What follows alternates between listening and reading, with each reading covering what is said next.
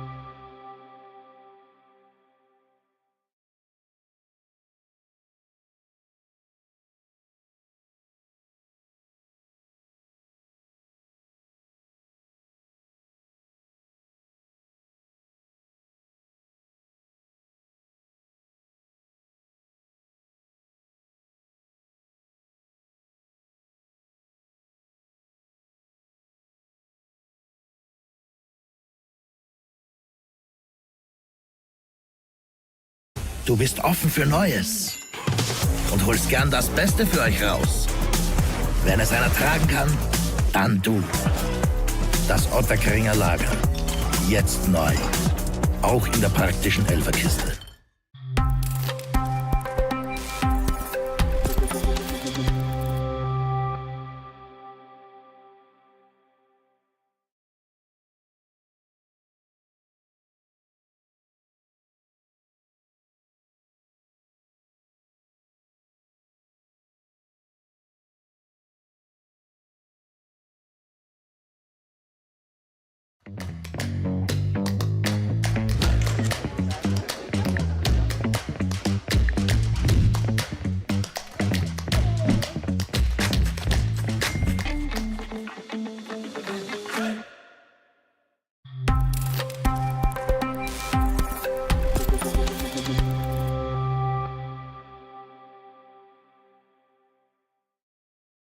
So extra.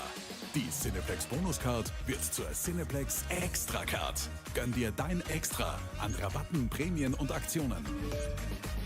Jetzt direkt auf deinem Handy. Cineplex. Bist du schon extra?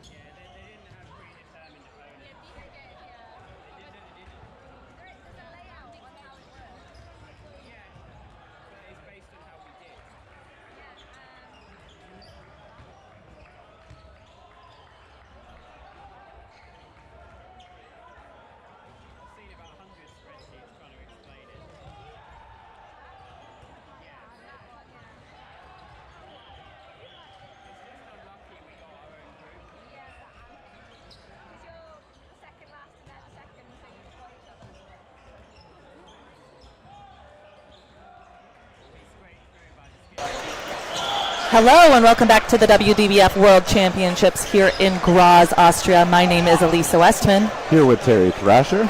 And we are here day 4, playoff day 1, with the very first division of men's foam. In front of us we have the Austrian Eagles against the England Lions playing the foam ball. I think it's fair to say these two countries are pretty big rivals when it comes to dodgeball, but maybe not as familiar playing off against each other in this ball type.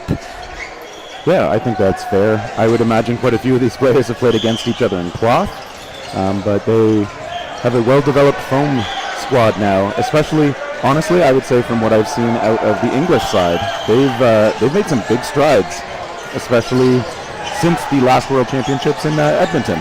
Absolutely. From what we understand, since Edmonton 2 years ago, foam ball has really taken off in the UK, especially the younger, more youth-oriented dodgeball leagues that really picked it up and enjoyed it. We're seeing this on the women's side as well. So it's really exciting to see foam advance and both ball types kind of creeping into all these different countries and their cultures.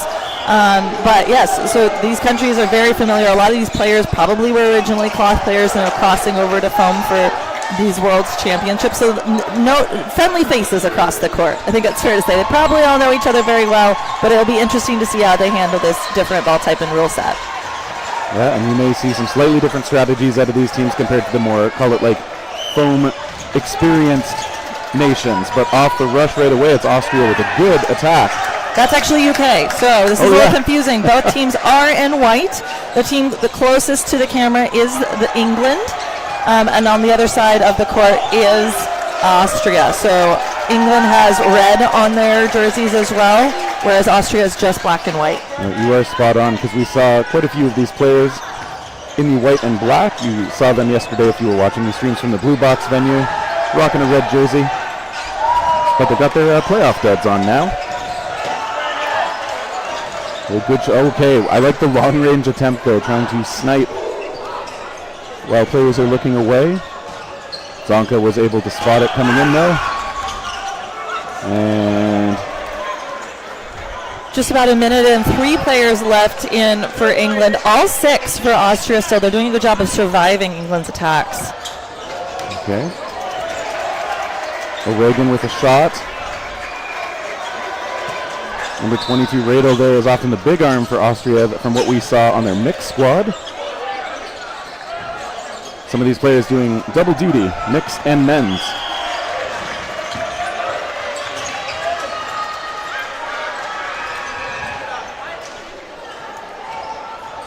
And again, this is the first playoff day, so this is not a points game necessarily. This is whoever wins advances. Whoever loses will go into seeding for later games.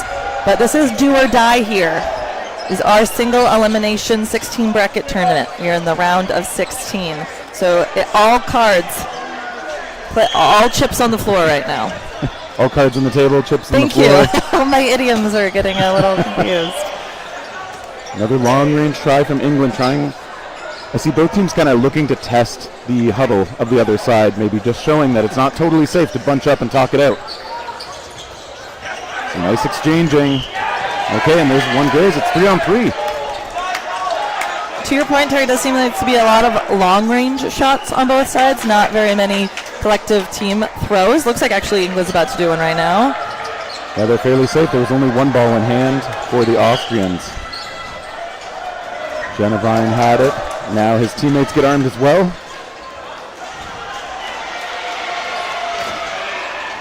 Here's the attack. They go toward the corner, but O'Regan's safe.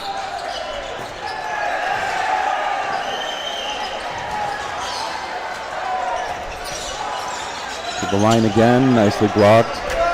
There's a nice trailer shot, a surprise from Millward.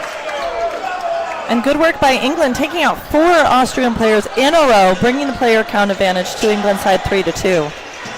And another hit by number 34, Millward.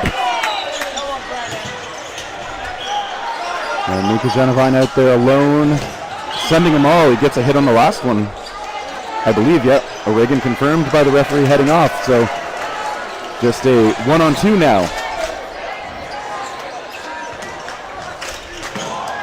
Just a solo try. Genevine back up. Millward gets low.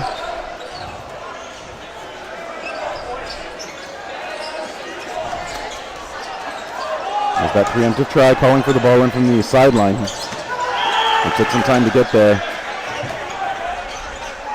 Good survivability by Millward. Oh, and it looks like it may have been a back line. I thought, actually, from the way the Australian player at the back gestured, it looked like he was maybe saying that he thought it got some of the body off the block.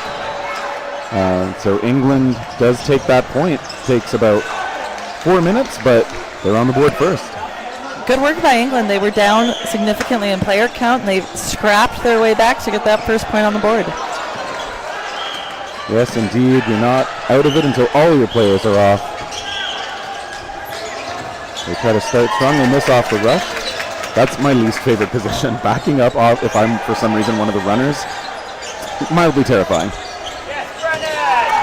Long shot taken out Riedel. Good hit by Straubs from the right corner. I know he's no stranger to the world stage. Recognize him from Edmonton's Great Britain team.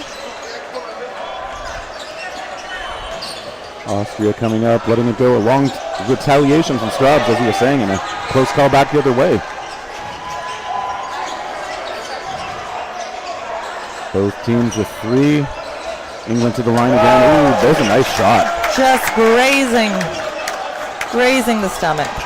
And that was out of Austin Woods, formerly a Canadian competitor out of Manitoba. He's transplant now to England.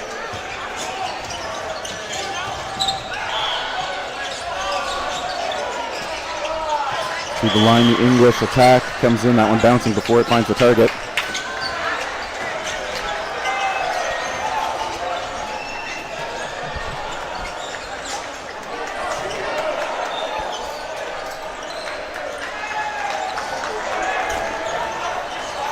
And England on the attack. 6 players still left in for England, 5 for Austria. Oh, and there was some connection there, so 3 players left in for Austria. England with the player advantage. Let's see if they can make something happen here. Okay, Straubs not able to get the block through. Genevine getting through. Good hard shots coming out of him as always. But England still, they've got 5 out there. They attack toward him. Good dodge by number 28.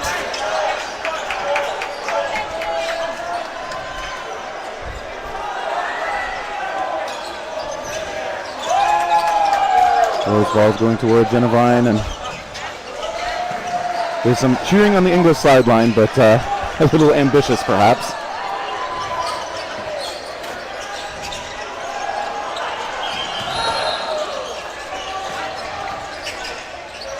Woods with the misdirecting point. Whenever they point, it's never where they're going. Ever. Austria's return shot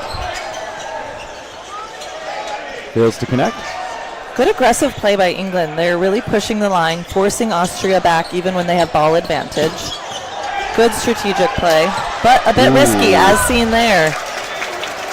Playing that high up does mean that you're exposing yourself to a counter from the opposite side, which Austria did a good job taking advantage of. But 2 players still left in for Austria, 4 for England.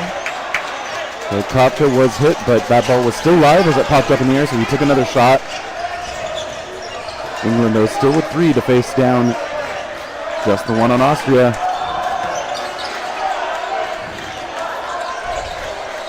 Genevine back there has been smiling the whole time at his opponents, too. Like I said, I feel like they're no strangers. They must know each other, playing it in the European circuit. It's kind of like when the U.S. plays Canada, right, Terry? That is true. Good counterattack coming up from England. Genevine pops up, gets the ball in hand, lets one go. He's got nothing in hand now, though. All right, he's able to get armed.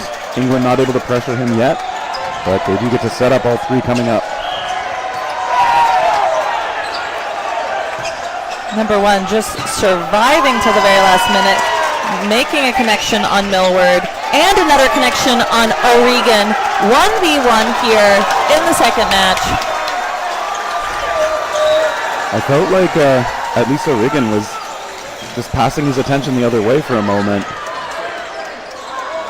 Woods is going to have to do it and make sure this point doesn't get lost. He sets it up and he just got a casual shot to finish it off. I mean, it looked casual. I'm sure he put a lot of effort into it. But England taking that second point, bringing the score 2-0, about 11 minutes left in the first half. Yeah, and I don't have the consolidated standings, but England did finish second in their pool. They were 5-0-1, just behind undefeated Malaysia. And in their own pool, Austria was third behind Australia and Mexico, so England coming in as the higher seed. And so far, the early returns on the scoreboard kind of backing that up, but there is a lot of match yet to go here.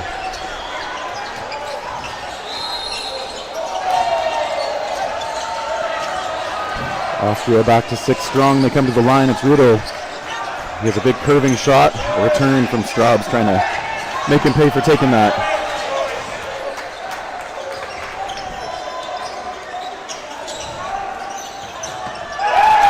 Beautiful hit by Straubs, number 4 in the right corner.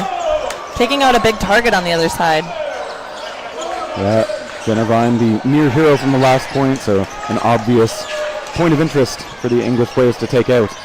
Ooh, trying to capitalize again on the player looking away.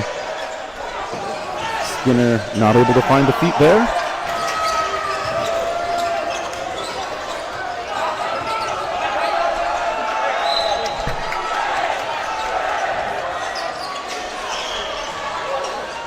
England to the line once more. Riedel shot just missing Millward. And I like what a lot of these players are doing on defense. You do see a lot of that movement when you don't know if the throw is actually coming or not. They come out so hard at this level, you've got to commit to those dodges early. Good throw by number 0, Skinner from England, taking out corner on the opposite side. A great return shot. Millward firing hard. Oh, a little aggressive. Wow, great flurry from both teams. A lot of accuracy in those scrambles. One ball rolling gently back to England. That's going to be a little risky for anybody to pick up. England gets control of it now as it's popped over to another court. Millward using it almost as bait to draw another ball out from the Austrian side. Nice follow-up throw by Straubs, number 4.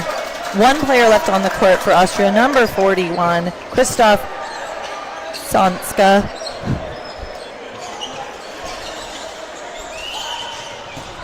Oh, good hit. Gets through on Skinner. Under the blocker. He's dealing with 4, though. Reagan calling for calm. Wants his team to set up. Okay, the first ball just gets through, and the other two help make sure that that point is secured for Team England. 8 minutes left in the first half. All 3 points on the board for England. They do seem to have some momentum and energy on their side right now, well earned. They've definitely come out swinging and with a lot of passion. As I said, I think it'll probably tinge with a little bit of friendly European rivalry on the court. It's probably a little bit more fun of a rivalry when you're up on the scoreboard, though. And Austria's body language hasn't been quite as joyful, but they are still playing well, still very much in it.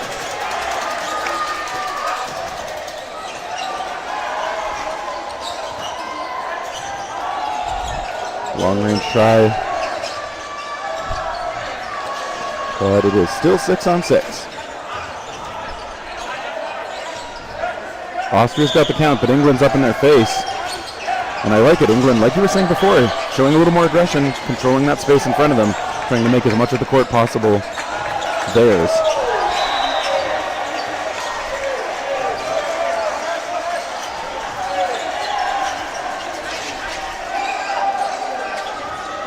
England again.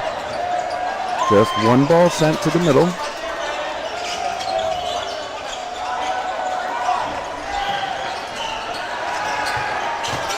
Okay, they send two this time. Genevieve still.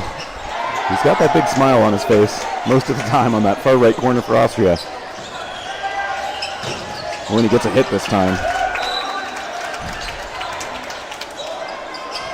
Austria losing one as well, though, as players size each other up once more. Big aggressive play by number 1, Nika Genowen from Austria, taking out Straubs on the opposite side. And that's a friendly roll for England as that ball gets back to Skinner's hands. As the 4-on-4 action continues, only one ball sent.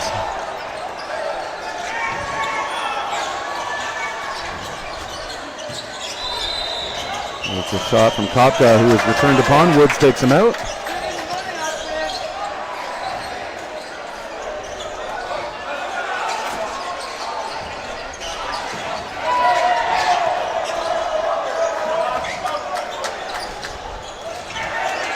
There's a bit of discussion right now. Whatever it is over. Everybody's going to have to reset to the back line, though, before play resumes with 5 minutes, 20 seconds remaining.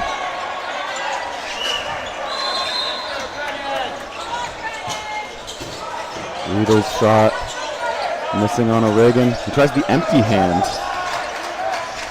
I don't see that too often at Worlds, to be honest, the no ball in hand fake. Yeah.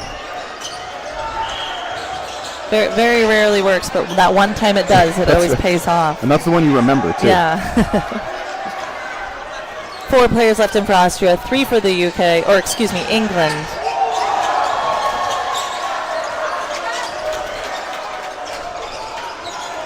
It's Austria's turn to set up now. Okay, it's some good back and forth from these teams. A lot of 1-for-1 attempts. Some pointing happening, maybe a center line point. I think it's just, yeah. Oh, it's sweat. That's right. It's sweat. So for those maybe tuning in for the first time, it's hot. Yeah. It's hot here. No two ways about it. A little bit of extra moisture in the air and on bodies. So if once there's a dodge on the court, almost always we have to take a little bit of a break to sweep it up for player safety. That's right. The mop gets its moments in these matches. It definitely does. It's the real MVP of the tournament. So Riedel doing well to avoid a couple of shots and get some good ones of his own. Away he pops up now. Look at that. The falling fish dodge. Yes, again, England doing a really good job, even when they don't have ball advantage, keeping Austria on the back line. They're definitely running the momentum, keeping the pace of this game. And that's where I think their adaptation to the phone game has worked really well, although they lose Skinner there. But that pressure that a lot of top foam teams do, England has been picking that up and making it work for them pretty quickly. Austria just a little tentative before the players fire back. Riedel is just lurking, waiting to see what Zara does.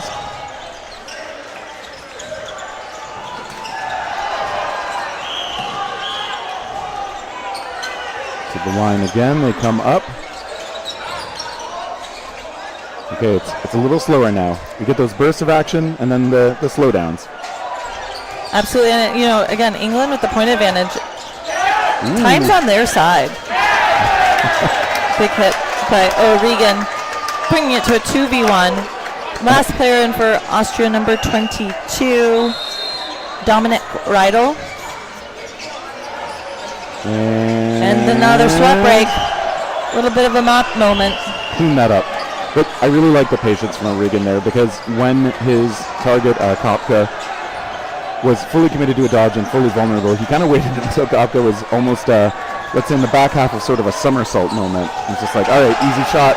I knew it was coming up. I'm going to take this now. No need to force it sometimes. England, who'd had the player deficit not too long ago on this point, staggered timing, Riedel able to avoid everything so far.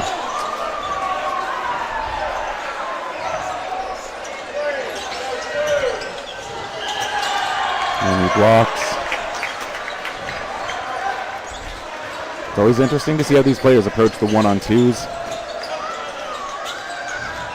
I feel like England with their pressure game, it wouldn't surprise me to see them challenge him pretty aggressively at some point here, even if he's the thrower.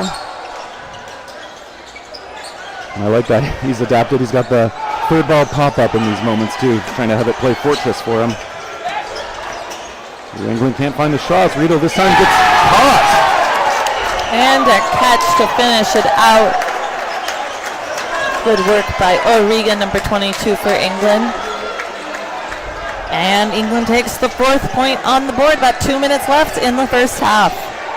So I'm going to ask you, as you know, you're a national team player yourself these days. When you're the last one on the court against 2 or 3 opponents, do you tend to like mixing up how you approach being that solo person? Do you like to favor a certain style?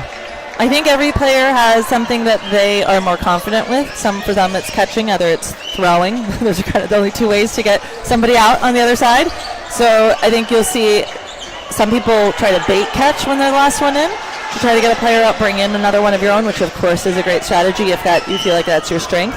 But if you're not, if you favor your arm, if you think your throw is your better asset, then I think you'll tend to see that coming out more, because it's also, it's called a safer approach. You're not likely to get out yourself by going for a throw, whereas you could drop a catch and be out yourself.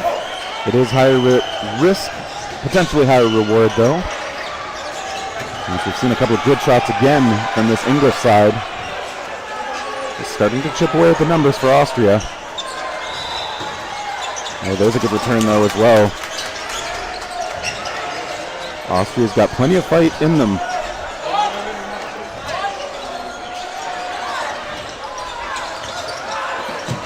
They send 2 in on Millward and get him. Oh, Genevieve almost took his head off as he was leaving the court. But I think he was trying to use that as a screen toward Straubs, I assume.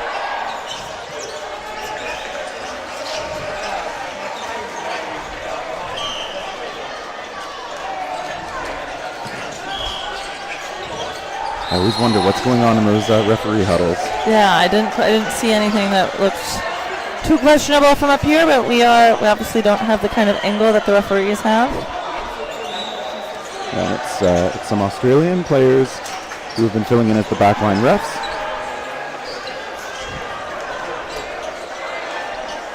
And lead referee Mary on this match coming over to talk to England.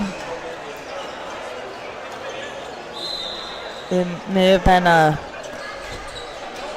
complaint from the bench that had to get addressed.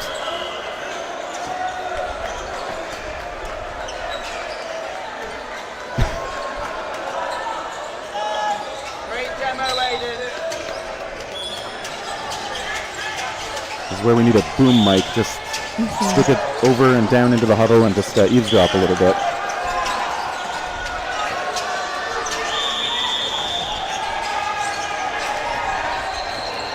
And this would be a good chance to do some mopping. I mean, we've got some time. It's a good mop moment. There's got to be something that needs mopping right now. Yeah. In this tournament, there's always something that needs mopping.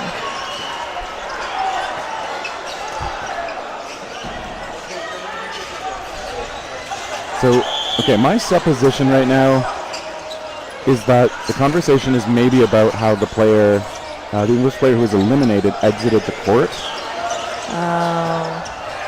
So for those watching at home, there are pretty specific rules about how you have to enter the court, especially if you're caught in, but also exit the court.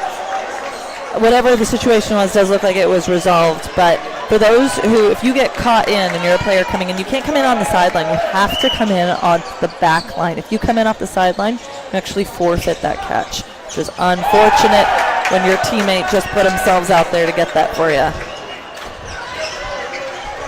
Good hits again and good threats on subsequent plays from England.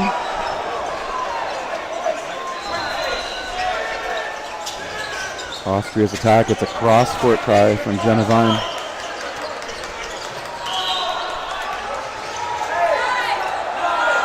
Less than 10 seconds to go in the half, so we'll see if we get the scramble before we would move to that no blocking period. We get a bit of it. I think that last throw was after. I think so too, but that is a pretty common approach you'll see with foam in those last few seconds right before no block. Throw everything you got, maybe you'll get a hit, because no matter what, both sides start with 3 balls going into no blocking. So you could forfeit every single ball on your side and you'll still get 3 back. And so I'm just checking the rules on exiting players. Technically the rule says an exiting player needs to leave as quickly as possible over the nearest boundary line. I admit that when I'm on the court, I often try to exit through the back so I don't screen my teammates, if at all possible. Okay, no blocking. Lots of firing back and forth, and I think just one casualty. Looks like Woods was taken out, so 3-on-3 again. With no blocking, you do tend to see a lot more backline throws, since you don't have the safety of the ball on your hand to protect yourself. And that does seem to be the approach that both teams are taking here, giving themselves as much distance as possible to dodge a return. Yeah, so this is where if you have the arm to make those throws from the back, you will appreciate that as a tool in your toolbox. But it's not the only way to play it, of course. You may be able to draw in something else from your opponents if you come up a little further. So if you're confident in your point-blank catching, it could be a strategy. You see these players dropping their balls as shots come in, or as they at least expect shots to come in, because that way at least their hands are free for a possible catch. And we've talked about it before too, you can pop the balls you're holding forward. If it's completely clear that they've left your hand first, then they're not part of your body anymore. Oh, there's a hit though. Good shots by Austria. Wheel taken out to the side. They've got the 3-on-2 edge. Zara to the line. It's Straubs though, letting it go, gets a graze.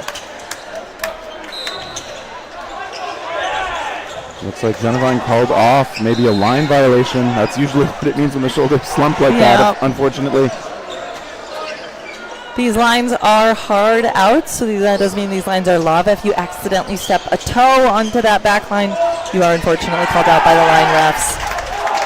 And England closing out that no block game, bringing the score 5-0 here in the first half. Still another 20 minutes of dodgeball ahead of us.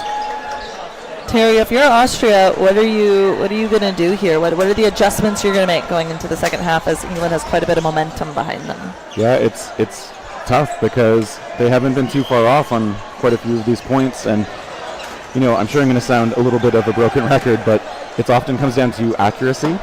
And so I think I hope they have people like their coaching staff taking note of these are the shots that are working for us the most often. These are the ones that maybe aren't, because I think sometimes it means it's worth trying to collect more balls and set up on offense so you can get those 2-ball shots on people, or sometimes it means taking a different kind of counter than the ones you have been taking. I know when I'm on the court, I try to be really self-aware of which of my shots are hitting more than normal and which ones are less, because when it comes to halftime, it's a good time to take stock of that and maybe adjust to something else. What would you do? Yeah, I think it's really clear that England is setting the pace of the game. They are pushing the line. They are pushing Austria back on their heels. So Austria is really letting England run the pace, run the momentum. I think Austria needs to find its moments to push back and not play on their heels as much. It's tricky because England's not giving them a lot of space to do so. But right now, it's knockout. We're in elimination. You got to try anything at this moment. England's up 5 points. You got 20 minutes to try something new, put it all out there. Maybe go for a little bit more riskiness, because at this point, England's running some points. I think that's good insight, because when you're down by 5 with a full half to go, you definitely have time to close the distance, but you might need to introduce a bit more chaos. Maybe because England's been holding the tempo down, maybe Austria just has to take some of those risks, push forward more, try to rattle England a little bit more and get them off the game they've been playing so far. So that's our analysis from up here about some possibilities. And of course, meanwhile, if you're England, I mean, there may be some tweaks here and there, but I honestly think they're playing really well. I agree, especially, again, as we said, this is being a newer ball format. This might be some of these players' first time actually playing this ball type in this level of competition.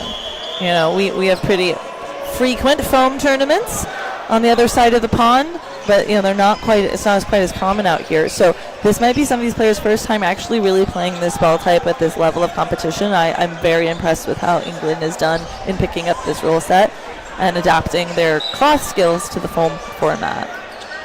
Yeah, I don't know if you saw this in the States, but in Canada, there had been enough different ball types, and I know that part has been true in the States too, but as foam became kind of the most common organized tournament competitive ball style, for quite a while, like Ontario and parts of the East Coast were just much stronger with 7-inch foam. And you'd see in like certain nationals tournaments, it's like the 6th best Ontario team would be better than the 2nd best team from a Western province. But you get a few of these tournaments like nationals happening where more of these players are learning from the teams that just kind of beat up on them. They're like, oh, we can do that. We just didn't know that's what we maybe could have done. And you just see that kind of development year after year. I feel like at the international level, it's got to be pretty similar.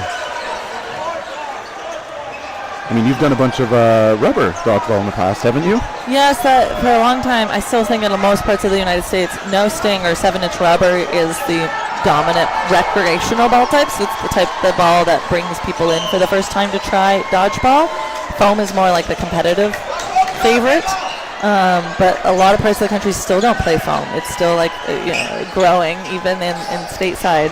But something that we've done over the last couple of years since Edmonton is introduce cloth tournaments much more regularly, and in tournaments where we also have foam, so it draws more people, more teams to come and travel and play. So cloth definitely has picked up in popularity, especially over the last, I would say, year. So it's much more common now, and I think that shows as we've come here to the world stage and see, okay, now that we've been practicing it a bit more, how are we stacking up? And from what I saw, the American mixed cloth team doing really well in their first playoff match. Yep. That was in the time slot right before us. And again, this is the round of 16, so this does mean that a lot of the top teams are playing like with more of the lower ranked teams coming into the 16 bracket.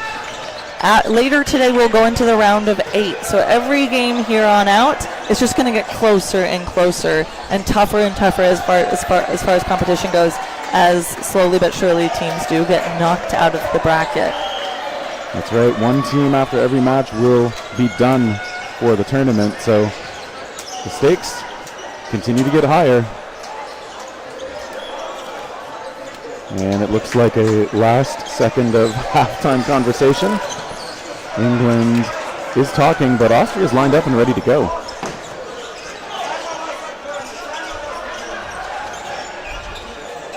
Also, I feel silly noticing this, but number 4 on England, we've been calling him Straubs because that's what it says on his jersey. But I'm guessing that's just a nickname for Mark Allen based on his flowing long red sleeve on his throwing arm. Or his hair. Oh, maybe that, yeah. Oh. He's got strawberry blonde hair. So right off the hop, that one from Vonek. I'm pretty sure that bounced. So is Vonek, so are the referees. They come on up, they attack. The return shots from Austria. See Kafka kind of like going through his throw motion again after he let it go. Sometimes after a half rest. Ooh, now he pays for not getting it out earlier too. But sometimes the arm just doesn't feel quite right until you've gotten another couple of throws off, I guess. And again, it's very hot here, so a lot of these balls are wet, I will say. Sometimes you don't get enough chalk or anything on your hands to kind of dry off before a throw. So if you do see a ball flying north in some of these screens, in large part, I would imagine it's because the balls are wet. When Skinner was hoping for a bailout from a teammate, but it popped up in a way that nobody could get to it. A return shot from England brings the Austrians down to 4. Still 3 out there for England as well. They try to cross up into the middle.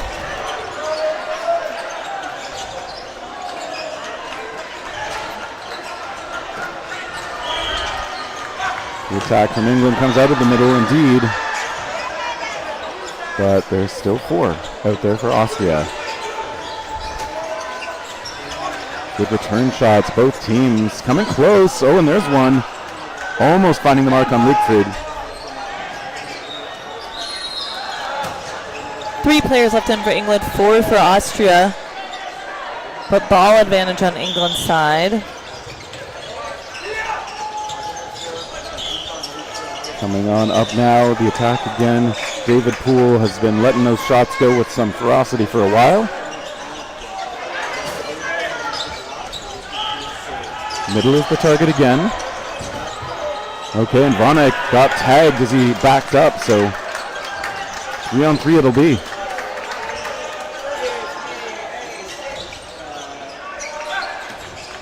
Lickford's ball missing into the middle again. Long shot from Oh, Poole. beautiful toe shot. Love a cross-court toe shot. Those feel so good when you hit them. A return coming close from Lickford. Rudo over there for Austria's been such a good arm for them throughout this tournament, so we'll see if he's the target. No, it's Lickford. Rudo does get a return shot, but now he's still facing 3. Last player in for Austria, Rydell, number 22, against 3 England players.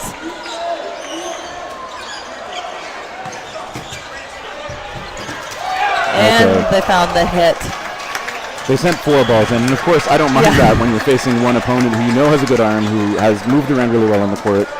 And if you're England, I'm sure you want to put Austria away. Like, if you can keep moving at the pace they have been, keep securing points like this, it rapidly gets less and less probable for Austria to make a comeback, even with immaculate play. I agree, and I also will say I do think Austria actually was trying to take some riskier moves in that game. I agree. They're at the point where, a bit of a Hail Mary, let's go for it, let's take that counter, let's go for that catch. Worked out for them in a few instances. At this point, being a 6-point differential, it is time to continue to play as upbeat as possible. So we'll see if England can weather that type of pressure. Obviously they head for this first point and off the rush. And there's a ball from another court on the court, so I'm not sure they're going to replay that since it was rolling. Yeah, and the question is, of course, did it actually affect the play in any meaningful way? In the setup here, I will say the balls haven't traveled in from other courts too often. And netting doing some good work. Yeah, it is true. The guidance I've generally seen in the rules discussion is if the ball comes in and it obviously does interrupt play or has potential for a player safety issue or anything like that, of course, referees have the discretion to stop play, maybe unwind things a little bit, but if not, they let it play out and then deal with the ball when it makes sense. So that appears to be what they've done this time.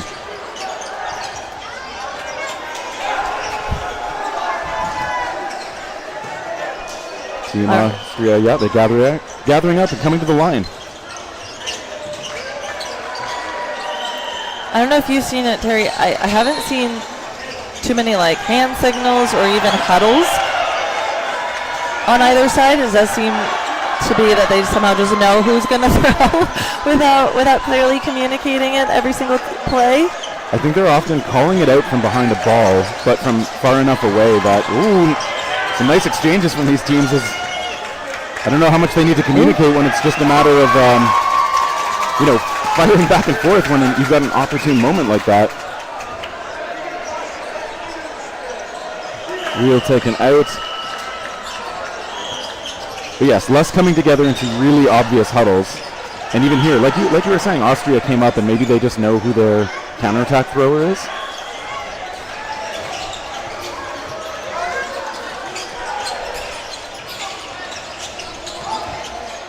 I like the pump fakes there. Always love a good pump fake. You know it's good if the defending player makes a big defensive move. No Hoffer coming forward. No, he's watched. David Poole, who's had some big throws, tries to let one go, has to back up now.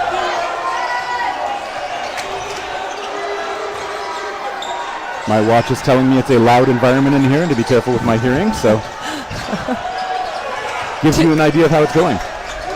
Leachfried hit out on that play. 2 players left in for Austria. Number 6, Christian Mayhofer, and 91, Stefan Kieblinger. We attend to some conditions on the court. We have a mop and a rag now. Oh, yeah. I mean, when you can see the glisten from all the way up here, Terry, it's it's a danger. It's a danger to the players, honestly. And of course, we're really grateful to everybody who has been on top of keeping the courts clean. Player safety, always going to be a top priority. Mayhofer gets taken out. Great shot. 4v1. Gieblinger, good jump to get over that shot from Poole. Poole's going to make a mop-up spot of his own, I think, with that backslide, but let's see what those officials are talking about again.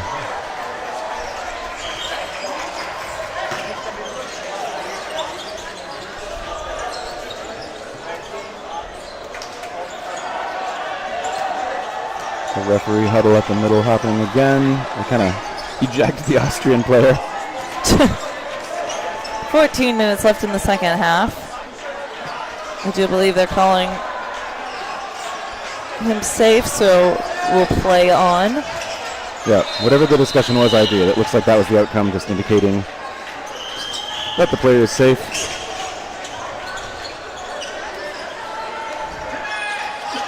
England again going to set up. They've got their 3 to the line. Gieblinger taken out on that second shot. So England just relentless right now. That does bring the score 7-0. 13 and a half minutes left in the second half. Yeah, and it's still not quite what I would call completely out of reach, but now you're looking at 90 seconds per point for Austria against a team that you've struggled to get any points on, obviously. So it's hard to see how they're going to pull it out. But, I mean, I've seen crazier.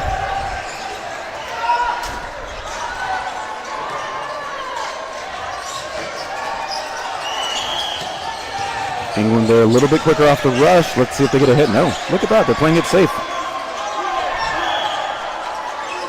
Having said that, it will be their throw. Gieblinger comes up, attacks, misses, just barely. There's a 1-for-1 try. Vonnet coming out on top. And Mark Straub's Allen back there, letting one go.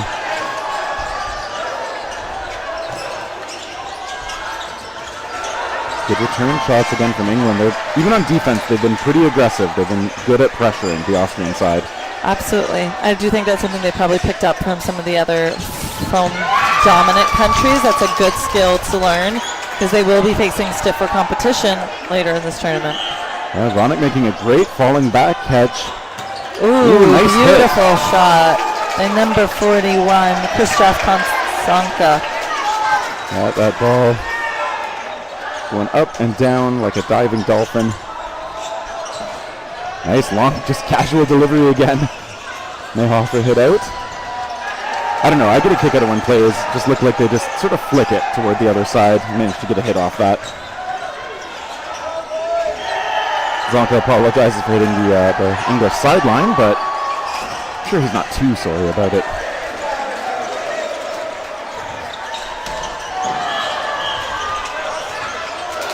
Very good counter try by Vonnek, but blocked by Poole.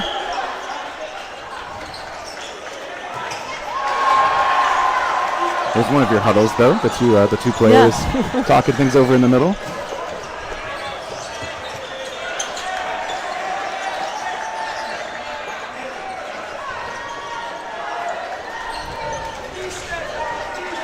They are taking their time, and why not? They've got the extra seconds on the clock.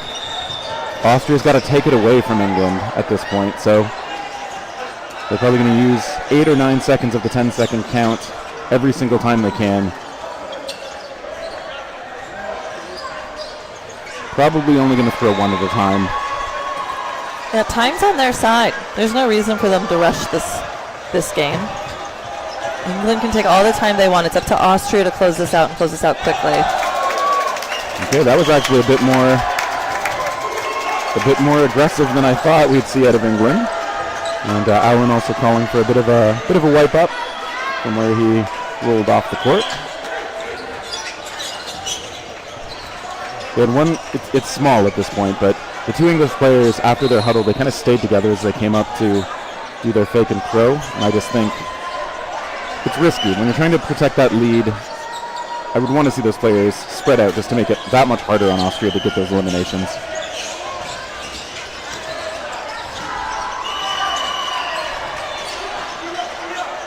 10:20 to go. Poole playing it very safe. Doing the right thing, hanging out at the back, facing his two opponents. Coming forward now, lets it go. We know he's got a big throw. He's able to take it from close to midcourt. Sorry, midway up his side, I guess I should say.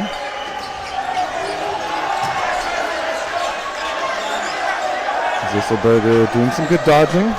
Getting the extra ball in from the side. Austria now 2 each. Poole has only one more. But he's doing his job, eating up some of the time. Timeout called. Or is it just a cleanup moment? No, it was a timeout. Was it? Timeout Okay. by Team Austria. A little over 9.5 minutes in the second half. I did see the coach make that call, and what she's likely telling them is to hurry this along. They have player advantage. I think they have ball advantage at the moment as well. So it's up to them to put 2 balls on this one player left in for England and get on the board, as quickly as possible. Yeah, you don't have the luxury of waiting around too much. This is always where it's hard, right? Because if you take every shot you see, you're going to take some pretty bad ones and give up the balls, and that means the other team is going to be able to spend even more time just taking 9 seconds before they throw one in a relatively safe way. The rule for foam, not as unforgiving as cloth. In cloth, you have to be within, is it a meter on your throws, or else it's an invalid throw when the throw is out? In cloth, it makes sense. In foam, the rule is on the books that if it looks like you're not making a valid throw, you can be warned and then called out. But I think just by the nature of how much more the balls can slip out of players' hands in foam, it has to look like it's an actual intentional problem for the referees to call that typically. Yeah. But that is there to make sure players don't just do things like roll the ball across to the other side. Right. Something a lot of rec players have probably seen in their day. Poole probably going to play a little bit conservative. Ooh. And they got him. Finally the host country on the board in this match. Timeout worked. Strategy put together paid off. Bringing the score 7-1. And Austrian fans really happy about that one. Yeah, I mean, even if they don't take the match, you really don't want to feel like you gave up. Yeah. So, for the long-term health of the team and for the morale of the players, really good to see them still fighting for that and celebrating the point upon clinching it. And they still have 9 minutes. Who knows? Get some good breaks off this rush. Or whenever.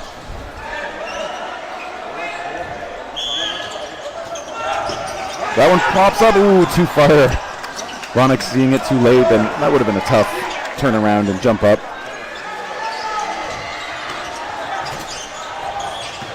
Nice hit on Poole. And another. Austria with a little bit of momentum right now. They should really try to capitalize on it as they have 5 players left in, 4 for England. Ronick taken out now, so Austria down to 4. Zisselberger in the middle, helping to make that call, but it's a nice try. Vogelbrauer, long range.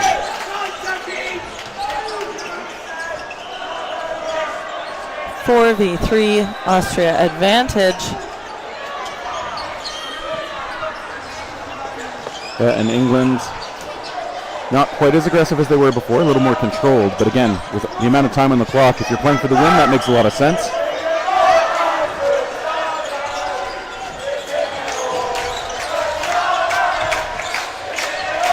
Fakes to move the Austrians back, but they are going to set up with their 4 balls. Vogelbrauer taken out. 3 v 3.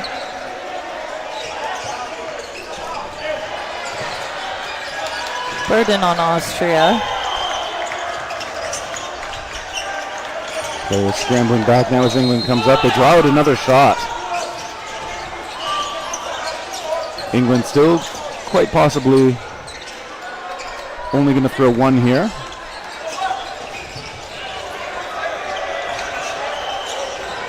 And okay, the call looks like it was the hair of Zisselberger. Despite being tied up, looks like he was taken out. 2 balls now from England. One of them coming back their way, too. Just going to let England continue to work this clock. And again, it's not like they're playing super passively. They are still attacking. They don't want to give Austria too much room. I don't know if you've seen that when teams get too passive with the lead and really let the other team get back into things. Absolutely. Meyer, ooh, he's caught. Nope, he's safe. But nothing in hand right now. He does get another one, and now on defense, he's able to use it to block. No, he is taken out. England, another hit. Looks like Keeblinger is going to have to do it himself.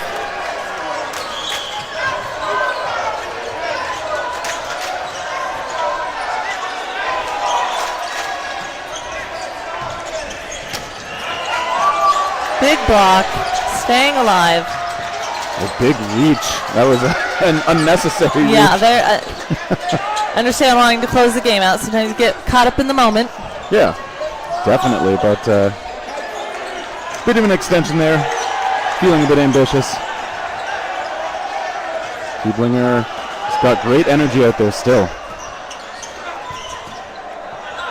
Everybody coming close. That shot also missing.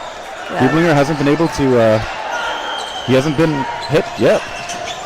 Although, okay. I think they're just calling him safe. I think they were saying balls. Balls collided. Yeah. Yeah. Players have to go to the back line. Time's going to resume. Just under 5 minutes to go in this match. England still nursing that 7-1 lead.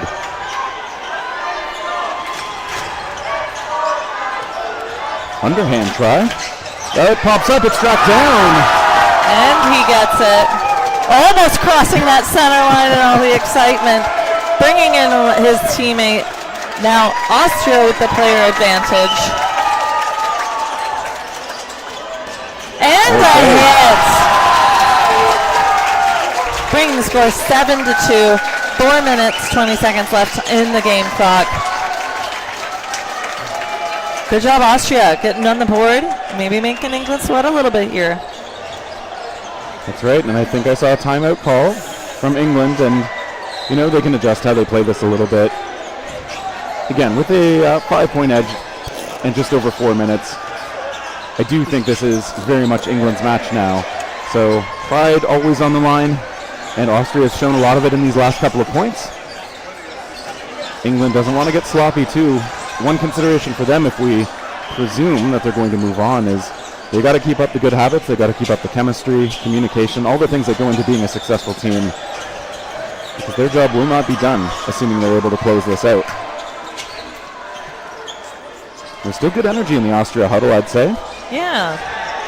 And they should be really proud of their last 2 games. They've definitely adjusted some things and made some big moves, getting the last 2 points from England.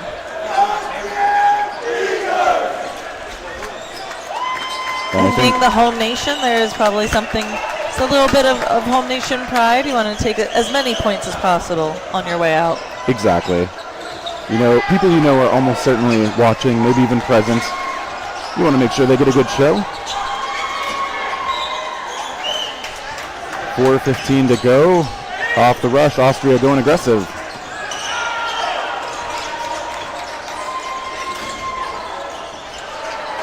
England, they are doing the huddles now, coming together, and just 1 ball sent in by Woods.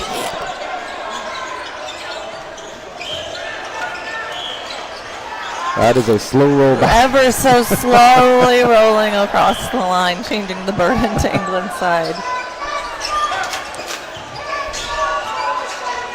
You know, those can be painful if it ends up rolling so slowly that it stays on the Austrian side and it's still part of your ball count, but you can't get to that. Yeah. However, things play out normally. England, 3.5 to go. Going to try and close things out. Again, they use an awful lot of that 10 seconds as they can. That count resets as soon as a single ball is thrown. Nice hit by number 28. Samuel Zilzelberger. Zisselberger, yeah. Well-placed ball this late in the match. There's one popping up as well. England, another great hit. 5-on-5 after Mayhofer was taken out.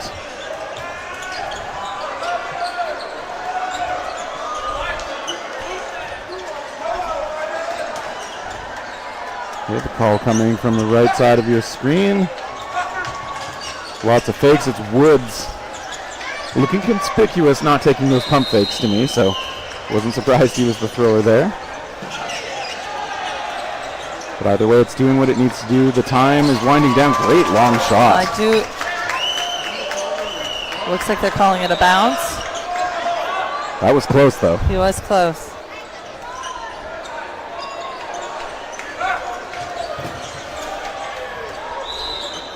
England electing to just throw one at a time. 2 minutes to go. They've still got that 5-point edge. They don't want to risk it. Woods with a block, a return shot, and the return takes him out. Good work by Austria, taking out 2 England players back to back. Yeah, Vonik catching him not looking.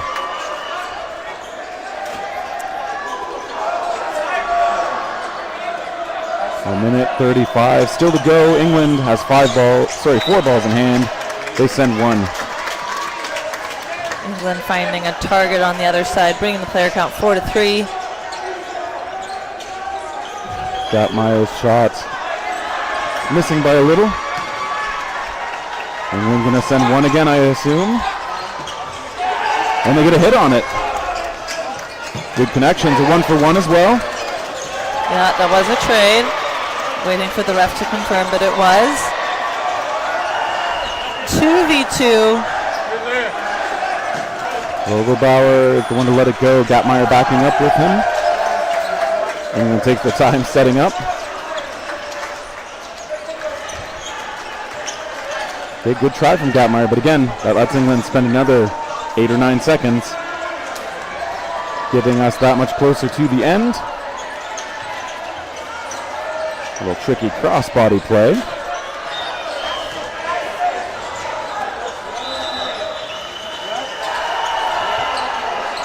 Some 1-for-1s.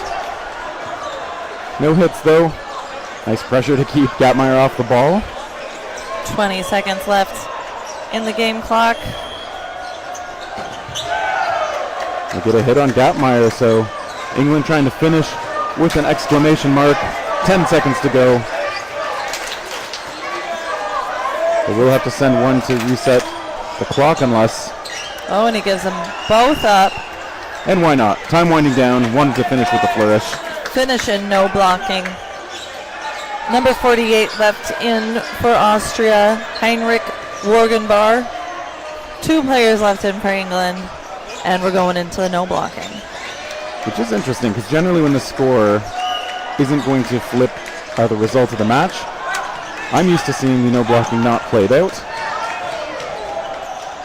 But I know that rule has been discussed a little bit here at the event, so I may have to check on what the official understanding is right now. Okay, there's a hit. That one bouncing, that one missing. Vogelbauer is going to get a try to defense it now. Curveball try coming in from long range.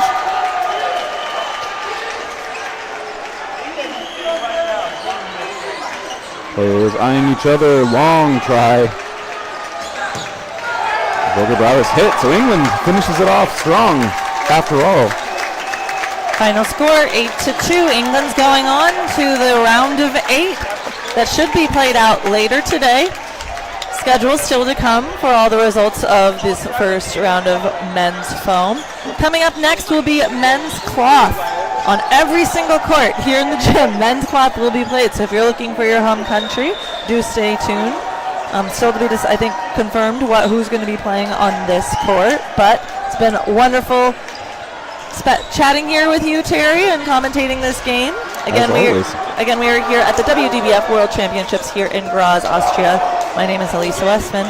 And I am Terry Crosher. Wishing you a good rest of the tournament. Yeah, and talk soon.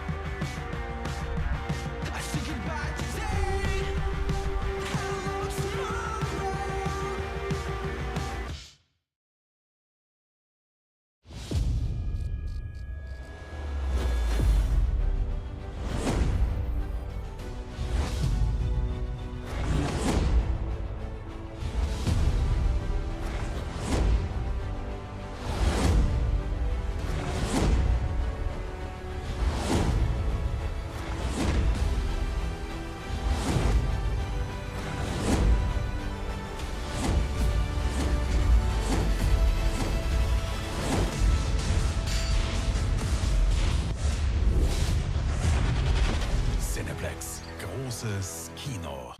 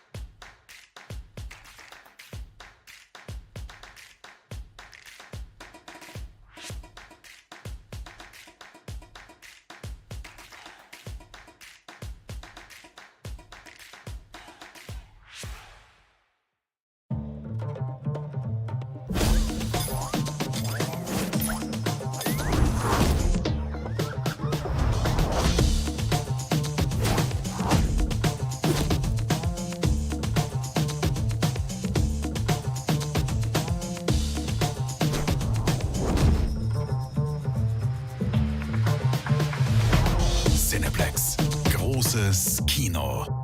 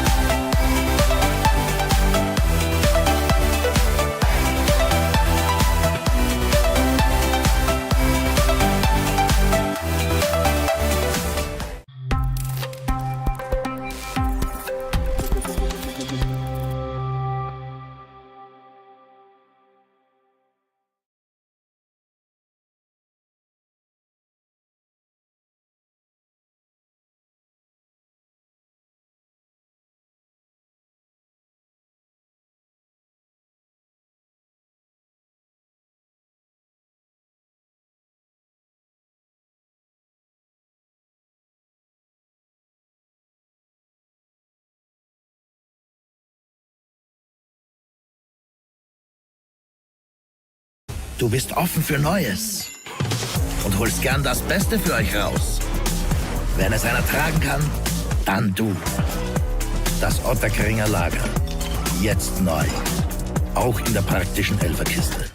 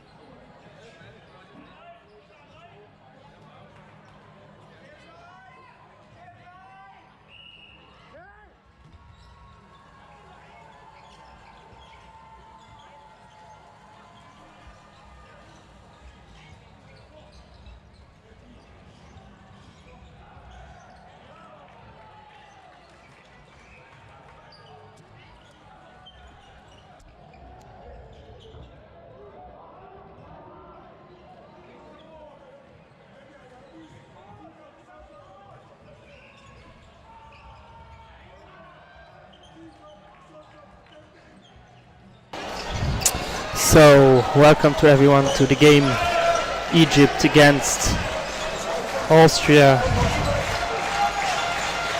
men's club, round of 16. Exciting match to watch. Welcome to everybody in the chat. I hope you are hyped as I am. Pretty good start from Austria, but now 2-2 in the first set. Let's see.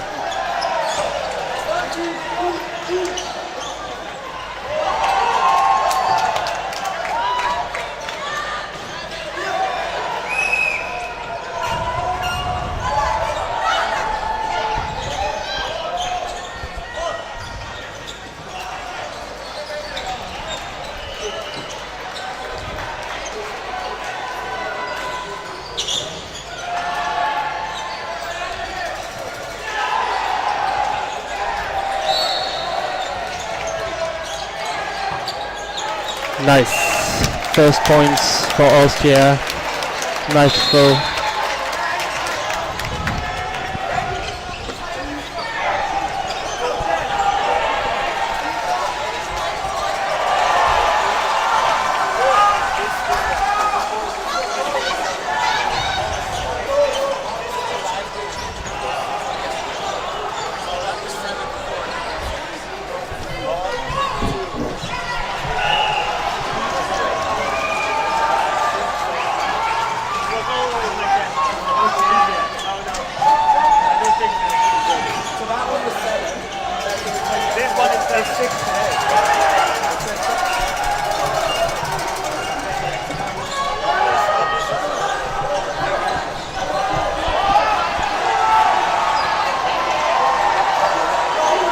Egypt has all their players left.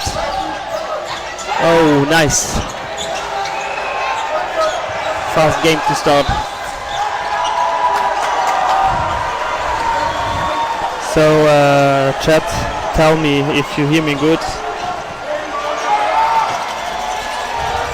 Nice and clear.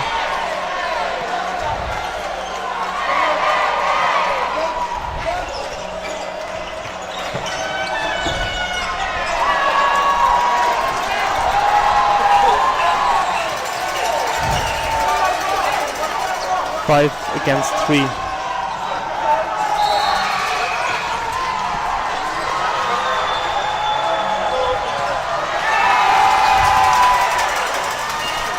Now we are about to have a second commentator from the USA.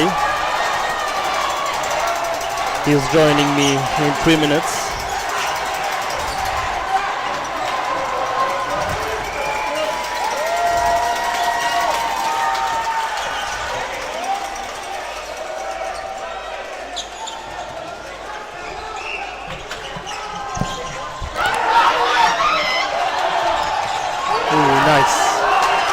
Nice throw by the Egyptian player.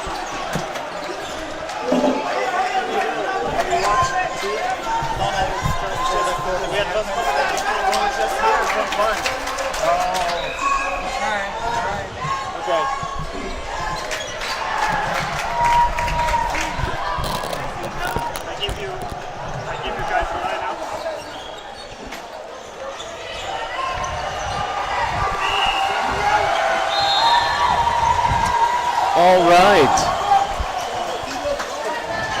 Welcome to World Championships of Dodgeball 2024, Dodgeball World Championships here in Graz. My name is Nick Factorin. And I'm Lucas Boyle. We are here in Graz with a round of 16 match. Cloth men's division. Austrian versus Egypt. Is that right? That's right. All right, and we're here in game 3. Score is 2-2. Thanks everybody who's in the chat. Keep chatting with us. Let's join the action. Austria's got a 6-4 player lead. Egypt coming to the line. Score is tied 2-2 at the moment. Connection, 2 players out for Austria there. Egypt ties it up 4-4 with the player count. 2 balls on defense, here comes Austria. Big hit from Austria up the middle. Austria has the player count lead. 3 players on the side of Egypt. 90 seconds left in the set. Lateral dodge from Austria there. Back and forth, no hits.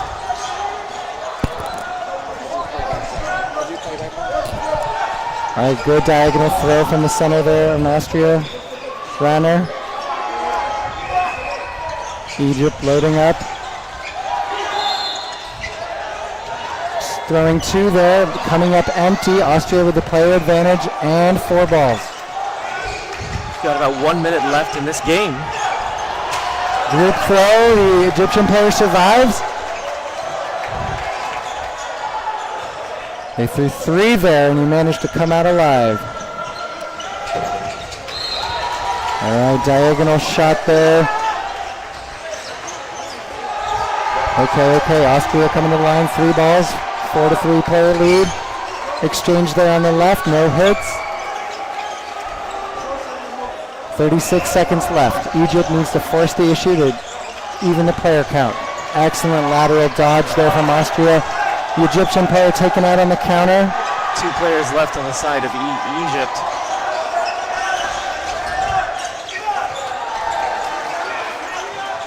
All right, Austria in control here with the 4-2 lead. 30 Ball seconds controls. left. Wow. Hit there by Magdi. 2 players go out for Austria. 2-1 Austria. 18 seconds left. All right, Austria in control. Big pump fake. They don't need to throw there. They're happy to have the game end. Look for the group throw. Michael Sharabem, the lone player in for Egypt. Big hit by Koch and Lehrer to finish it off for Austria. They take the lead 4 points to 2. We've got about 12 and a half minutes left in this half.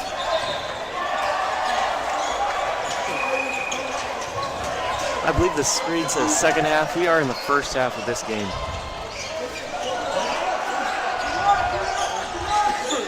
All right, here we go. Austria lined up. Austria gets the middle ball. They'll start with 3. Koch with the diagonal. Excellent counter from Egypt, taking one out. Sifa evades the throw from Leitinger. All right, Egypt with the player, 5-4 lead. Oh, Sifa takes out Leitinger. That's a huge out for Austria. They're down to 4 players. Habib evades the throw. Suba with the counter. Sifa with the block. Egypt with 2 balls. They have a 6-4 lead. Good dodge by Habib.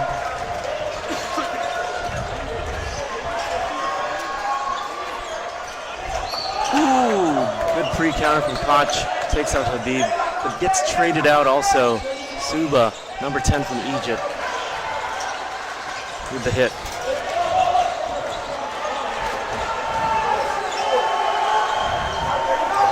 All right, this is a big game for Egypt. Wonderful hit there. Danielle taking out the left corner for Austria. Big player advantage for Egypt. They're looking sharp here in game 4. Oh, big throw. Excellent power. Number 25 on the hit, David Ranner. Egypt has 4 players left to Austria's 2. Great low throw from Danielle again, going for the feet. Right, about 1 minute, 15 seconds left in this game. Mag with a great lateral dodge. Egypt loads up. Here they come. They put a lot of pressure on Austria. Ranner throws. Group throw takes out Ranner. Chance to tie here for Egypt. With a huge player lead, they have 3-player advantage. All right, the Austrian player is trying to force the issue, see if he can draw Egypt into a catch attempt. Looking to drop catch there. Sifa throws it away. Looking to get a little bit more aggressive here. 46 seconds left in this game. Yeah, Hakel is going to try to make himself as alluring as possible and try to get the Egyptians to give him something he can work with. Look at him expose his backside to Sifa and just beg him to come in. Sifa and Danielle. Look at this. Right up on there, and they choose to let him go. Wow. Wow. Play 2 on the side of Egypt. That is how conservative Egypt is playing. There we go. Tied Deep throw, game. triple team. Egypt takes it. All right, and those early hits for Egypt kept the player advantage up. They were able to maintain it throughout, force Austria into some risky play, and they did the job. Great decision making, great accuracy on Egypt. Smart plays on the Egypt side. They didn't want to get reckless there with the last out. They wanted to make sure. Sifa and Danielle for Egypt were key there with key hits on the right side of the court. Let's keep an eye on those two this game. About 8 minutes, 49 seconds left in the half. All right, commentators, we are from the States. We are we are foam. I am foam expertise, so this is new for me, but I'm doing my best. All right, Leitinger takes out Habib.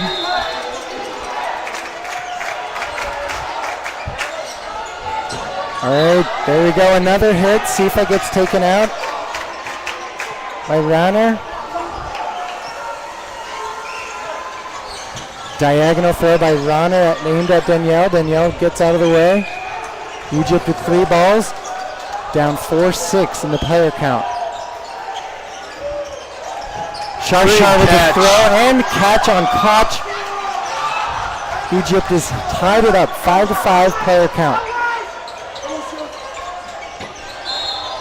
Rauner throwing at Habib, blocks it away. Leitinger is trying to get his attention to open up that diagonal throw, but Habib was able to do both. All right, Suba with the low throw, gets underneath Lehrer. Diagonal throw, takes out Suba. Excellent accuracy by Leitinger.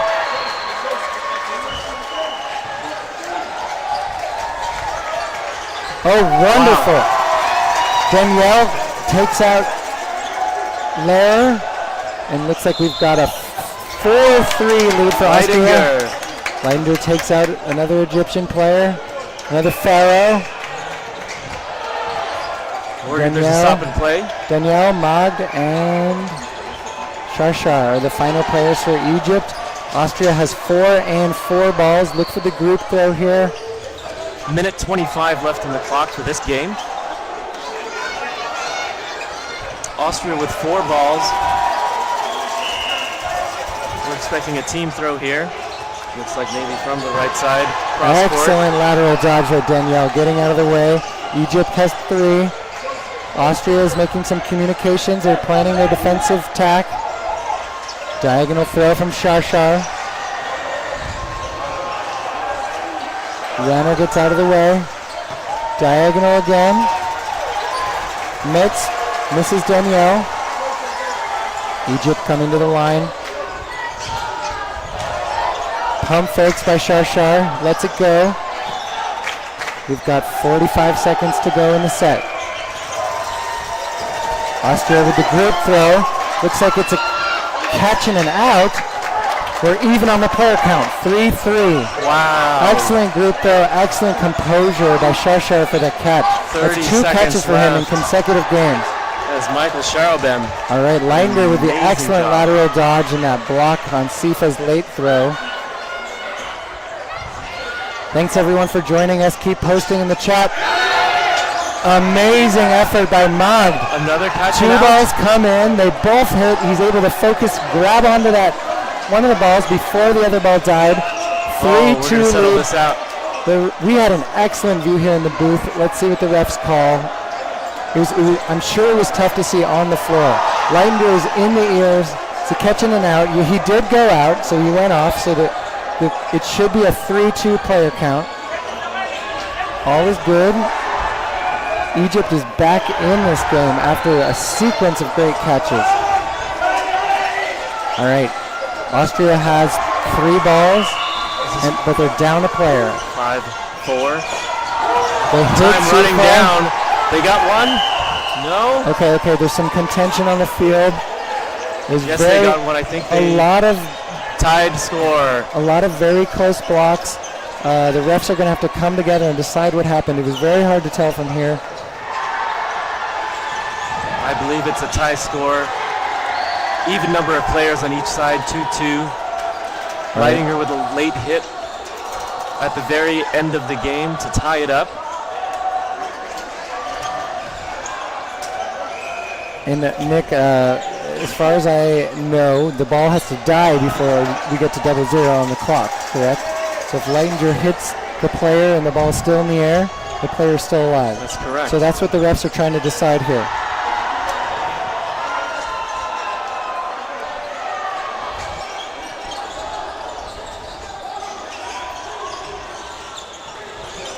Is this second half or first half? Okay.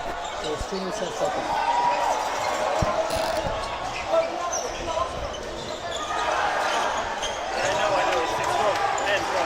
Right? That's wrong. Okay, it is the first half. We are in the first half. Thanks for asking, everybody. We've got an eye on the chat, so keep asking questions. Right now, the referees are coming together. They're trying to figure out what happened on that last exchange where Leidinger and another Austrian player were the final two. They're looking to even it up in the final seconds. There was a big exchange. They're trying to decide if balls died before 0-0s on the clock. It was very, very close, but the refs had the best view, so we're going to see what they saw, and we're going to call it. Ooh, that's a win on the side of Austria. They're giving Austria 2 points. All right, so Egypt was up 3-2 going into that exchange. Egypt was up 3-2 going into that exchange, so... Well, it was a tie game. It was 4-4. And now they gave the win to Austria, which gives them 6. So if they're calling the win for Austria, it means that they thought they saw 2 outs. That's, so that's right. Level the score and exceed the score. So now we're seeing some fallout with that rule. The folks on the stream, you guys could probably go back and watch it, but tell us what you saw in the chat. Let us know what you saw.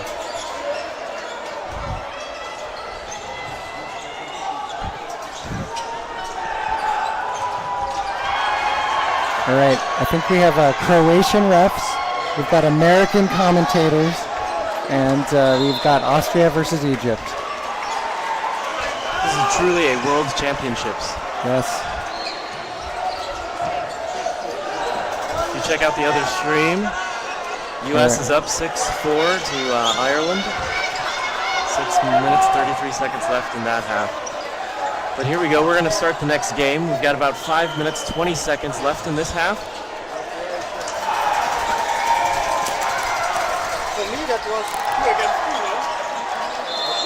If that score is correct, it is Austria with 6 points, Egypt with 4 points.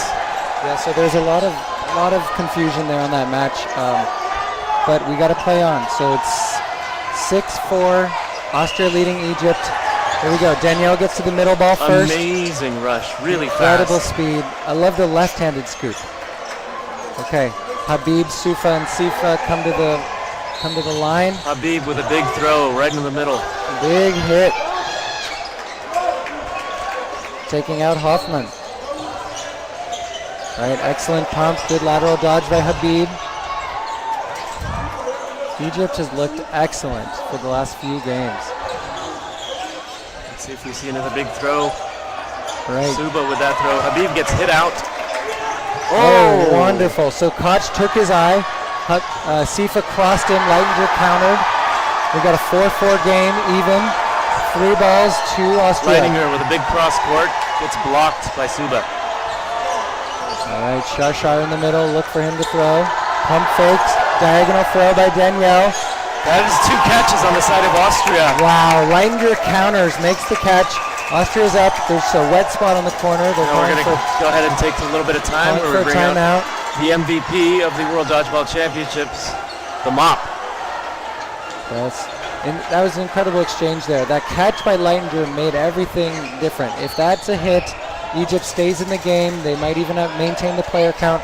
but that catch is a two-player swing and puts Austria in command here. 4 balls, 5 players to 2.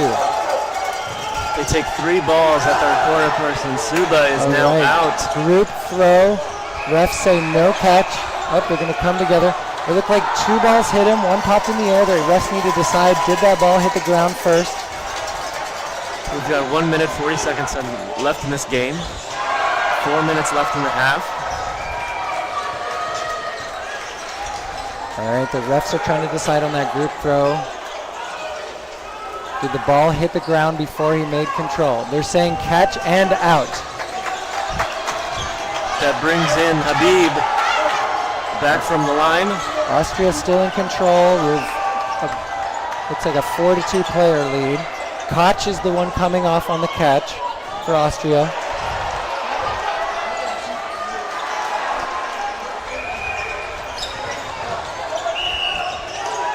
All right, Habib and Magd coming to the line. Leitender with the pump fakes. 4 balls to Egypt. Habib getting very aggressive. Magd throwing. Leitender surviving. Austria coming to the line. Diagonal. Catch for Magd. Habib with the excellent block, and it goes right over to Magd, who makes the catch. 3-3. Egypt, 3 balls. Diagonal throw by Sifa. Counter by Krenmuller. Low throw by Sifa, looks to hit ground. Oh, block back catch. Block back catch by Habib. Great awareness. Less than a minute left. Number 8, Hoffman. Lone player left in here for Egypt. Blocked by Magd. Oh, is that still alive? The block and the ball went right up in the air. He made an attempt on it, but it was out of reach. All right, Magd is forcing the issue. 40 seconds left. He's going to do his best to take some high risk plays. He needs a miracle at this point. Those throws just narrowly escaping. He was going to reach for a catch, but he decided against it. He's trying. All right. Austria throwing nothing close. The last thing they want to do is throw that catch. Oh, if he loses that ball, it's an invalid throw. He did save it just in time. Uh-oh.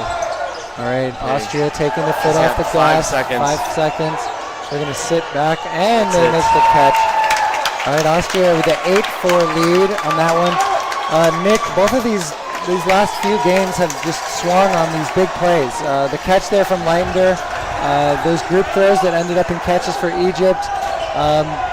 The final second in the game, throw by Leitender to even the score.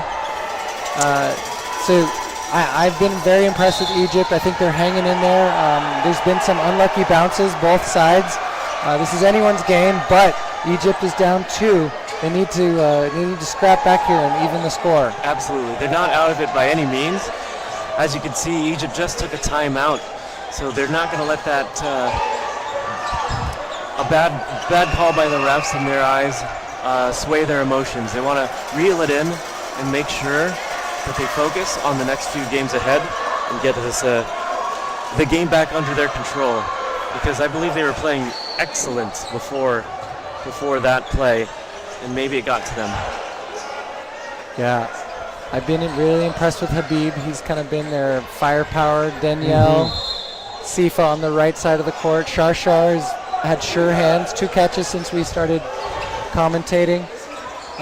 Egypt is looking good. I'm not making any big changes if I'm them. I'm just keep doing what I'm doing, and I hope that those lucky bounces come our way. Absolutely. Suba on the left as well. Really good wing work on the side of Egypt. All right, here we are. Austria up 8-4. 2 minutes, 5 seconds. I think we're going off match clock for the rest of this half. All right, Danielle gets a bad start. Austria's going to get 3. Suba and Sifa with the balls in hand. Leitender comes to the line. Koch with the straight ahead. Sifa with the deep diagonal takes out Koch. Wonderful counter. Oh, powerful shot there. Yeah. That's by Maximilian Metz from Austria. All right. He felt like he had to make that big throw to make up for Koch getting hit Lair looking for the no-look throw in that center. Ooh. Suba takes him right out. Egypt has the 5-4 player advantage. Oh, Suba and Sifa just putting tons of pressure there. Taking out Metz. We're running out of time here. 1 minute. Yeah. Suba and Sifa have excellent chemistry. They kind of cornered Metz. He wasn't sure where to look, and Suba took him out. Less than a minute left in the game. All right, big shot by Leitner. Takes out Habib. Oh! Sifa with the hit on Krenmuller.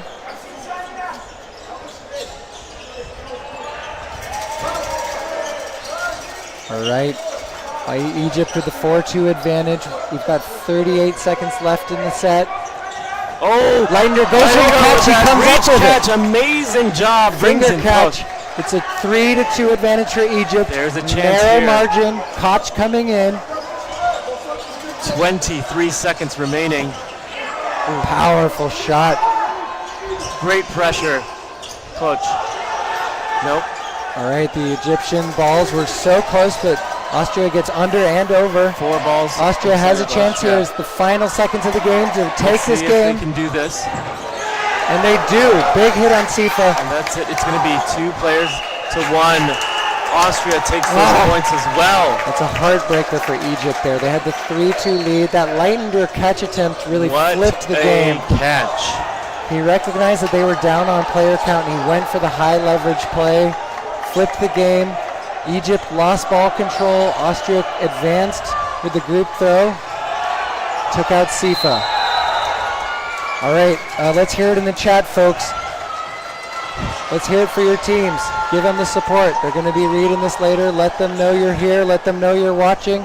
We're at the 2024 WDBF World Championships in Graz, Austria. My name is Lucas Boyle. I'm with Nick Factorin. We are from the United States, and I'm new to cloth, but I love dodgeball, and this is the best in the world. Cloth is actually one of my favorite ball types, and I started playing cloth on trampolines. So it's been amazing to watch all these high-level players and athletes all week. Yes, an incredible representation from around the globe. We're seeing both foam and cloth communities coming together. We're seeing nations that play one ball type, bringing teams for the ball type that's outside of their comfort zone. So excellent sense of community, competition, camaraderie. We love seeing all the support in the chat. We love seeing everybody supporting their nations. Keep it going. Ask us questions. Leave comments. We're all in this together. We are all enjoying the amazing competition here. Austria has a 3-set lead right now, currently up 10-4, but Egypt has been in every game, if not in control of the majority. The score is not reflecting that, so they just need to find a way to get back onto that scoreboard.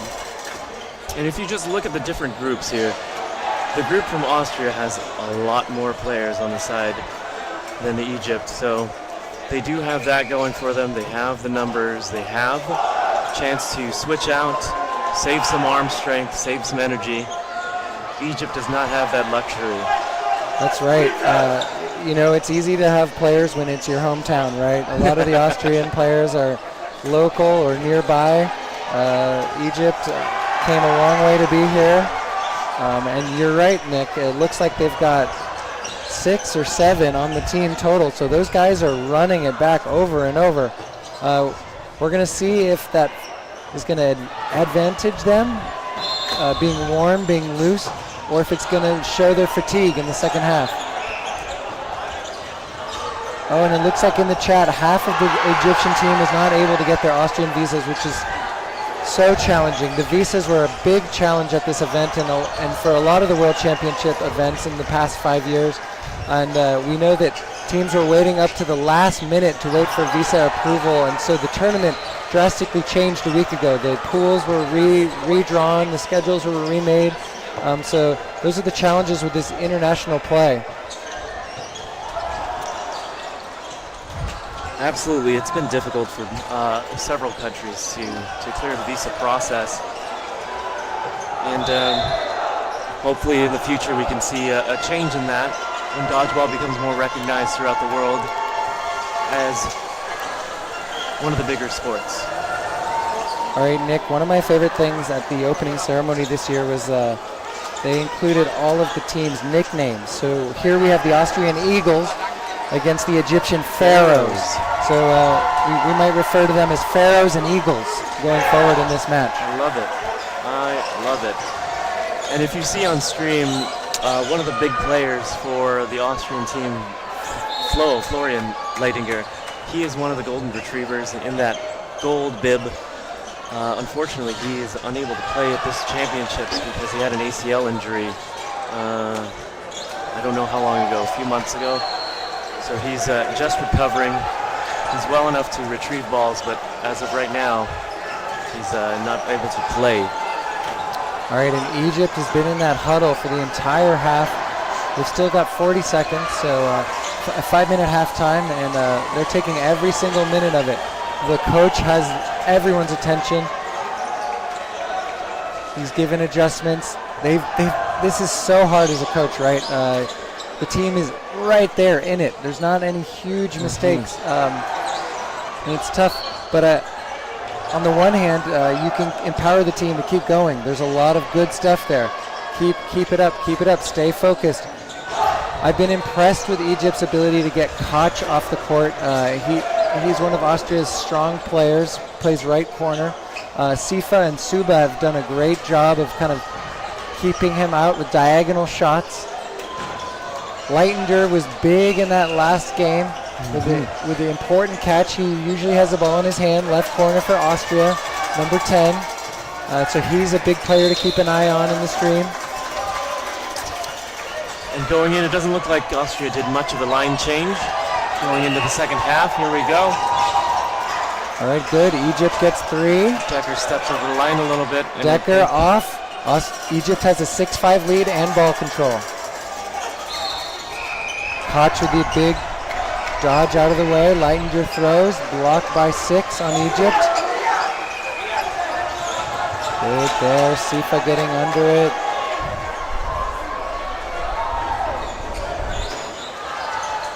Sifa getting over the throw from Koch. I've noticed they've moved Koch into the center. Hoffman has taken over right corner for Austria. This is Habib in the center here for Egypt.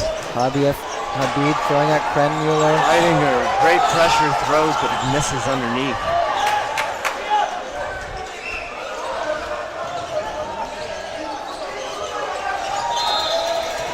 All right, Egypt throws everything. Austria takes all balls. This is big opportunity for Austria. Here they come forward with all 5 balls. They release 3. You see 1 hit, 2 hits. Egypt loses 2. Austria takes the player lead. There's a wet spot on the floor. They're going to pause the game. Nick, I'm not sure if Egypt meant to give up all balls, but it really opened the door for Austria there. Egypt had the 6-5 lead, player advantage. Maybe a ref all balls call was made, or play 3. But the result was 0 balls on defense, and Austria took advantage and got 2 outs. Yeah, that play 3, the ball rule, can really bite you if you're not in good communication with the rest of your team. You got to know who's throwing. All right, Habib is coming off. Here in the second half, we can't read the Egyptian player names from here, so it might take us a second. I think it also seems like some of the player names have nicknames on their jerseys. Yes. And in the program, we have different names, so forgive us if we're using different names here in the second half. All right, Metz with the throw diagonally, trying to target Sedan. Sedan coming to the line. Throw in the middle there from... I think that's Shar. Sharbem, 19. Big cross throw from Hoffman.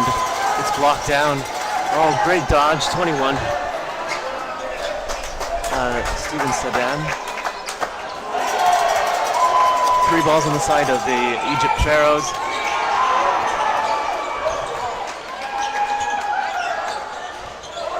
We've got a 1-player advantage. 2-player advantage now after that throw from Koch. Great job. Let's see if Egypt can do anything here. They've got a pretty big deficit in this game. We're at about 40 seconds left. Austria has 5 players in, 3-player advantage here. Oh, Mats gets hit on that pre-counter. Okay. 27 seconds left. Egypt needs some high-risk plays here. They need a hit and a catch. Here comes Suba. Oh, the Egyptian throws hit each other. They were aimed at Koch. They hit each other. Koch survives.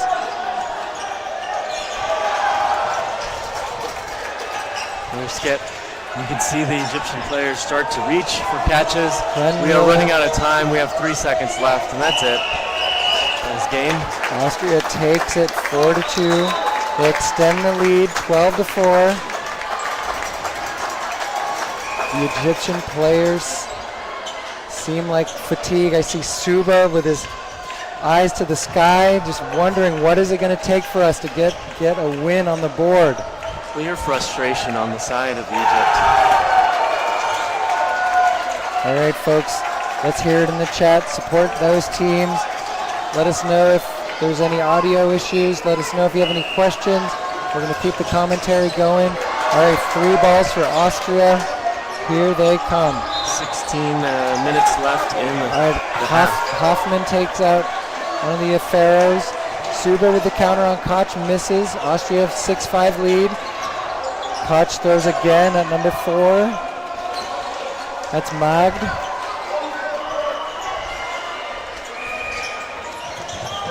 Metz getting out of the way.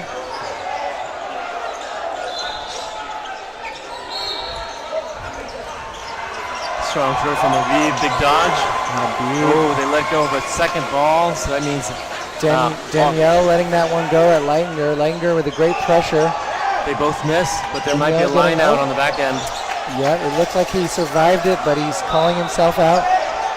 All right, Habib coming to the line. Suba with the throw, taking out Koch. Austrians looking for the out on Habib on the left side of the screen. 5-4 advantage for Austria. Suba gets over the throw from Hoffman. Habib throws at Krenmuller, big block. All right, Habib with the ball on the right. Suba on the right, Habib on the left. Habib throws at Leitner, gets underneath. Nope, out. He calls himself out. Timeout, wet spot on the court. Good, good, good. Oh, they're playing on. They throw it Habib. It ends up being a catch. Bringing in another player. Mag makes the catch for Egypt. 3 players on the side of Austria, 2 players on the side of Egypt. About 1:22 seconds left. We're going to take a pause here for the MVP, the mop, to come in, wipe up the floor. There's been so much humidity here in Graz, Austria. It's been 85 degrees plus and plenty of humidity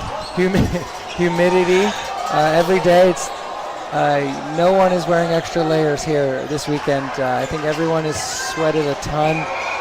Every time someone dives on the floor, there's a big body-shaped size streak of sweat, so stoppage of play happens quite often. All right. I feel like I've lost a lot of weight over this past week from so much sweat. Yes, okay, Austria comes, ball control. Hoffman taking out Suba. Suba with a good jump dodge, but it's hard to get out of the way of 2.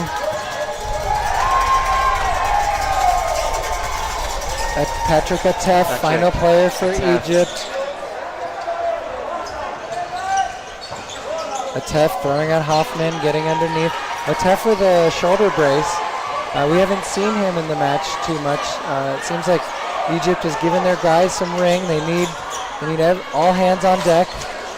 33 seconds left. All right, Metz. He's running out of time. See if he can make something happen. Atef throwing at Hoffner, throwing at Metz. Austria in control. Very close to that back line. 1 catch to tie. Let's see if he can really reel this in. That's right. Excellent group there from Austria. The 2 early balls overhead. Hoffman with the late ball right on target. Takes out Atef. Austria extends the lead. 14-4. 5-game advantage. We've got 13:25 left on the clock. All right, folks, what do you think? What do you think? What does Egypt need to do to get back in this? They're going to talk about it. It is going to be a timeout for Egypt. Who have been the MVPs for you so far, Nick? I'd love to hear people's thoughts in the chat. Who's been playing the best? Who's been a difference maker for Austria? Who's keeping them in there for Egypt? I think if Koch hasn't been out so many times, he'd be one of the MVPs. But for me right now, it's Stefan Leidinger on that left corner, always keeping Egypt honest with those sneaky diagonal counter throws, and really putting the pressure on.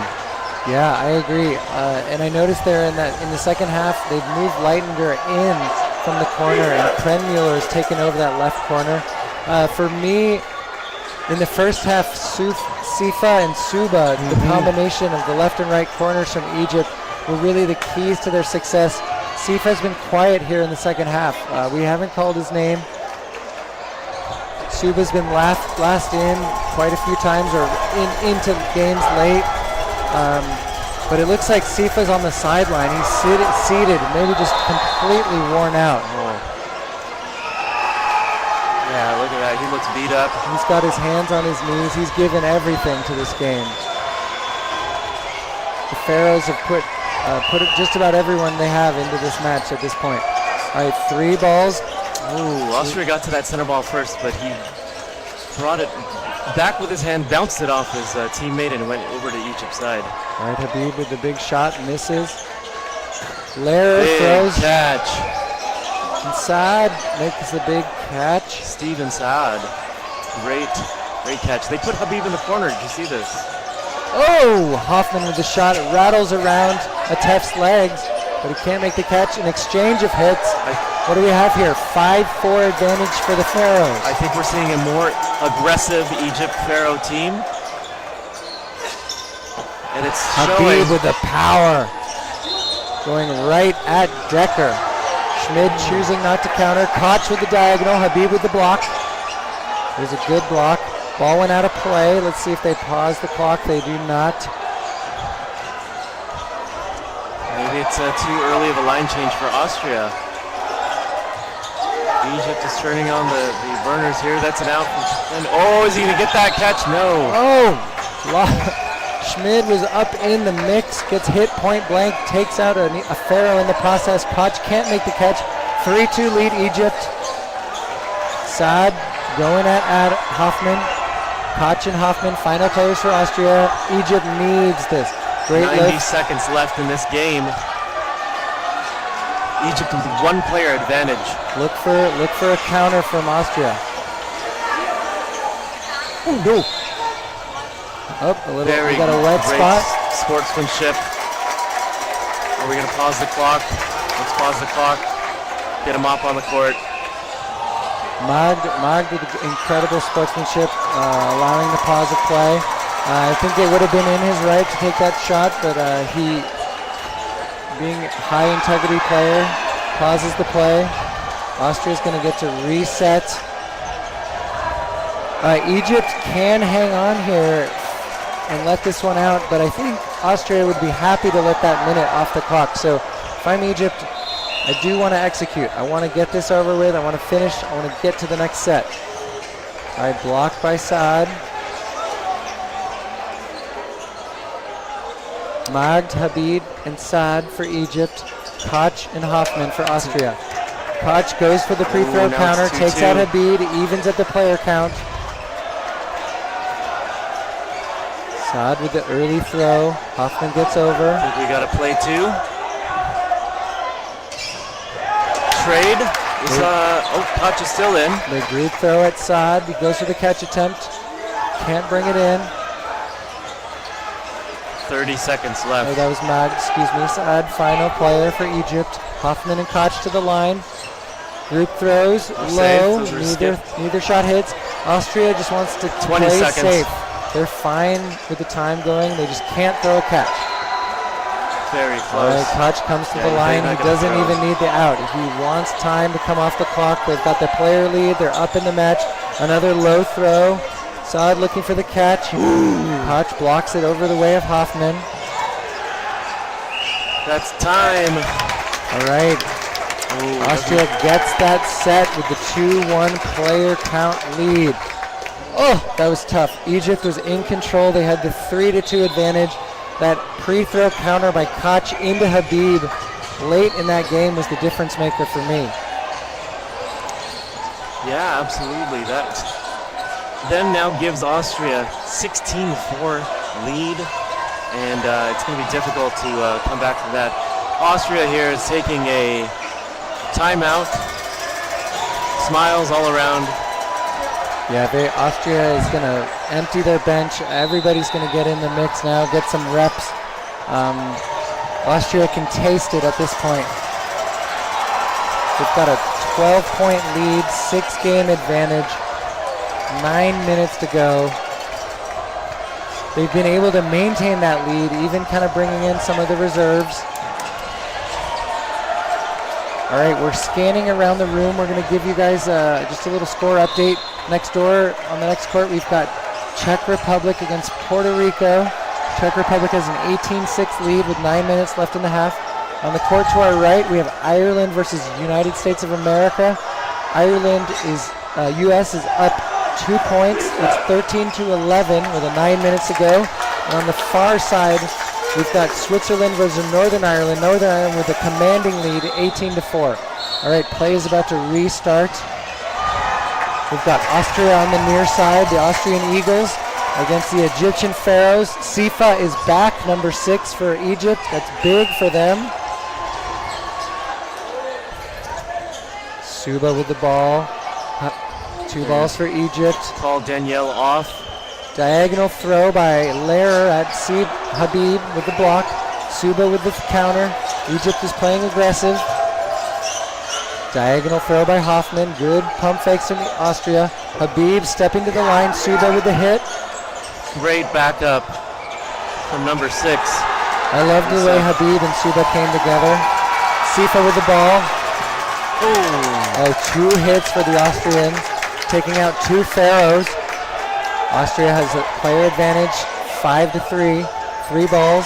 Sifa forces the issue. Schmidt gets underneath. 0 balls for Egypt. I think a play 3 was called.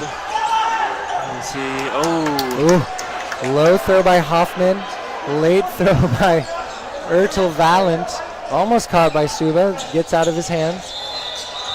Sifa and Habib left for Egypt. Ooh. Great hit by Habib. Great counter by Hoffman. Final player is Sifa. We haven't seen him very much in the second half. He was maybe the MVP of the first half for the Pharaohs. He's looking to get that catch. We only have about 1 minute 30 seconds left in this game. All right, Sifa's going to force the issue. Throws low at Hoffman. Out to the left. Oh, he's going to bring it in. No. Hoffman. Come on, is that invalid? Schmidt throws it sky high. There it is. Invalid throw. Schmidt is called out. Nick, what's the range on the invalid throw? How close does it need to be? 1 meter. All right, that was definitely about 5 feet or more away from Sifa. That's not what you want to do when you have a player advantage. 1 minute to go. All right. Thought about it. Hackle with the diagonal shot. Errol Valent with the dodge. Plenty of time. 50 seconds left. Sifa just needs a catch to Couple even more it. throws. He needs an out and a catch to win. Sifa's looking very exhausted. He's done so much this match. He is visibly tired. Coming to the line. Look at Those that. 2. Oh, the decoy almost lands on number 27 for Austria. Hackle. Sifa looking for the catch. Ooh. Hoffman with the hit. Hackle. 3-ball group throw. Austria takes it. Austria extends the lead.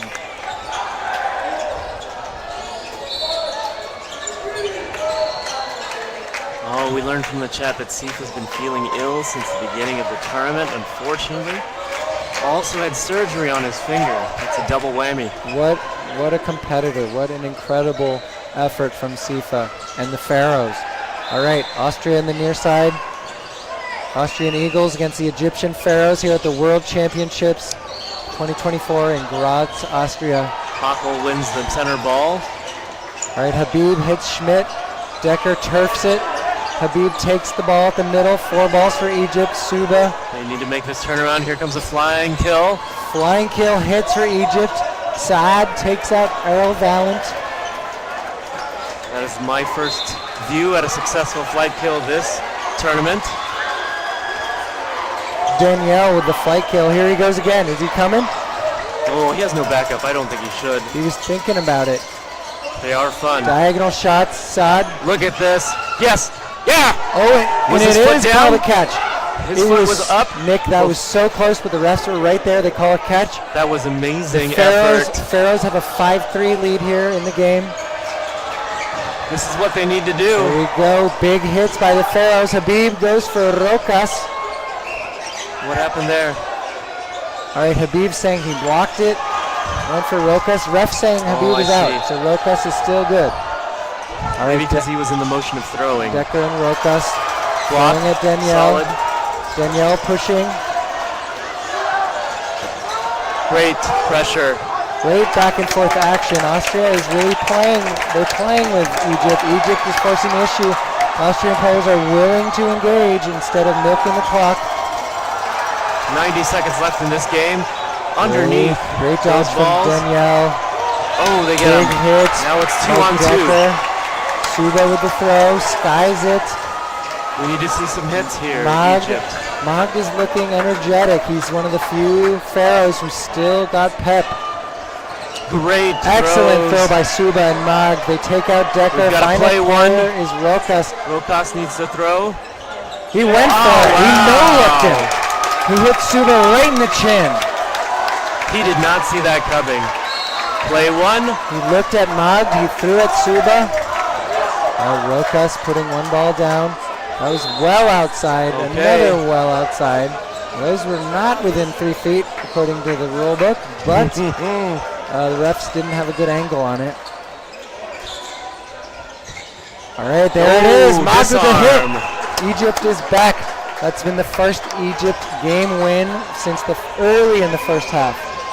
18-6 in favor of Austria. That's good. That's if you're Egypt, you want to stack wins. You want to build a little momentum here at the end.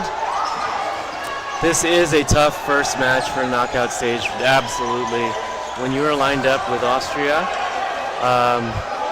the group stages are very important, and it determines the draw for the breakout round. So here comes Big Egypt hit by firing Suba. again. Habib goes for Rokas, gets out of the way. 6-4 lead for the Pharaohs. 1 ball. Throw by Rokas is a hit. That is a hit. Sorry, Danielle takes out Rokas. Timeout, Crowley. The referees are calling a timeout. Looks like a 5-2 advantage to the Pharaohs. Schmid and Ertel, Valent, final players for Austria. I think it was a line out. They needed to get a player out. 2 minutes, 35 seconds left in this game. Egypt Balls does in hand see for Danielle and a Mag. light. Danielle looks to instigate the trade, but Schmidt hits and evades. Austria climbing back in the player count. The group throw. Here he comes. Mag is up alone. He's going to want to wait for the team. Pumping. Habib to the line. They throw all spent 3 3 at balls. Valent. They miss. There's one. Egypt is in strong position to win this game, but they need games to end quickly, so they're pushing. They're trying to win fast. They don't want to win slow. Ooh, that one's right on the chest. The Is ball that a goes catch? up, and Yes. that is a catch. That is a catch. That brings in the next person in Someone line. is out. We think it's Earl Valent. Earl Valent Earl threw Valent at, does come off. at Mad. Schmidt stays in. Habib. Clean block. Let's see, who's that in the Schmidt. left there for Egypt? That's Maggie. Steven.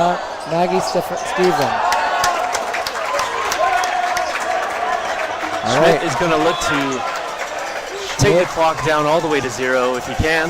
We've got 1:20 seconds left here. They're just going to, Habib squaring up, Schmidt throwing safely daring Schmidt to throw below a catch. Habib's grasp, right below his knee. Schmidt was called earlier for an invalid throw. Ooh, excellent very low close. throw by Schmidt. All right, Egypt has 2. They're going to stay at the line. soon as Schmidt comes forward, I expect a counter. Habib loads up, Schmidt gets out of the way. Egypt's got to commit balls. They've got to decide when to throw two. 50 seconds, 5-0. Schmidt with 2 excellent blocks, steps to the line. Habib's. Oh, he had a Habib. chance. Habib ready to retaliate. Schmidt is doing a great job surviving. If I'm Schmidt, my goal is to just take as much time off this clock. I'm okay with it going all the way down to 26. They have a comfortable lead. Egypt is doing as much as they can to disrupt that. Habib looking for the catch. And Schmidt throws over. They call invalid. Invalid throw, I guess. All yes. right, Schmidt's second invalid throw. They call him out. The Pharaohs take it. The score is now 18-8 favoring Austria here in the second half of the first round of the knockout bracket. Oh, this is it. Oh, we're into the final set. It's going to be a 90-second game. Congratulations to Austria. Excellent win by the Austrian Eagles. The Pharaohs were neck and neck in the first half. It was back and forth game. And then the Austrian Eagles extended the lead, really took control in the middle of that first half and never let go.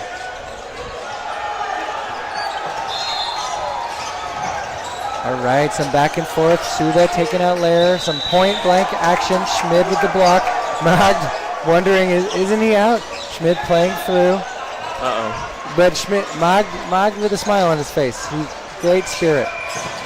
All right, 2 balls at Sufa. Yes, that's a catch. The first one died. The first one died well in advance, but Suba throwing his body out of bounds. Incredible effort. Schmidt and Ranner, final players left. We're going to go ahead and talk about this play here. Austria, I think Earl Valent walked off the court. He wasn't sure, and I think once you leave the court, you're out. That's true. The refs are coming together. They're trying to clarify what's happening. Just to give you a quick check on scores around the half, looks like the Czech Republic is leading Puerto Rico 20-12. This is the last game over here on that side. And it looks like Czech Republic is going to take that one. Handedly. Ireland is trailing USA by 11-19 with 15 seconds left, so USA is going to take that one. And it looks like Northern Ireland has finished off Switzerland on the right side of the court by a score of 20-10. Thank you for tuning in. We've got about 44 seconds left here in this game between Egypt and Austria. Austria is pushing the pressure here. Atep with the great block against Ranner. The Pharaohs coming to the line. Atep's taking out Ranner. Danielle with the flight kill, taking out Schmid. That's it, folks. The final score is going to be Austria 18, Egypt 10. Incredible battle.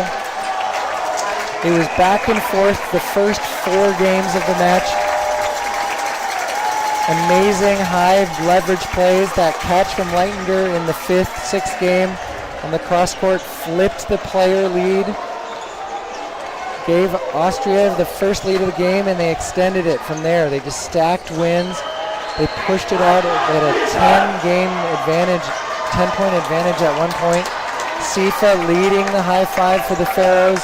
Sifa, who gave so much in the first half, playing through injury, playing through illness. The Pharaohs represented so well. Incredible showing from the Pharaohs, making everyone proud back home in the chat. Amazing job from the Pharaohs. Especially considering the short roster. Yes. All the players who couldn't be here for the Pharaohs. Incredible representation, incredible fight. That was a pleasure to watch, Nick. Absolutely. This was a fun game. I really enjoyed that. Congratulations to Austria once again. Austria giving applause to the crowd, showing their thanks. Thank you everyone for tuning in. This is Lucas and Nick Factorin from the United States of America. It was a pleasure commentating that game with you, Nick. Thank you so much, Lucas. Amazing job. We'll see you out there.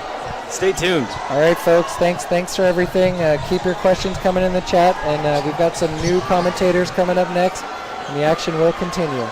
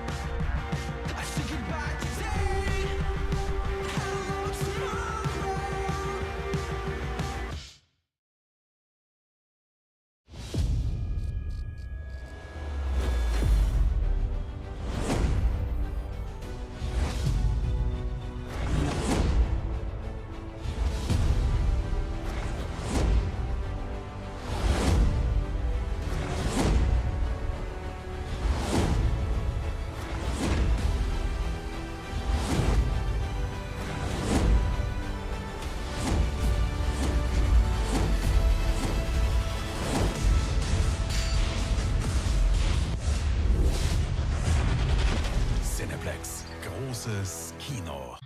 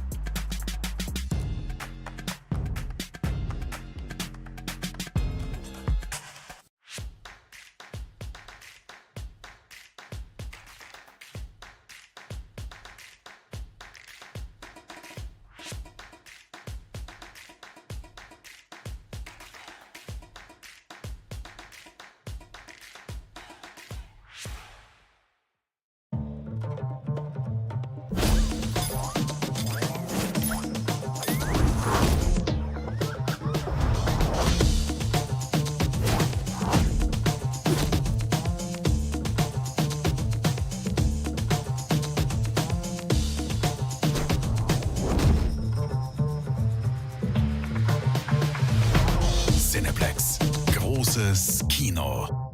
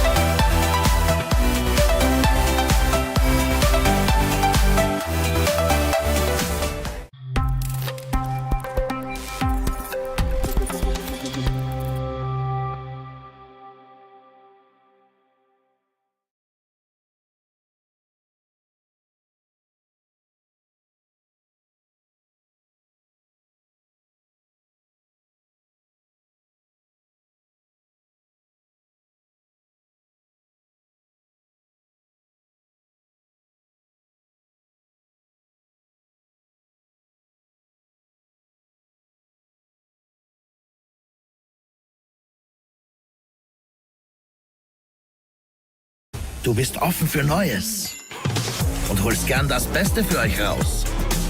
Wenn es einer tragen kann, dann du. Das Otterkringer Lager. Jetzt neu. Auch in der praktischen Elferkiste.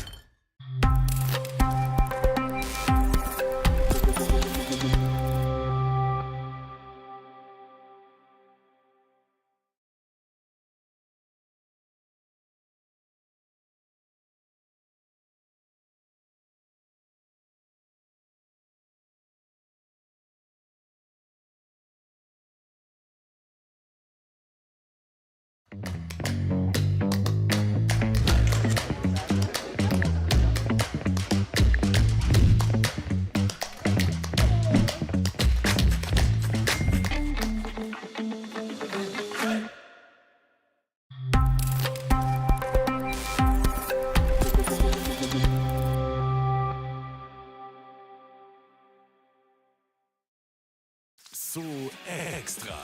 Die Cineplex Bonuscard wird zur Cineplex Extra Card. Gönn dir dein Extra an Rabatten, Prämien und Aktionen. Jetzt direkt auf deinem Handy.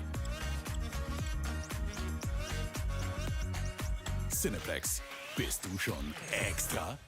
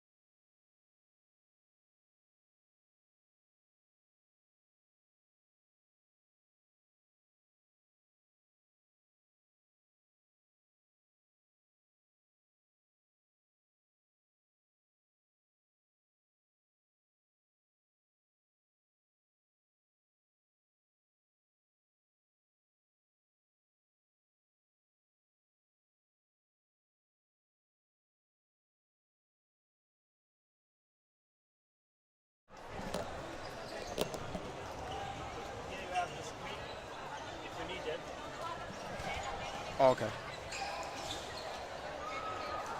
I would suggest between matches moving the screens onto that TV, just because if we could be closer, that's better than being able to look. Because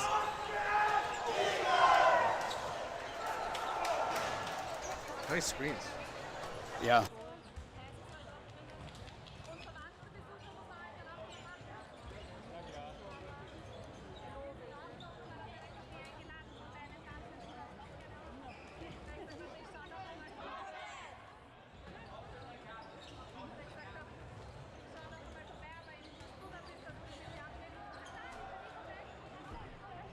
Welcome back to the 2024 World Dodgeball Championships here in Graz, Austria.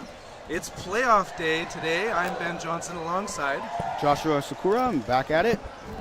We're going to be watching mixed foam between Italy on the near end and Austria on the far end. And I'm going to take a look at our playoff score sheets here. Going to foam mixed. See the new playoff kits for Italy. Yeah, Italy ranked 4th in Group B. They had 2 wins, 1 draw, 2 losses, and a plus-minus of 31-4 and 23 against. So Austria then would have been higher ranked. They were 3rd in their Group C division. Huh. Oh yeah, I saw my setup where I was going to then. They must have been top, but no. Right. They are 3rd. And they were 3 wins, 0 losses, 0 draws, and 2 losses. And a plus-minus of 31-4, 23 against. Would have loved for a plus-minus number. But plus-minus of 8. Good on you. On quick math. Mental math. Yeah. So no obvious advantage. Kind of a fan of these white Austrian kits as well. I do like a clean white shirt. Are you a fan of like some good soccer kits then? Because yeah, this very much kind of has. Yeah, it's similar to how the club jersey back home for Elite is. Just a nice crest on the shirt, nothing too busy.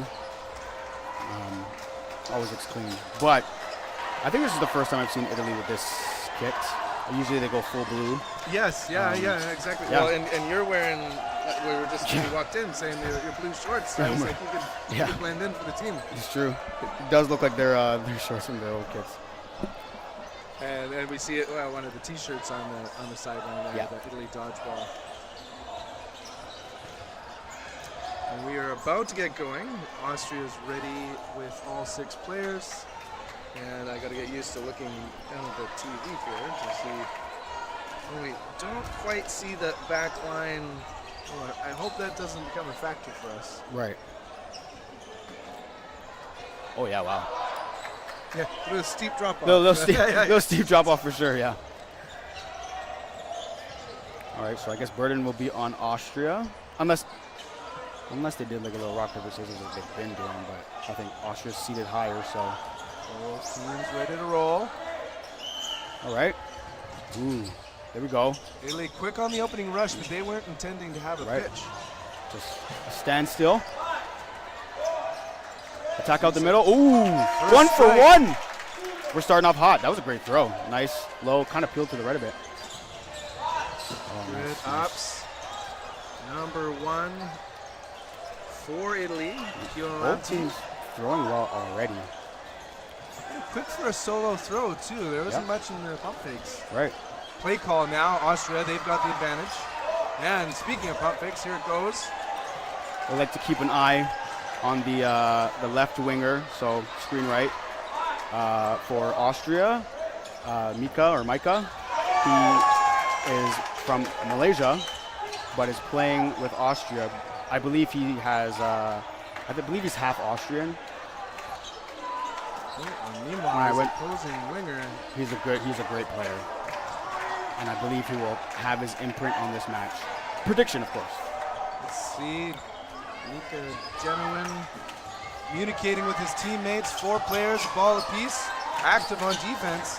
The other number 1, Violanti, is eliminated. Yep. They're getting their cheers in, huh? Yeah, they do. Spirit. 3 seconds on the shot clock. Great dodge by 32 out the middle. Tisu stays alive. Yep. 3 players heading to the attack zone. Pump fake, nope. Firing and counter Rush turf. counter, turf. Deep Coast throw. to coast. Deep throw. You could have done I don't know. that. Used to calling Sakura coast to coast. And Two-ball first attack. one. Yep. Now 3 players remaining for Italy, but they've got the extra ball, so they're a burden to throw. Let's see what they do here. Do they give 1 or 2? Safe bet with 1. And it holds back the right winger, number 2 for Italy. Is that a 2? I see a 2, but then I don't see. Oh, that's sorry, for Austria. That's Christoph Kopka. Will he be targeted again? We'll go in between the Ball central on court, players. ball on court. From a different court. That means reset to the back line. Referee sees that everyone's ready. Little confusion, but cleared up. Austria approaches. Big throw out. Throw and catch. Christoph. Turnarounds now 1v5. Number 30 for Italy. Tough task. Veronica Dalla Tough Cura. task. There we go. And there's the boy Yep. finishing it off. Yep. Mika Genuine. As expected. I believe he's also double shifting, men's and mixed. Oh, how tall do you think he is? He's pretty tall. He's, Look, like up close, maybe like a 6'2". oh, just he's so scrawny. He looks like Yeah. 6'4". Like he's Yeah, my man's got the length. yeah. He's got the arm span, the height, Which the is whip. one of the things I've in the earlier broadcasts talked about is it's not that it has a huge advantage because you're also like very tall, a big Right. target, Right. and strength of throws, as you've seen, like we've seen tiny players have strong Right, throws. right, correct, yeah. Tendons and hip to shoulder separation. Yeah, But there's an up down. yeah. The angles is And different. the angle is so hard to defend because it's just dropping to your feet at an angle that's hard to hit with the ball. Absolutely. Christoph with a deep throw, finds nothing.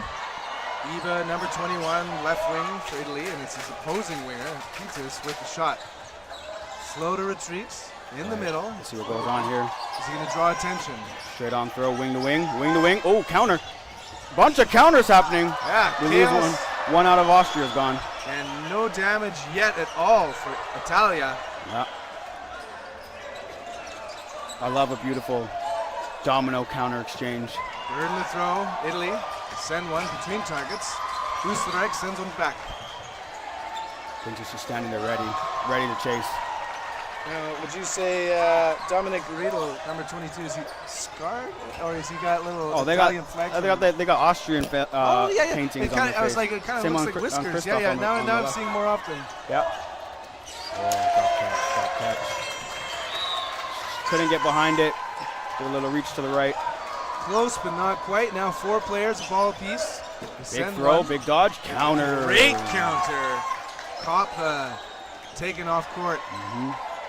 There wasn't any cover going on there. They had the balls to do something with it. Cross court, nothing there. By the look of Pinchas' hands, it looks like he wants to throw a nice little dip, a little curve ball. Ooh, pre-counter. Whoops, That no might connect. come back to pit. Ooh, double dodge. Oh yeah. 4 balls on the side of Austria. Burden to throw on them. They head into the attack zone. Big throw. Pintus. So what do you think of the strategy of the sort of step fake or the half pump fake? What would be the intent behind that? I've seen quite a few players at the top level. I feel like it just depends on your release. If you can really let it go that way, sure. As like a quick release? Yeah. It does seem like it does a tension without it being like wasting your full motion. I think what comes with it too is if you're using your footwork to approach with dynamic Like a intent. stomp? Yeah, or just like quick off the back line with some force. The half pump may seem a little bit more deceiving, just because the gap is closing and they're getting bigger in your vision. So you have to kind of react and respect the approach. And the half pump is just there to kind of find something. Full pump is a full commit, but I've seen like Jeff Snow is a good example of a half pump. Rarely does he swing all the way through on an approach. but you have to respect it, right? Absolutely you do. Meanwhile, good throw and a Counter, nice block. Ineligible for a catch. Oh, Pintus. Wow, Pintus is just doing it all right now. There's the You roar. can hear he's There's excited. the war cry. Both throws going Love it. low. Love it. The passion. Dalacqua. They're gonna crash. They're gonna crash. They're crashing. Here we go. Bang. Whoa. There it is. There it is. Tagged Italy in the back. tying the game 1-1. I have a feeling this is going to be a close one. That was always Italy's. Yeah. They had full court throughout, slow and steady taking it. Now 1-1 inside of 13 minutes remaining in that first half.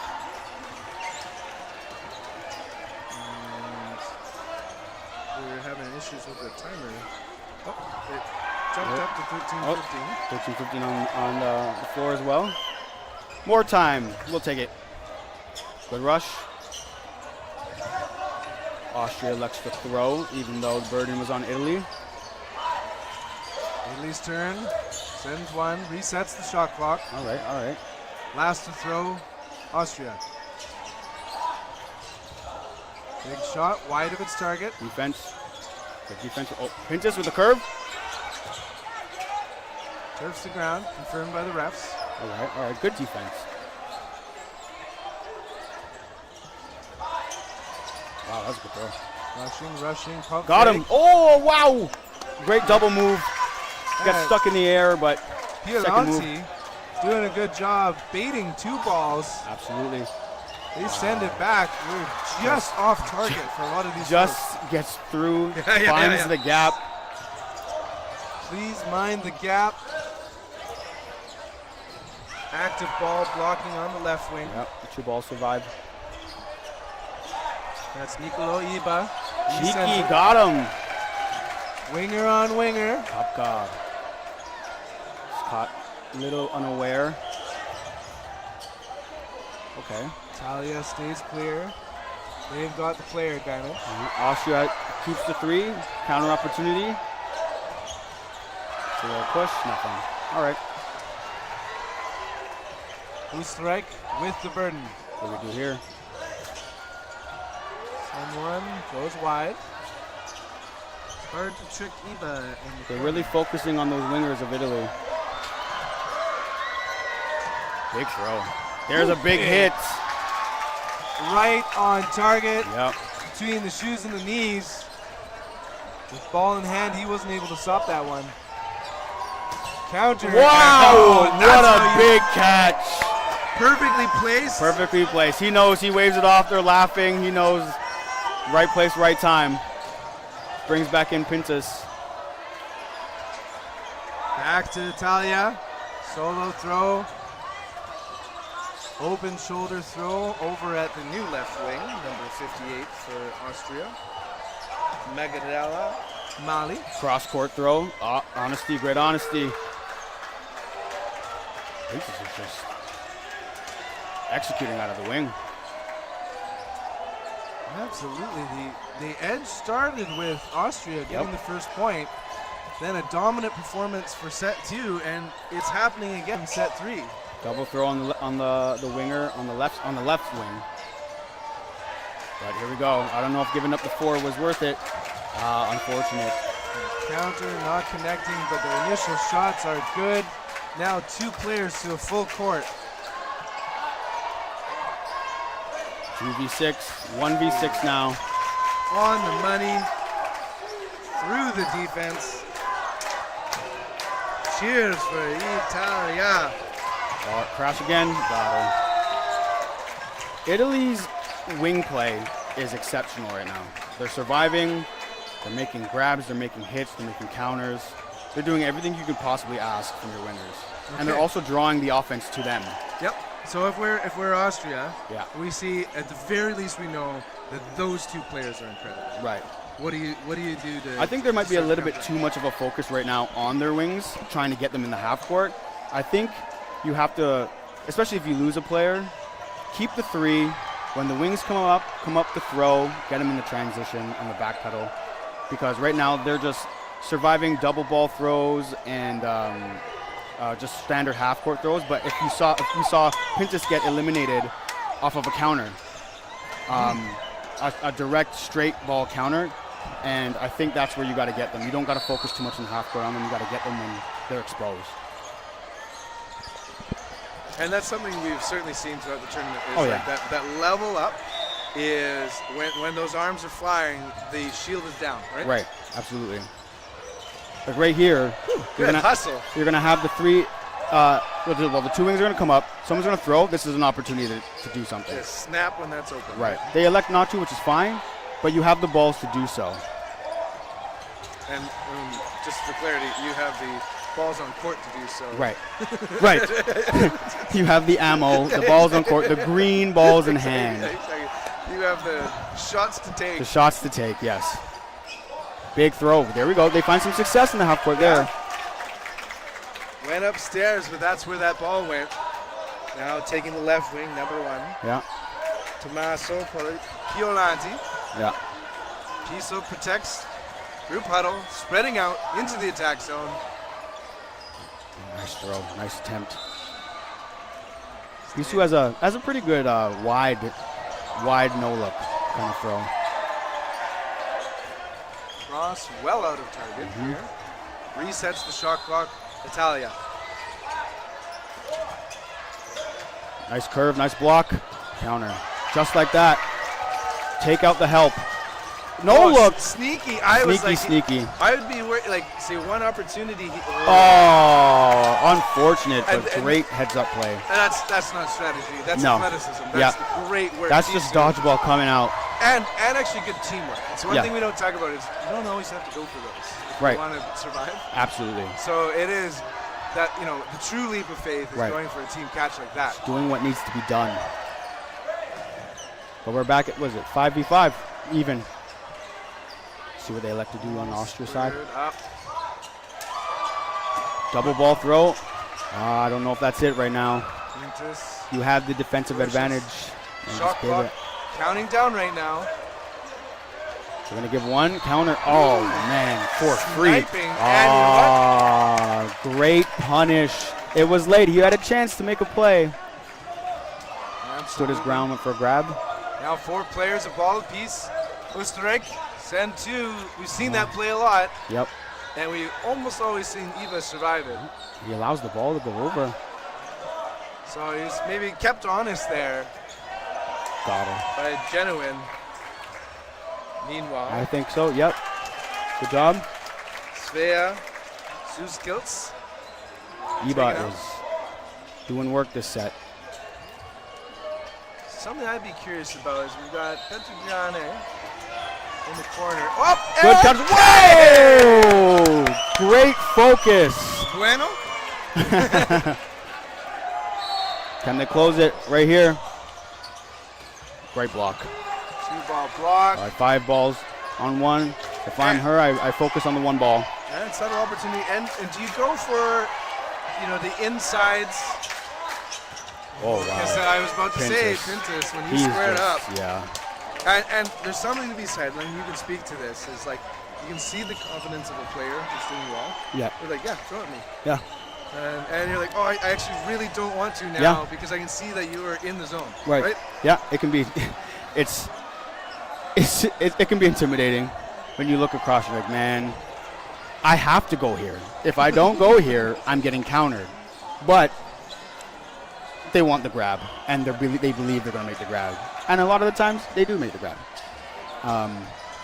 Italy is in the zone right now for sure. Pintus and Eba out of the wing are really, really controlling the game, I feel. They're making hits. They're surviving 2-ball attacks. They're doing everything you need. Everything you need. And it's Austria is hyper-focusing on those wings, and I think a little bit too much. They can afford to eliminate the help in the middle when they have ball advantage, but when they're down players, they elect to give 2, and they only have to give 1. And then Italy just gets to come up there and just do whatever they want. So, question for you. Sure. We'll take a look here. Is Austria called the timeout? Right.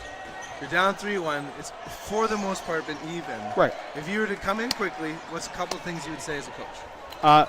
When we don't have to give 4, don't give 4. Keep the 3 as much as you can. If you want to eliminate those wingers, you can't let them have 4 balls on the Italy side because then you can't counter anymore. And if you do, it's tricky. Even riskier. Yeah, Right, yeah. and it comes down to talent. And they might be baiting you into that Absolutely. quick release, and then, oh my God, it's 5 balls to Absolutely. Great rush by Italy.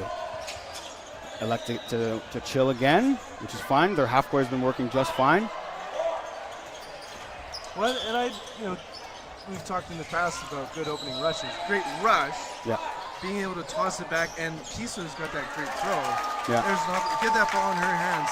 Gets a player out ever so quickly. Yep.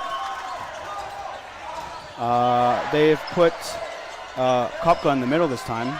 Took him out of the wing. Just staying alive.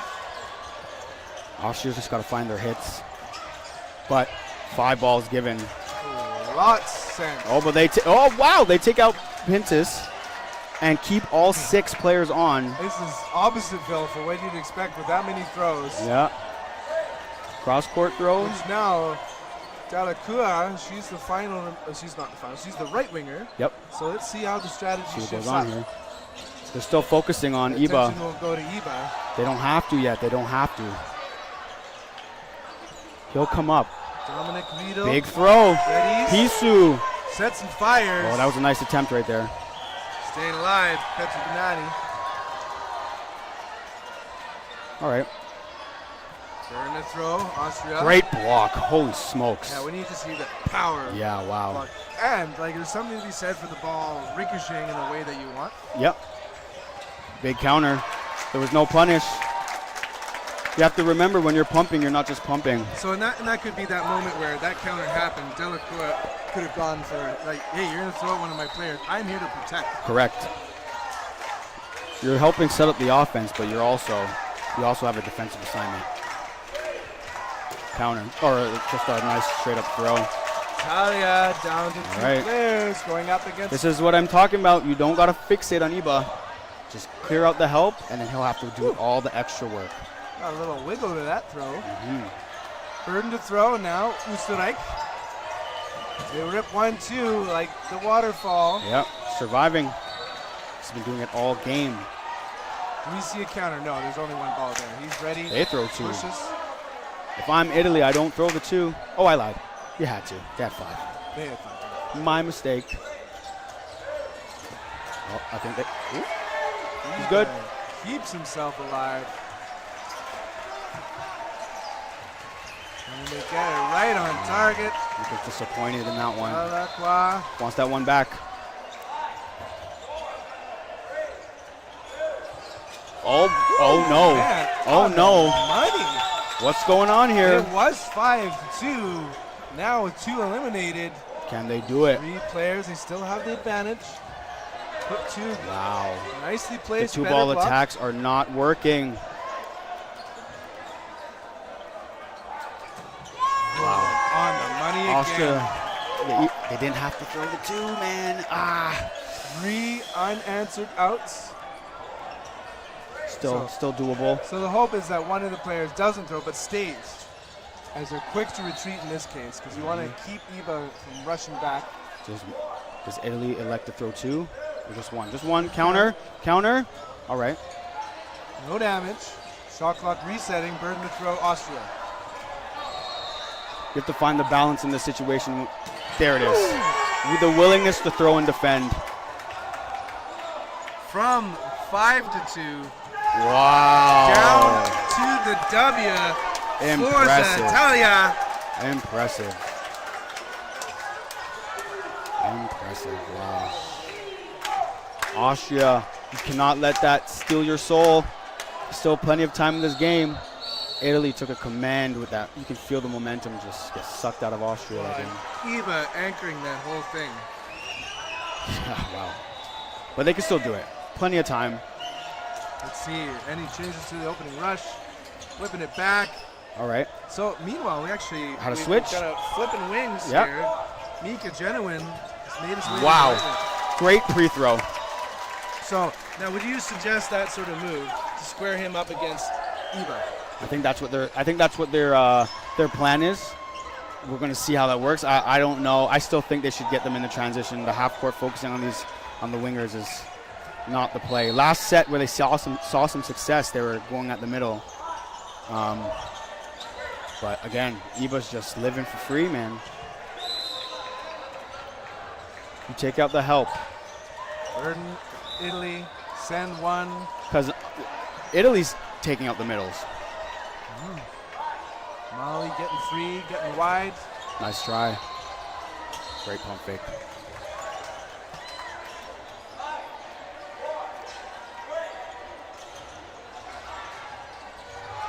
All right. 6v5. Big Nice shot. throw. There And we that's go. why they did it. That's why that's the result they wanted. And, Oh, that counter. oh, interesting that Oh, Pintus Pintus wants- switched right back over. He wants. He to wants square it. off. He wants it. Yeah. Oh man. He And wants he's it. drawing attention. Yep. He Shot wants it. clock, Italy. In for the huddle. All apiece. Great dodge. Nice level throw by Pisu. But Good move by Riedel. He's got a ball in hand now. He sends it. Pisu stays Wow. alive though. Italy's middle, just working, getting onto the balls. Like whoever has the ball in the middle has just been surviving. And Pisu ain't afraid to get on the ground. Cross. Right now, I think it's also getting. Oh wow, big throw. It's almost a timeout called, I believe. 11 seconds left. That was a very quick half. Wow, yeah, when you said 11 seconds, I was like, there's no way it's already down to that. Yeah. Okay. Timeout called. If I'm Austria, we got to win this. You don't have to win it before the end of the half. You just got to win it. You can win it in no blocking, but you need this point. This is a big point for Austria. Take momentum into the second half, close the gap to 2. I believe the timeout was called on the side of Italy. Yeah, no, 'cause, the earlier timeout was Austria's. Oh, right, So- correct. So maybe just like kind of head coach saying, Yeah. here's how we want to play it out. Right. You still got this. Yeah, you're behind on numbers. They added a couple seconds to the clock. Back up to 20. They've done 5-2. Can they do 3 against 6 in full court? This is a big, Very soon we're going to go into no blocking. right, big set for Austria. Italy has a little bit of room, but if Italy takes this, ooh, it's going to be a hard fight back. Kopka, genuine. Wingers for Austria still on. Ball in hand for Riedel as well.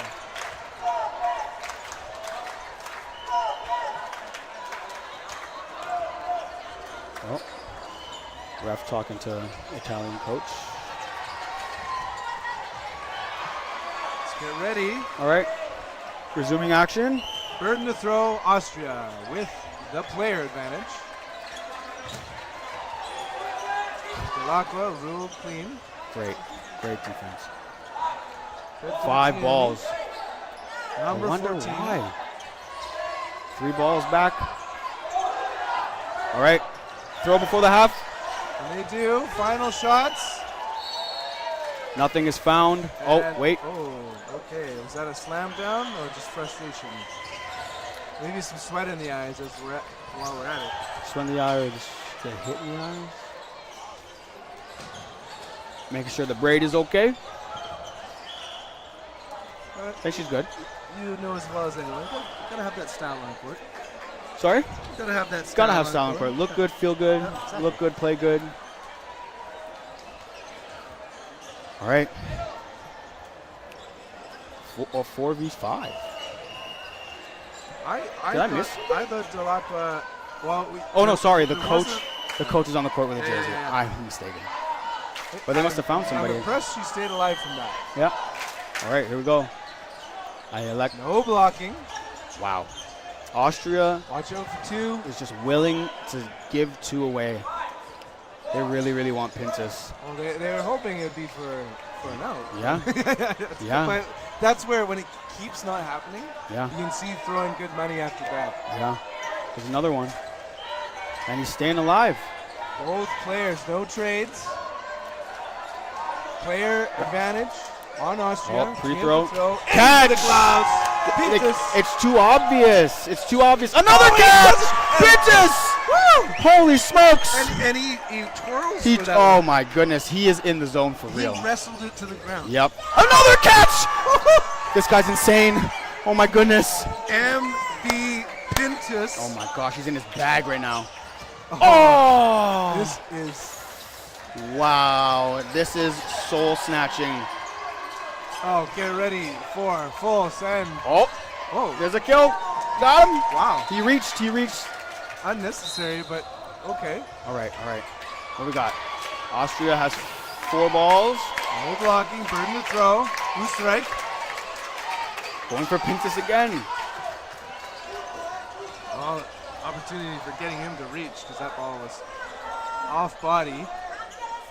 Shot clock reset now. There's lots of balls on the Italian end, and it is going to be a hail. Survived. I think that bounced. I think that bounced. Confirmed. Now Yep. she's got plenty. All of 6. room. This is when you really want to confirm. Take your time. Communicate with Best your throw. retrievers. One. Big throw. Get that ball back. Two. Get the ball back. Oh, you got to wait and get the ball back. All right. Let's see. Yeah. Wow. Wow. If I'm Italy, you just gotta one pump, man. One pump. So drop.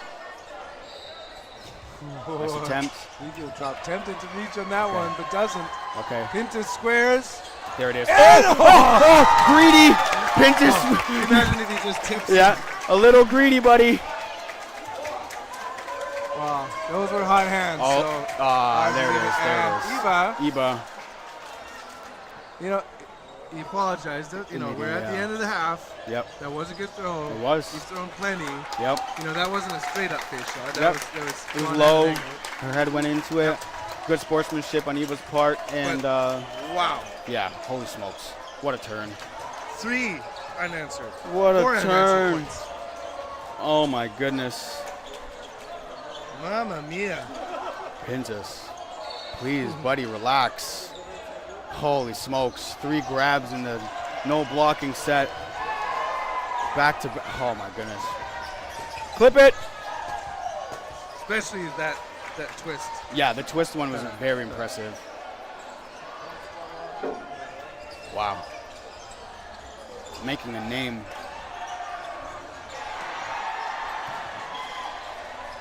All right. Good half. 5-1. Still reachable, still doable. Austria's just gotta, I think, man, they're focusing too much on the wingers. I know they're the primary problem, but you're going about solving it in the most difficult manner. So, and as part of it that, like, if you take a more, like, an easier route is what you're kind of saying. Yeah. And then you're saving for later. Yeah. You're Kinda getting like- them, you're trying to get them when they're most defensively comfortable.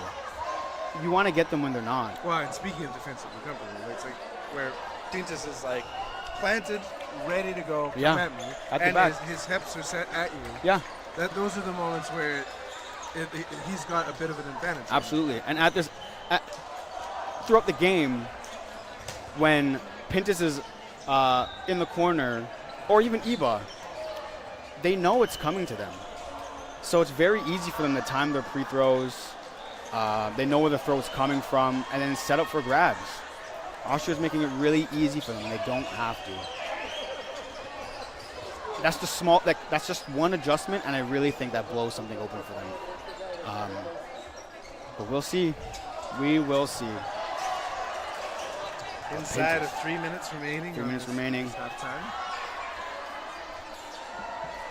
we're almost close enough to listen in on this. And you know, the toughest part is like, how do you ride the emotional down wave? You just gotta. Oh, there's a cheer. You just gotta, like, look at how close some of the sets have been. You just have to close the sets. That's it. You guys are doing fine. When you find the hits, you guys go up. You just gotta, like, they had a 2v5, I think, that they wish they had back. That no blocking situation, I'm sure they wish they had back. That's 2 points, and that is an easy 3-3 at half. 6v3, 5v2. They're in it. They just gotta really compose themselves, and I think also, like I've been saying, don't hyperfixate on the wings.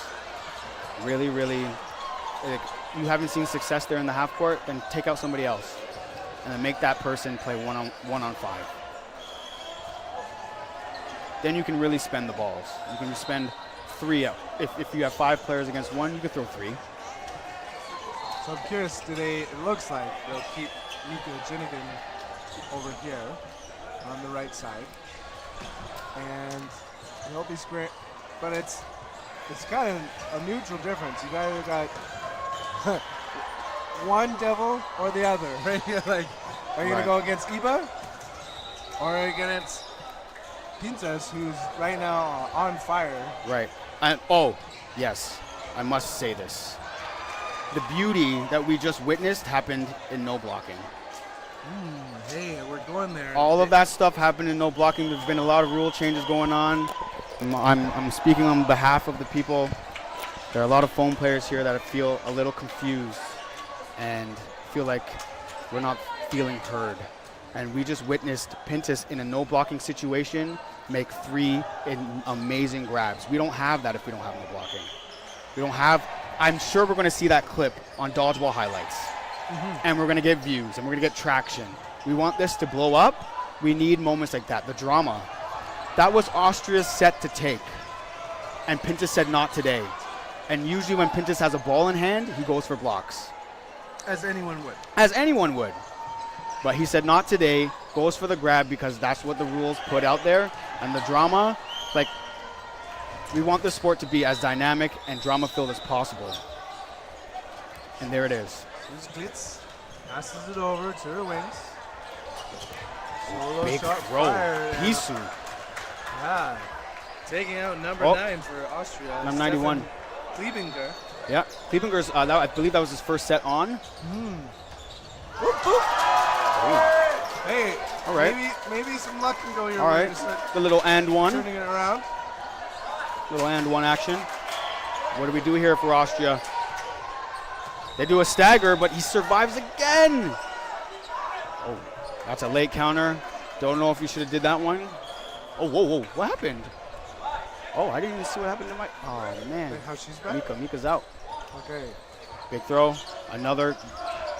1, 2, block. They're sticking to the guns here. Shot clock counting down against Italia. They let one go.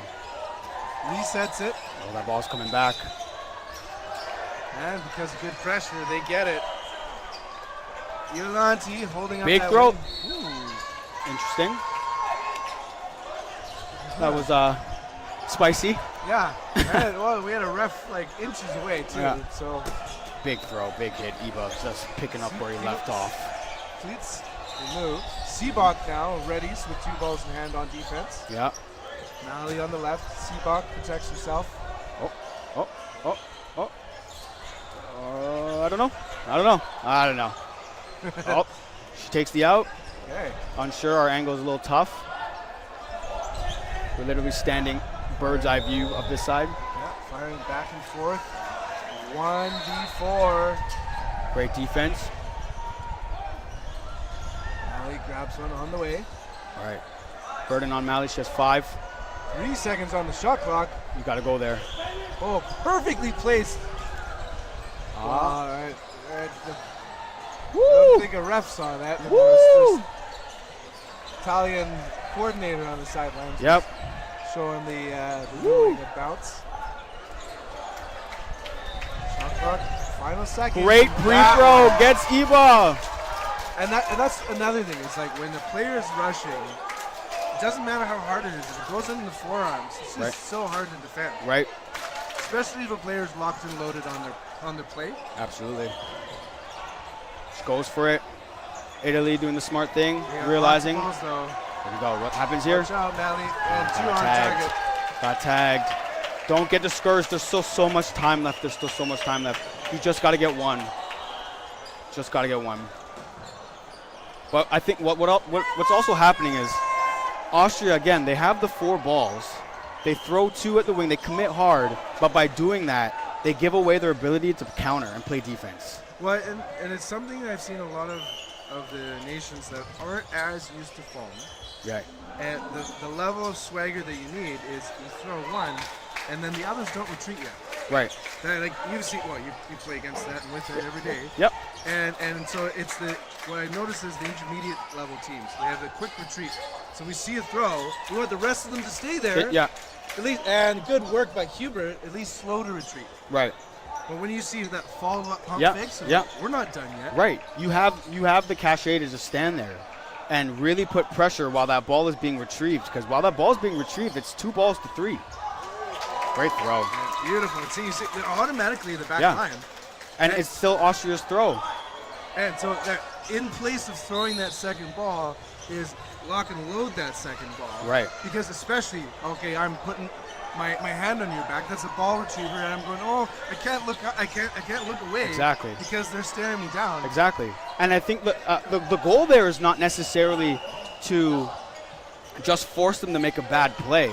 It's to eat time out of the clock. While they have to they won't have time to make a play. And they're not going to do a huddle like that. Right. If I'm staring down. Absolutely. Being like, at any second I will unleash. Right. Enjoy your quick 10 seconds. Yeah. And at this point, if I'm Austria, with my 2 balls, I'm going to have to get to a point where I got to still stay up there and make some pressure. Like right here, a throw's going to go. Nice hit. And if I'm Italy, I don't need the counter right now. Austria's got to win 5 sets. They got to beat you. Yeah, and this is they're gonna have a little midday nap if they need to. And it'd be surprising to see 2 thrown by Italy, to say the least. Right. Oh, been called in for a ruling.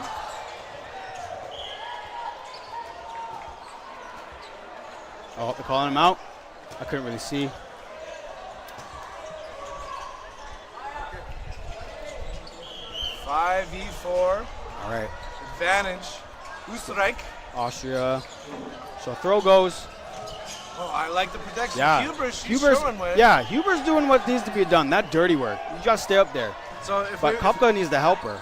That's like the 7 out of 10. The 10 out of 10 is you're still ready to send it. Yeah, whoa. As we go 1-2, the counter perfectly placed.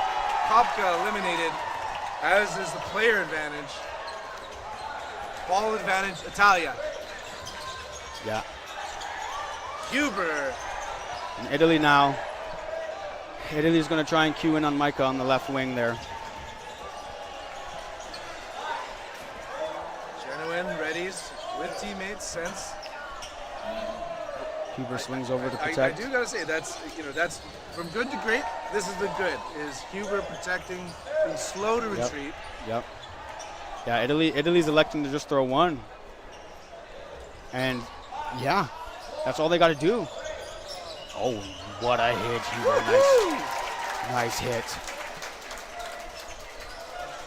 All right.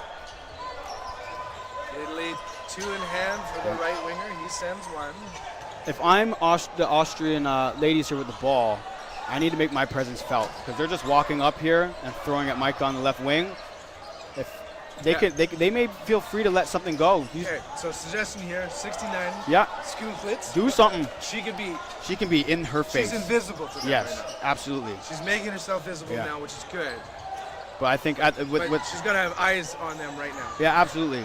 Iba, he's squaring up. He's doing it, and that's the return of that move. Right. Then okay, Iba has to be like, I'll pay attention to you. Fine. Yeah, like Italy's taking a lot of time off the clock. Austria's got to be willing to make some plays here.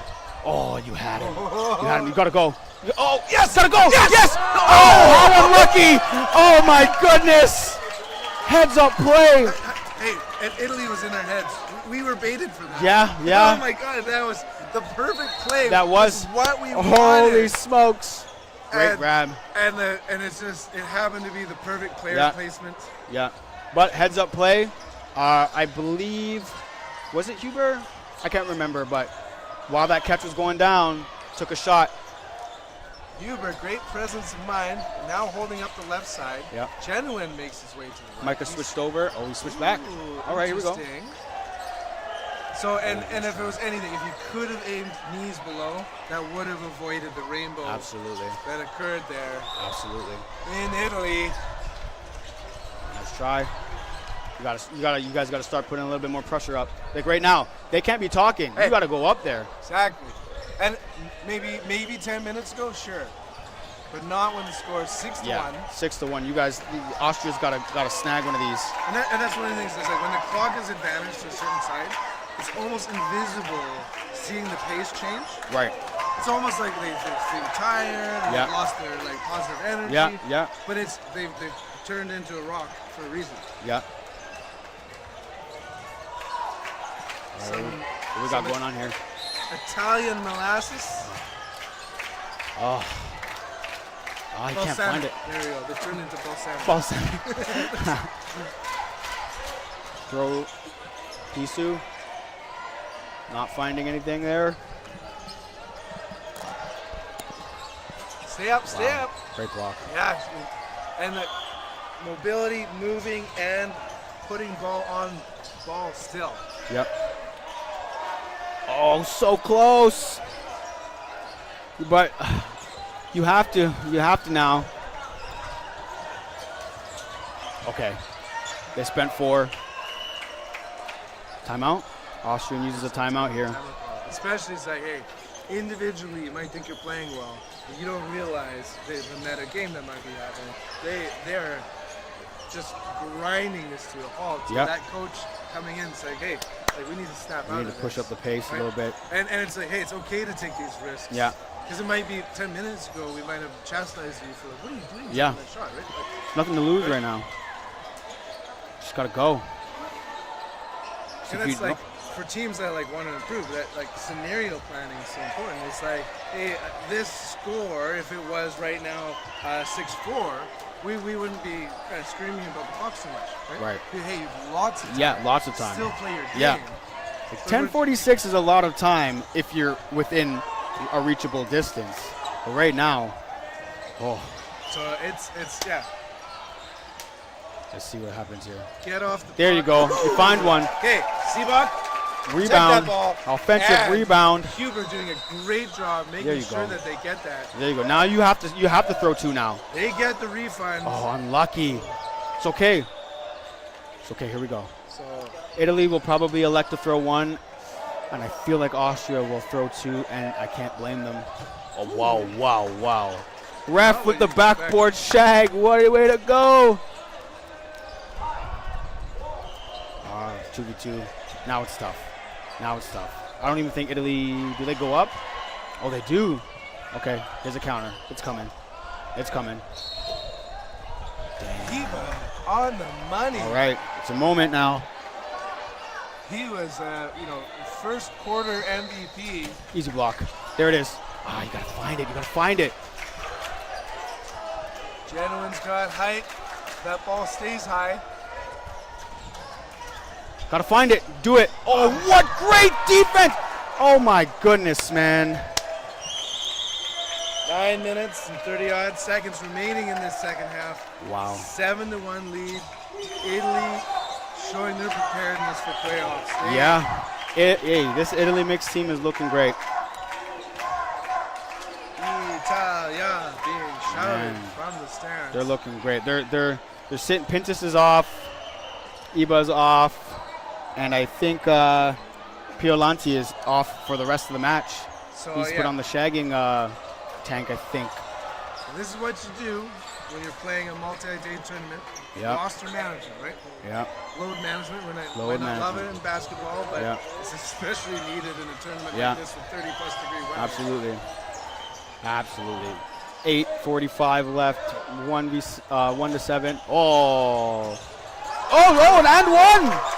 Here we go. Pintas. Oh, no, not Pintas, sorry. That would be number 24, Marco Camerani. Marco, a long, Very familiar. yes. He's been 2019, correct. He's been here for a while. leader in his community. It looks like he's the coach. That's what it looks like, player coach. Exactly. It's great to see that. Well, now, Austria, play your quickest game. Great Shot block. fired, well blocked. Kieblinger That was a great block. Holy smokes. hasn't had much court time. Now Zieberger on the left side as well. Here, number 96, holding up the court in the middle. Let's see what Italia does. Big throw. All right. This wow, this second line of wings for Austria are finding their hits. They are. Might be a little too late, but does feel good. Wow, great honesty there. Now I don't see a number on the front. Is it 12? There. Is it 12? I think it's 12. Armando Areto. All right. Here's Crash on him. Shine. Oh, Kieblinger nice try. sends it. Nice try. Kieblinger hangs back. He can, wait a minute. Wide. Never mind. I think you got to throw it all here. You need the point. Full send. Just the one. Ah, that's not going to cut it. And Kieblinger also Wow. retreating. No need to do that. You don't need to retreat. Unless you're trying to lure him in so you can just rush him. And but you know, when you've got they good find shots it. like Huber's there. They find it. Oh. He's like, my bad. Don't card me. Yeah. Hun's like, ref Hun's like, nah, it's all good, man. The passion. 6 minutes and 35 seconds remain. All right. Time is still going. Austria had the first point. They did. And then 7 They more. did. It went a 7-0 run for Italy. Wow. Again, though, man, like, there were a lot of sets that could have easily been flipped to Austria's favor. Go.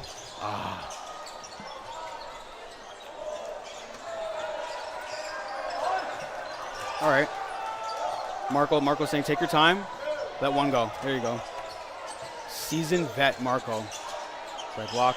Oh, whips it over. Burden to throw, Italia. Yep. Here comes the ball.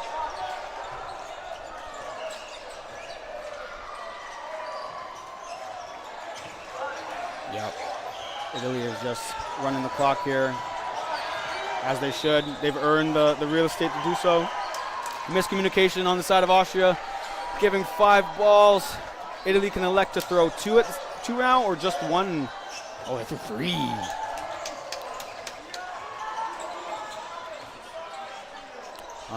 Tough.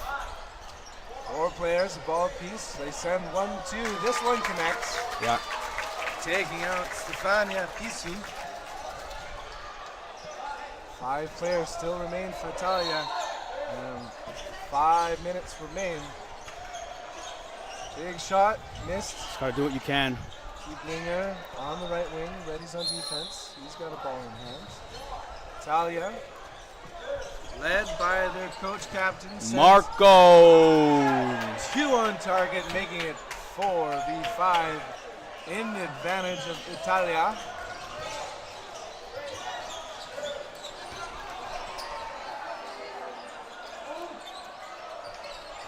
The folks listening, can you hear our voices? We're going to Can work you on hear getting us? the stream going. Thank you for saying the stream is frozen. Yeah.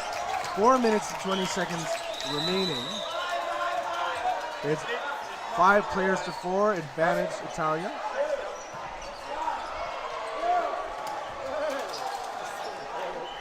Oh, ref. Ball's over. I don't think Austria threw the balls in time. 10 seconds. All 6 balls in the hands of Italy.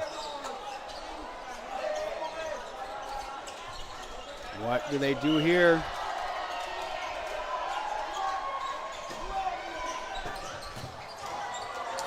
Kieblinger stays alive. He wants Wow. another ball. He said, give it to me. Wow. Are you not amused? Toscana dodgeball. I'm sorry. We're sorry.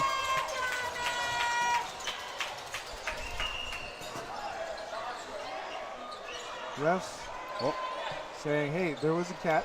You have to stop the time. Who are you? Time's Who is paused. going to be taken out? It's 3 minutes and 28 seconds remaining. Interesting. 3 minutes and Huber 28 seconds remaining on that clock, and it is the same number on the screen here. Even though so the graphic. the graphic is timed up. updated.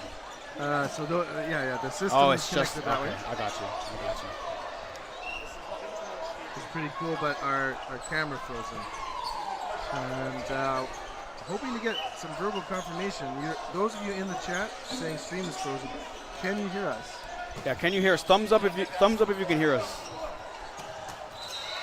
It's become a radio broadcast. Yeah, Burden to throw. Talia. Right now it's 6v3. In and out of the gloves. 5v3.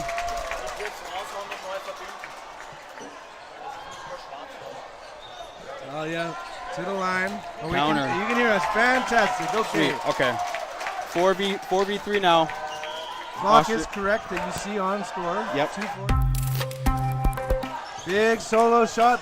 Great block by Kieflinger. Austria is taking the numbers down. 3 players at the line for Talia. 1 solo throw. A They rush. gotta go. Oh, nice Throw. try. Nice try. Marco with retaliation. Didn't have to, but said, Yeah, a little lackadaisical on yeah, that. I want to throw. Burden on Oostenrijk. 2 balls apiece for Hare and Skulitz. Into the gloves. Wow. That is, do you see a 60? I do not. All right, it's a 5v1 now. 60. Nico Kabidou. Marco with the grab at the line. Skulitz serving out. Point again. Oh, yeah.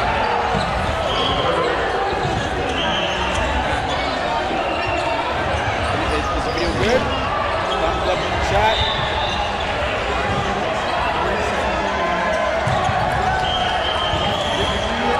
Perfect. Sweet. All right.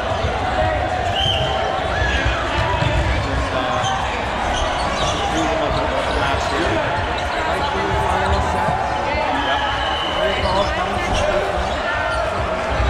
They counted his toe shot.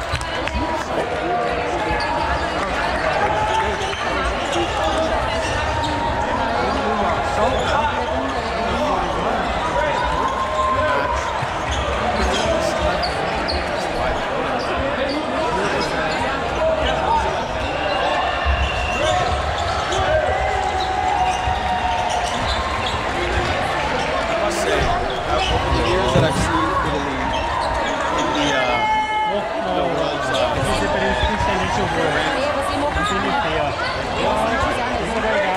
coaching against the women's team. Definitely a lot of fun and talent. Quick. Get down. Flowing a lot better. The growth is definitely it starts with like players like Marco who are willing to coach.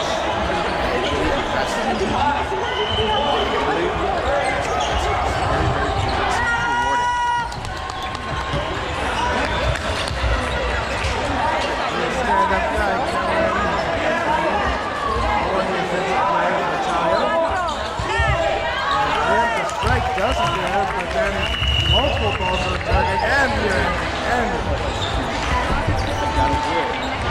congratulations, Natalia.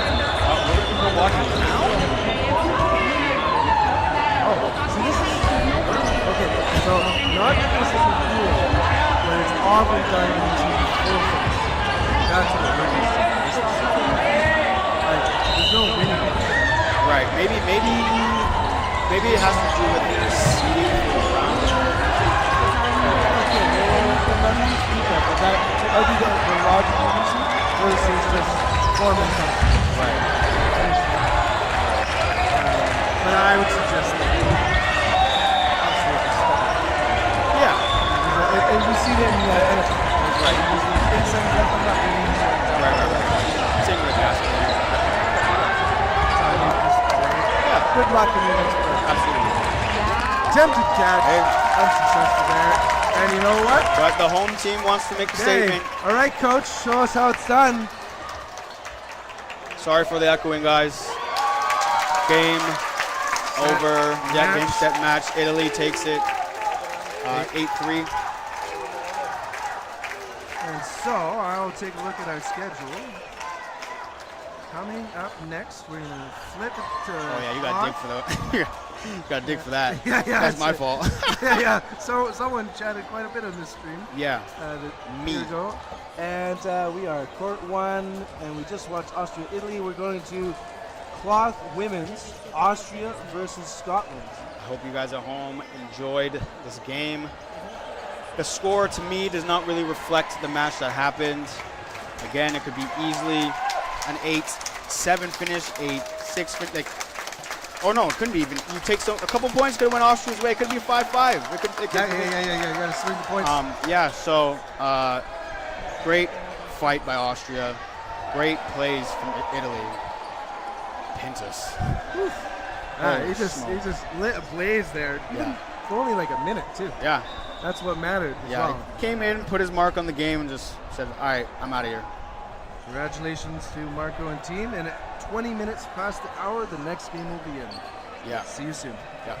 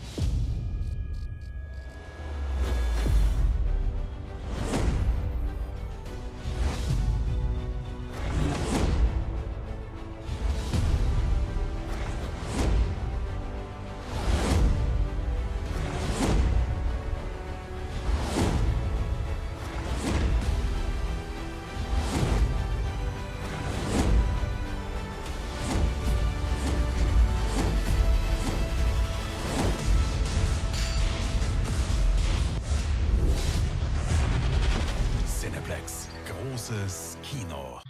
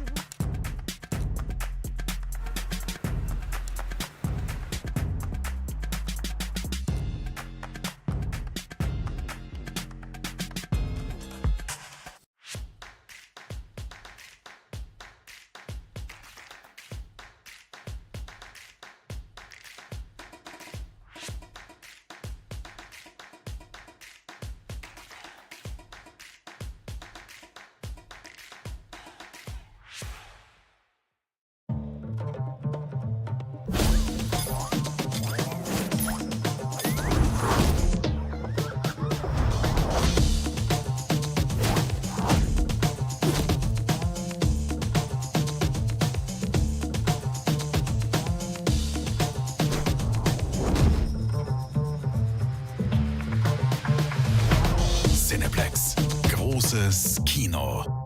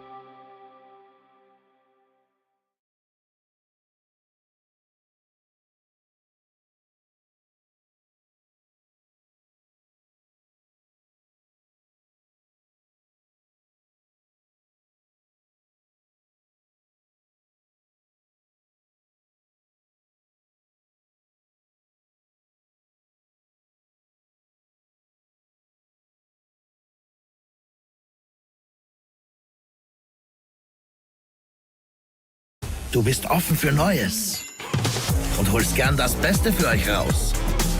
Wenn es einer tragen kann, dann du. Das Otterkringer Lager. Jetzt neu. Auch in der praktischen Elferkiste.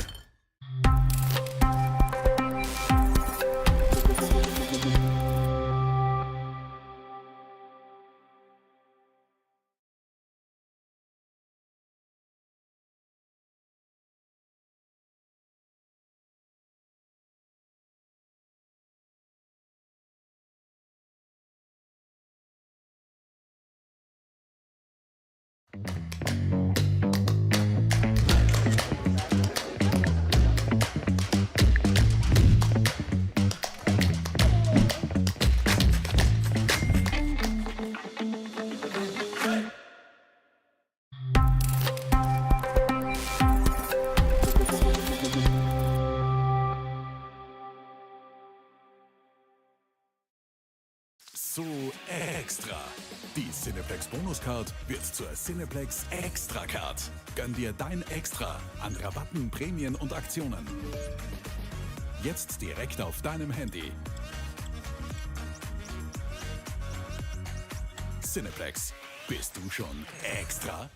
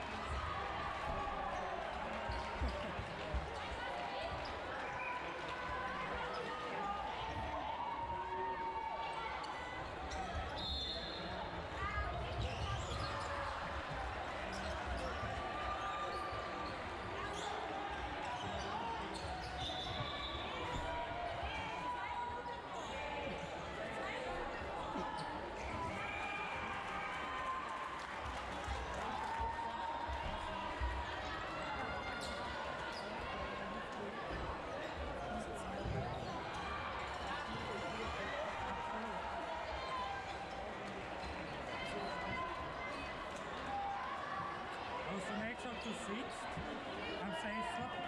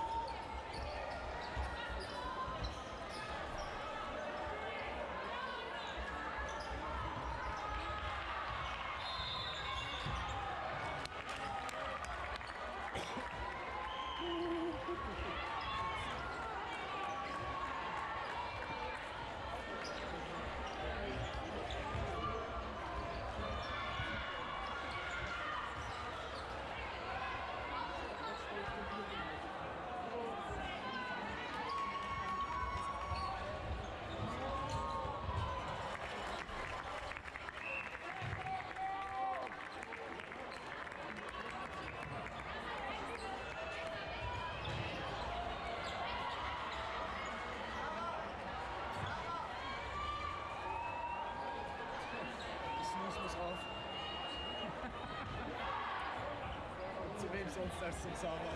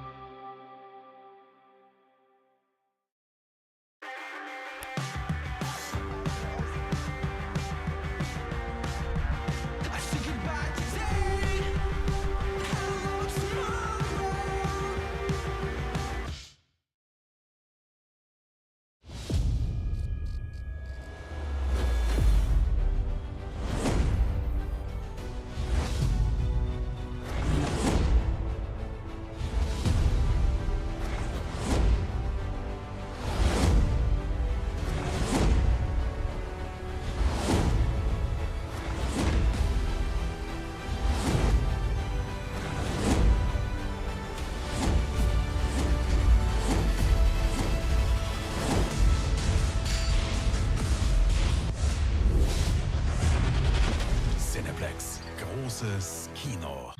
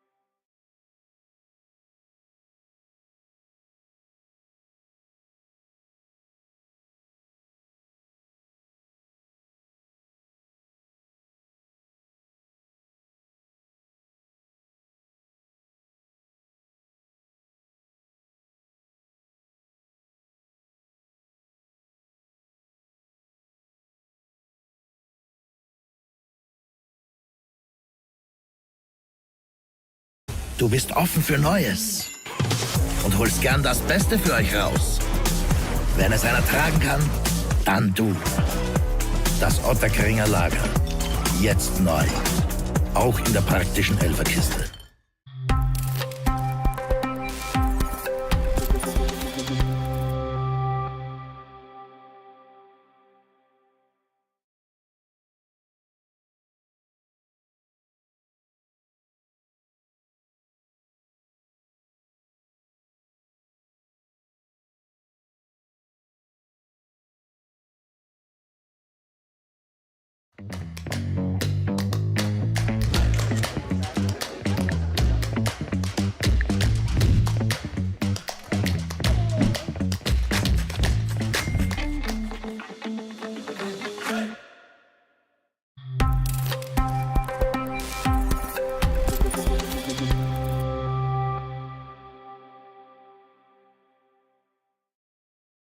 So extra. Die Cineplex Bonuscard wird zur Cineplex Extra Card. Gönn dir dein Extra an Rabatten, Prämien und Aktionen.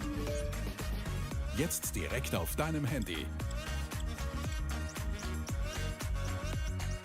Cineplex, bist du schon extra?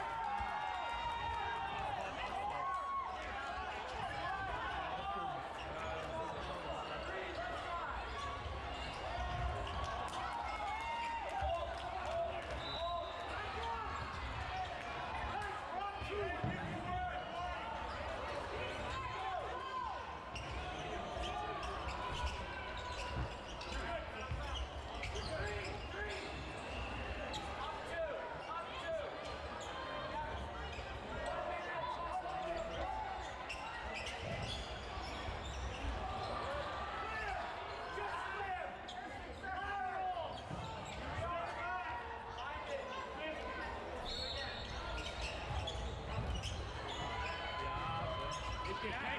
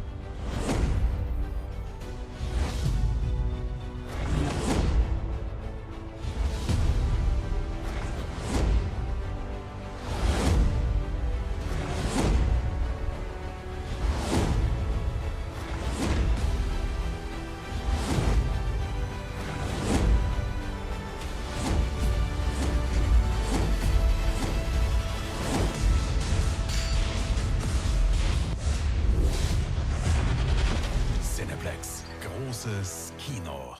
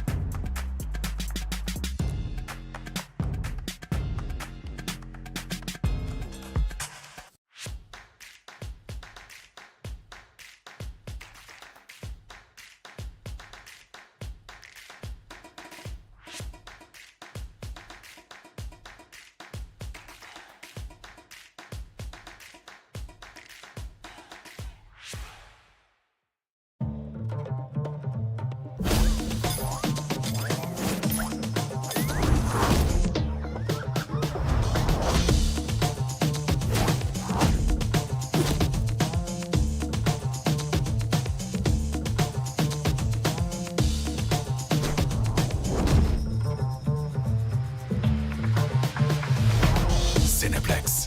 Großes Kino.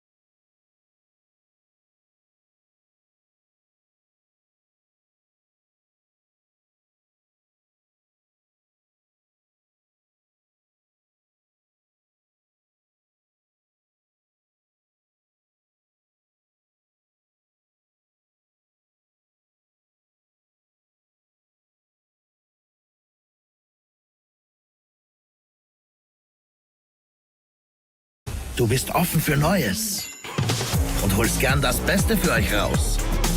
Wenn es einer tragen kann, dann du. Das Otterkringer Lager. Jetzt neu. Auch in der praktischen Elferkiste.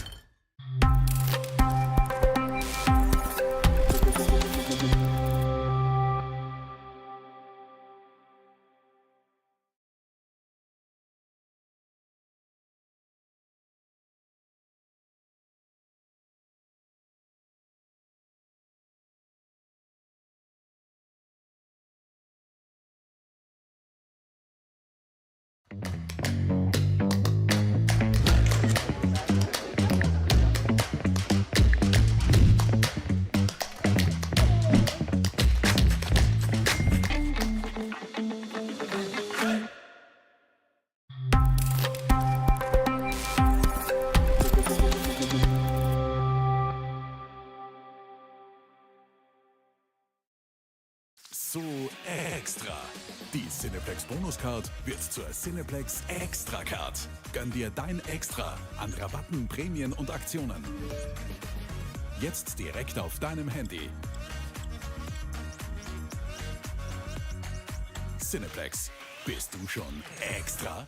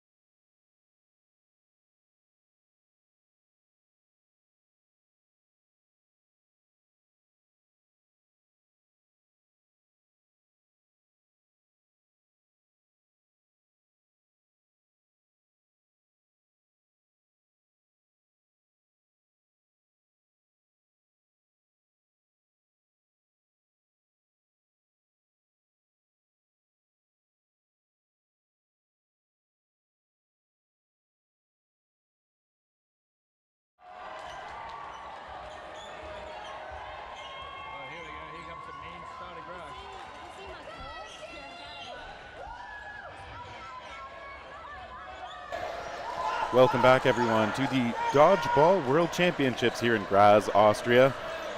Mixed foam action coming up. We've got Australia on the far side in the orange-tinged jerseys. And on the near side, we've got Sweden in the navy look. Terry Thrasher here with you for another match. Desmond Onwamere taken out right away. Ooh, look at Sweden coming out firing. Well, that is 3 quick hits.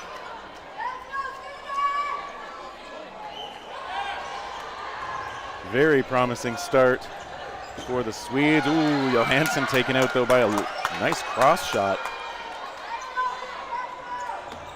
Australia, one of those countries with a pretty long foam tradition.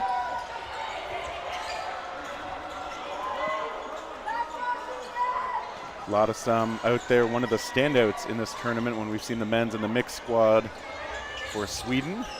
Moves around well. Rolfelt as well. We've sung her praises repeatedly for the Swedish side.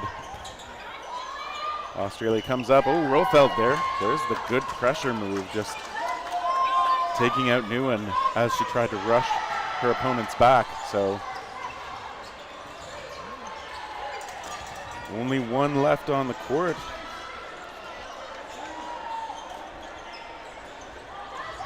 I like the 3 balls in hand attack. Taz Kalarachi now is going to settle back on defense.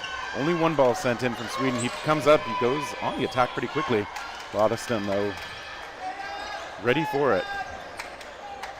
Rolfelt appears to be the one making the call again, and it's a cross try. Kalarachi still staying back there, likes to hold 3, or at least keep that 3rd one nearby. That ball bouncing before it finds the mark.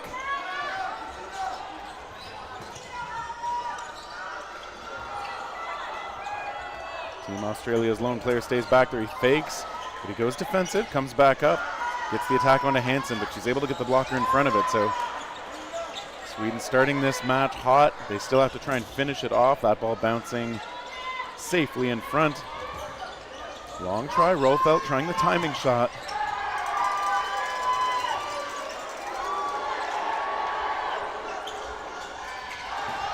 Oh, Lodestam, he got his blocker on it, but he was disarmed, so he's out. Kalarachi whittles them down to 3. Picks up that 3rd ball again. Okay, Rolfelt taking out that ball, popping up, maybe a chance for a team catch, but they don't find it, and that is a good shot. It's finished off. Sweden coming through strong as Wazir makes the hit. And Australia in a deficit right away after losing 3 very quickly off the rush. Onwamere is often their shot taker off a rush, but he was also the easy first target.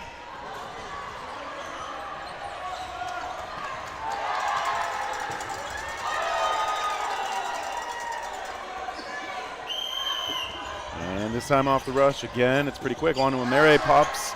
His ball's popped up, he is caught. I don't think he notices that his ball was the one caught, but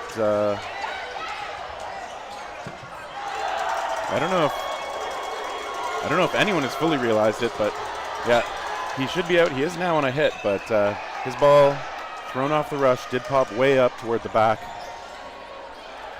And I'm curious if that is now getting sorted out. We have some of the Team England players out there as the player line refs.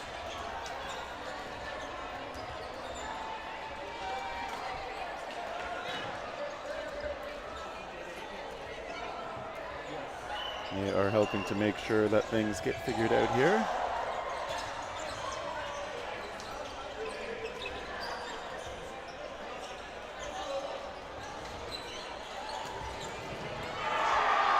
Maybe just talking about sequencing or turn of events. It's always hard to know.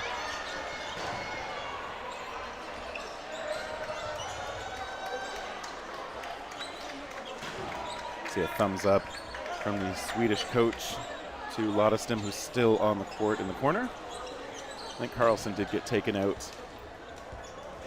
As far as I know, the shot onto him was from a legit player. Seems like things are getting worked out. Okay.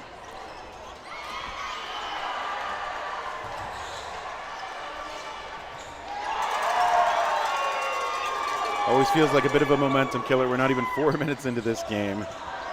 And they do have to work out some of these details. They want to make sure they get it right. Coach Connor Lennox out there talking things through with the officials. I believe that's Canada's Annie Charlebois as the referee at the moment.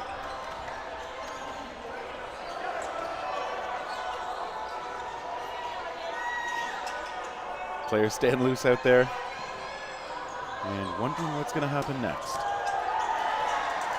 Onwamere is solidly off on the side now. And I think there should still be 5 for Australia on the court, as there are at the moment.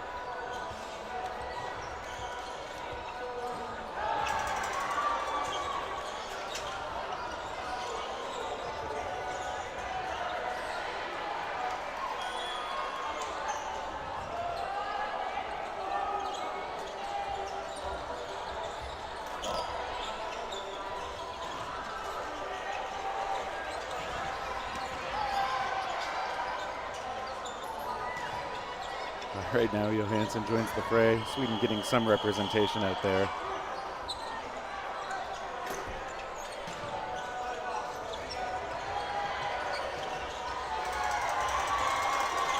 Always hard to know what to do as a player, since you want to stay loose, you don't want to cool off too much.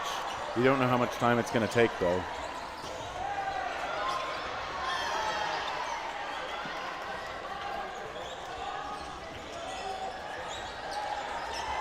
And neither do I. We do not know what this conversation is about, but okay, I was going to say things are working themselves out, but backline judge from the Australian side called over. Barrington as well over on the center side.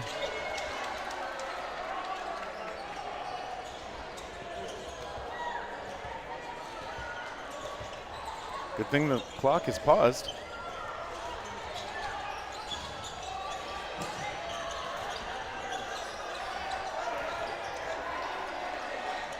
Look, I think my interpretation of those hand signals is it should be 5 on 5.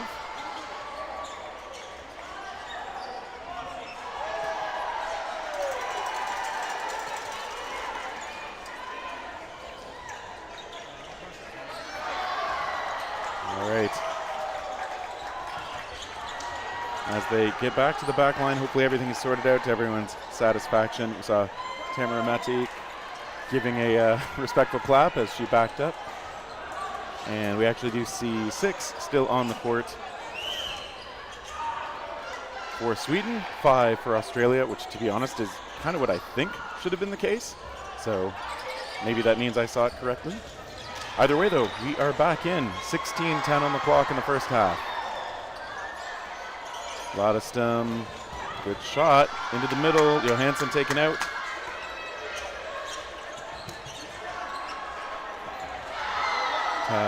Kalarachi doing some fancy fakes. That was a nice long-range try too from Wazir. Had some good curve on that shot, but good fakes coming out from Australia, and this time the ball sent over to the corner ineffectively.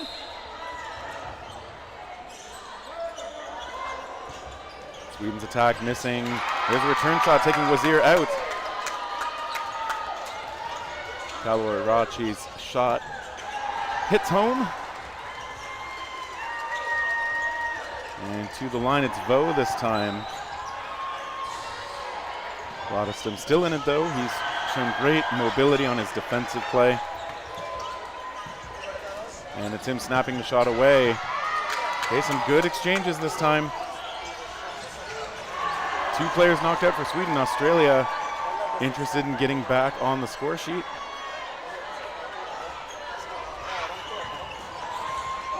Hansen taken out on the left side, so it's just Lodestam. Great shot from him onto the shins of Nguyen, who heads off, but that's only the second one off the court for Australia at this point. Vo just getting out of the way to the side of that.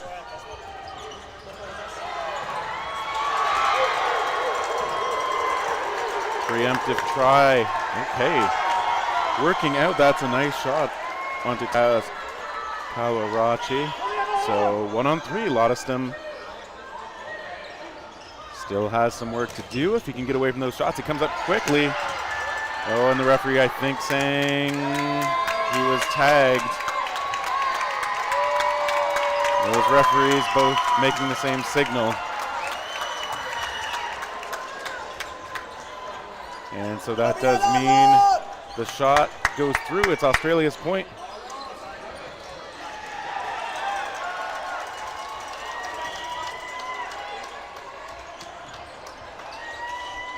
And so obviously that makes it 1-1.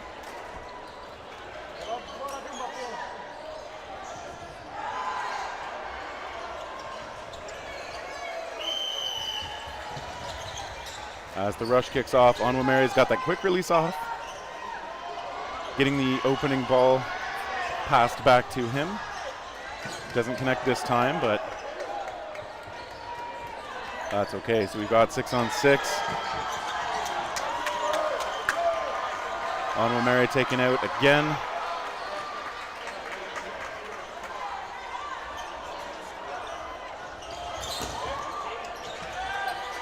Okay, 2 shots coming out now from Australia, willing to throw those balls pretty liberally. Sweden now with the attack. It's Lottiston from the middle. Australia comes together. Okay, there's a good shot. Johansson taking out Vo. Sweden still got 6. Kalarachi trying to elude all of those shots. He's able to do so. Rolfeld's last ball blocked away. The Australians threatened a little bit by Johansson. He draws a couple balls his way. That one popping up. Oh, it almost was a triple, but it's bailed out. Catch made by Kalarachi off his shoulder of his teammate.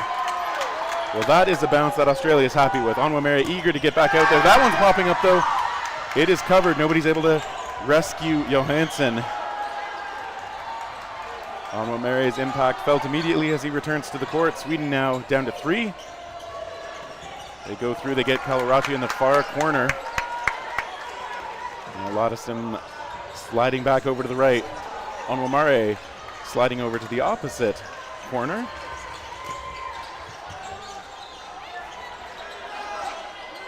Both teams being a little bit liberal with their shots right now.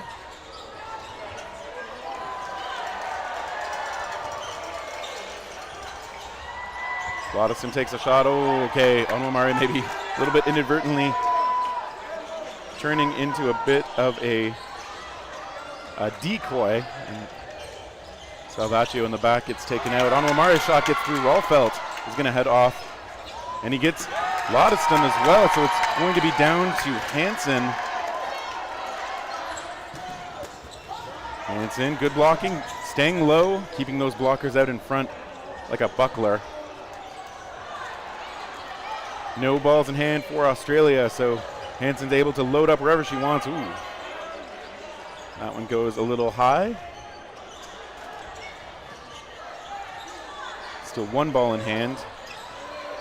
See if she goes toward the potential attacker. She does. Keeps the attack away. But now Australia's going to have 2. They're going to be able to look for a pincer or just set up, absorb the pressure, get 3 and try to attack. Onwamari tries to force it. And Hansen isn't sure. Onwamari saying, yep, okay, play on. Hansen goes proactive. 1 ball hits in the air. Onwamari missing on that one.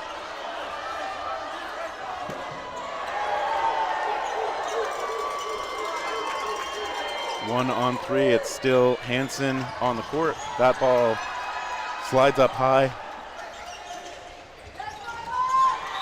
Still on her to throw. Go ahead point up for grabs. She's trying the safe throw again. She tries a second one. It's risky. Ooh. And Nguyen making her pay. Celebrating with her teammates. Baston was still there lurking at the back. And either way, Australia, they get the 2-1 point. And on that point, feels like the key was once Desmond Onwumere was caught back in, he had several shots just straight ahead, eliminating opponents. I feel like Sweden has taken notice as they target him again. Second ball from Johansson makes sure, I think Wazir's ball did find the mark initially right off the rush. So Sweden gets their man off the court. Gonna have to make sure he doesn't get caught back on. Okay, and their second target again has often been Kalarache, who's done a lot of work out of that corner for Sweden. Sorry, for Australia. Sweden now the targets. They lose Johansson. Looks like Lotteson's going to take over that side again.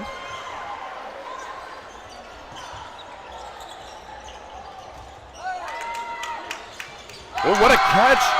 Moving back, falling down. No problem.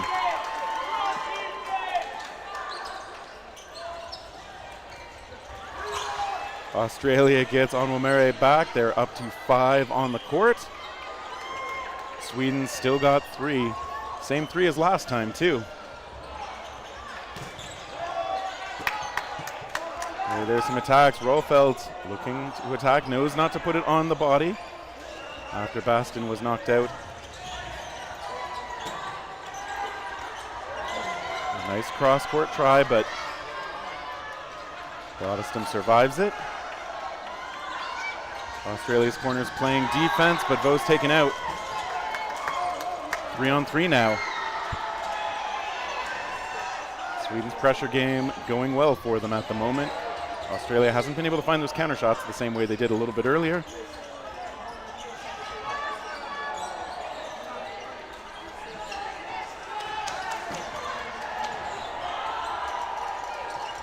One of those balls slipping out of Hansen's hands, I think. Rolfeld's shot missing as well. Sweden only 1 ball in hand now. Lotteson's got it, number 14 in the corner, but 5 in hand for the Aussies. And they get their man, Lotteston, the target this time. Nguyen gets a ball in the corner. Salvasian at the back there trying to chase down that last ball. Rolfeld setting up in the left corner. Oh, there's a quick shot. The first one from Onwumere, maybe mixing up the timing, getting through. Australia gets point number 3. They are now up by 2. That catch by Nguyen really helping to clutch things out for the Australian side. She's been an impact player in this match. Timeout called.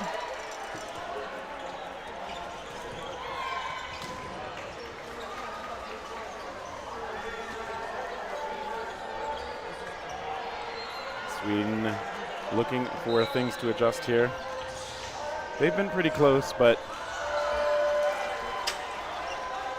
I mean, sometimes those catches, how are you going to not throw at a player who's at close range and backing up? Sometimes you got to give it up to the other player for making those big plays in the moment.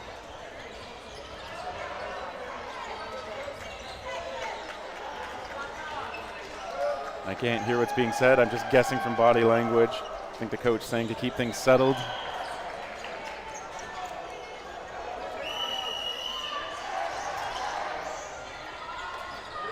Let's see if these teams mix up their players on the court. They've been keeping it pretty consistent so far. Maybe both teams subscribing to the idea of having that consistent 6 that can build chemistry and rapport. Maybe they're the top performers in the difficult moments. Every team's got a different way of approaching this stuff. Shagini has swapped in now for Sweden.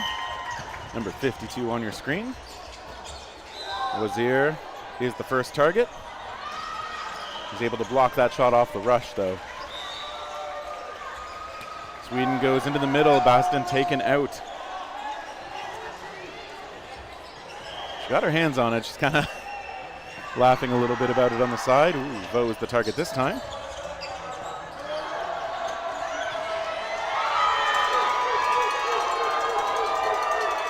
Australia to the line, preempt a shot. Johansson pays for it, though.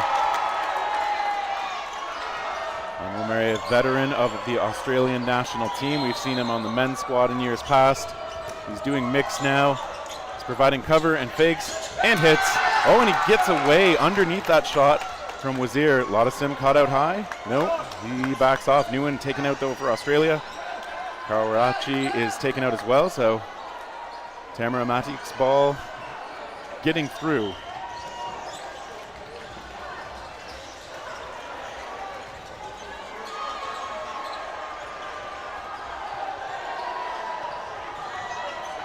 Ooh, long try from Lottasim trying to catch the Australian side as they're bunched up.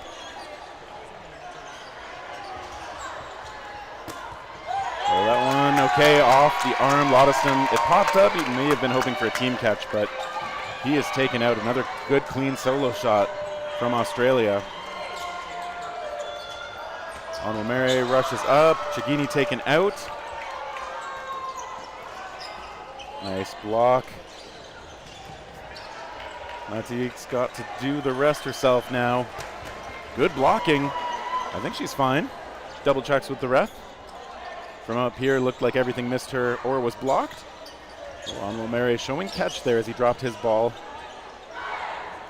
He's been doing a lot of his damage with hits, but maybe he's ready to get the grips in there too. Vo gets taken out. Well-placed shot.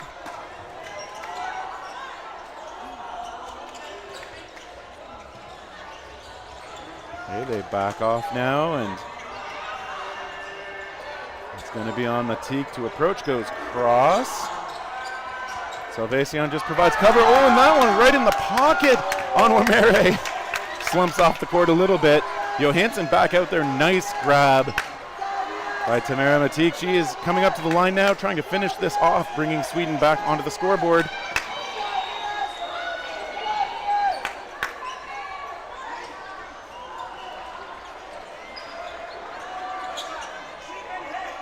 Okay, both those balls close to the target, but no such luck. Mary Grace Salvacion settles into a defensive posture here. She's just looking block and sidestep. She comes up and attacks. Goes cross court. Good throwing mechanics from her as she gets her whole body behind that throw, especially when she knows she can afford the big windup. And is she going to go preemptive here? Nope, just a block, but she can't get that ball all the way off of her. So Sweden bringing it back off a big catch from Tamara Matik on Desmond Onwumere. There is a timeout called by the Australian side. And the Swedes bringing their fans back into it.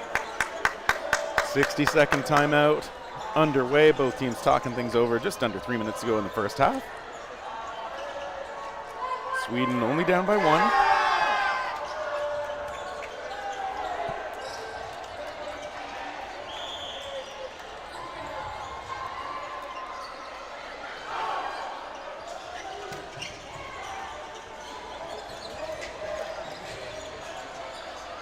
And the teams breaking their huddles, setting up. Lennox still out there, talking things over with Vo. I do get the word from the refs. It's time to start. Lennox, who's done coaching duties for this Australian side for several years. Out there again, supporting his side.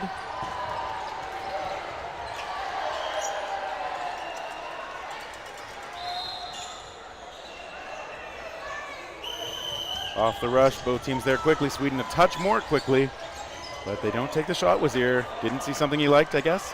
And they are going to look to set it up instead. Oh, Johansson, nice block. Vo's ball coming in hard, but You could hear the nice solid impact made by the blocker ball as he pushed it down on Romari, the target there. Lodeston sliding down to the ground. Great shot taken. Calarachi has had some great ones from the back line. He's the target this time. Nice hops. He gets up. Oh, and they do get control of that ball. Salvation managing to spot it and get to it before it went over the other way. Counter shot by Johansson missing. Australia still with 6 out there. Sweden with 5. Nice cross try. Calarache gets back up, lets it go. Rolfeld's caught. It's a 2-for-1 special.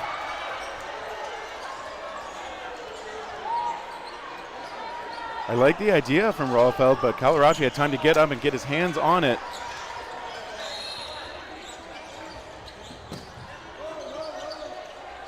Australia gets that extra ball back, and this time, shot coming out from the left once more. Matique couldn't catch that one as it skipped in short of her. Okay, nice try toward Vo. Calarachi lets it go again. Shagini with the block though. And Australia still with 6 out there. Now with 4 balls in hand, they come on up. They miss. Oh, there's another grab. Catches have been important in this match. Vo snares that one as it threatened to go past him.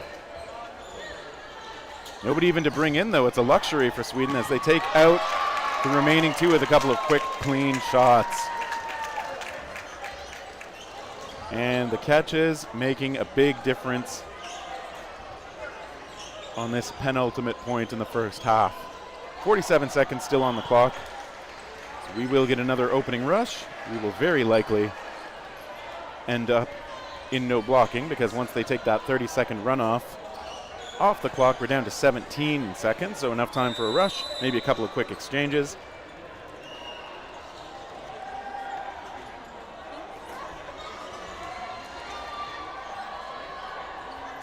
The officials on court making sure everything's ready to go.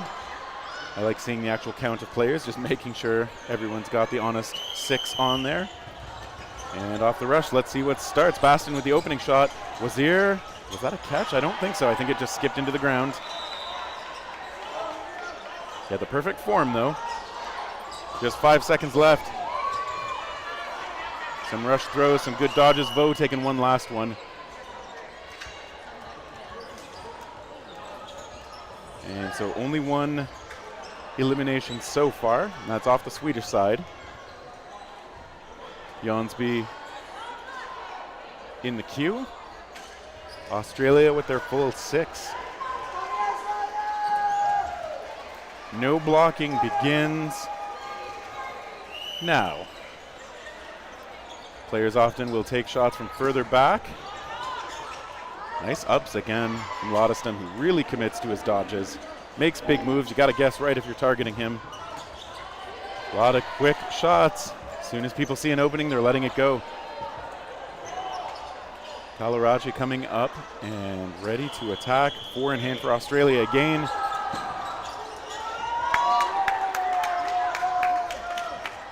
And despite some good ones coming out, everybody's still in it. Sweden's turn with 4.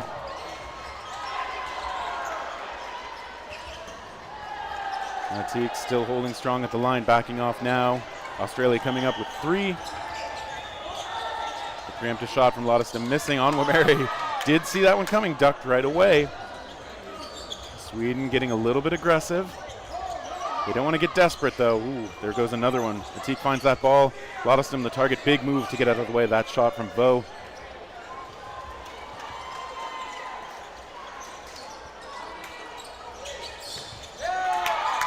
All right, and Wazir finally hit. Ooh, there's a bit of a crowding over there on the Australian side too as they finally lose a player.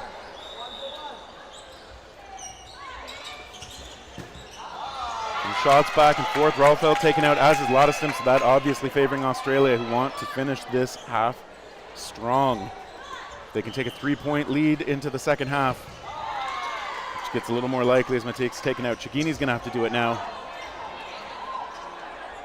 But a 3-point lead is when the other team will definitely be feeling the pressure. Teams often have to take a few more risks to bring it back at that point, but there's a good shot. Chigini is caught though. Baston catches that ball as it bounces up off her. Australia taking that point solidly. Oh, unless.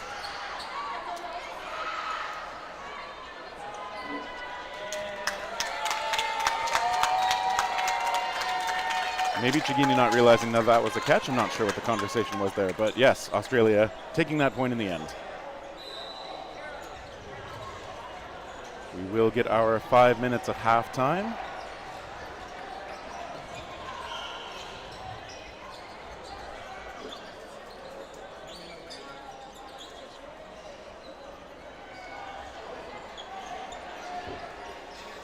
All right, the high five line not happening in mid-court the way I like to see it. It's still happening over on the sideline, all smiles.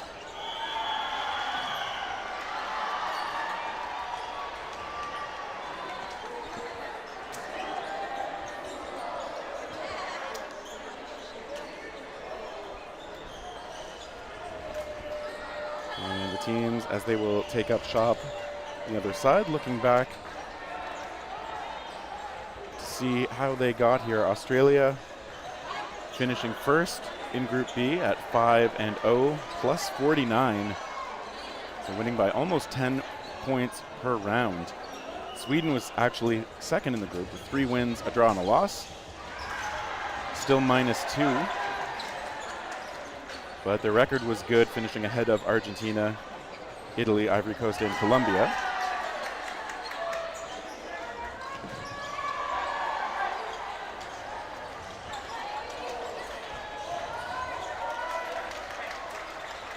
Earlier in the playoffs, Australia overcame Czechia 14-1. Sweden advancing over Japan 5-2. So maybe just giving you an idea of just how different the pace of the game can be. 15 total points in Australia's earlier match, only 7 total points, which has already been equaled in this one. But 7 total points in Sweden's first round against Japan.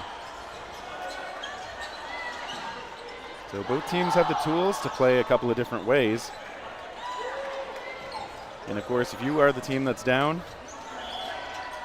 you have to think about whether you want to change up your style. Are you thinking that it's just been some bad breaks and some slightly worse execution, and you just need to tighten things up a bit? Or is it worth shaking things up, trying to disrupt what the other team's doing a bit more, playing much more conservatively or much more aggressively? There are a lot of options to mix things up, and it's not like they've been too far off so far.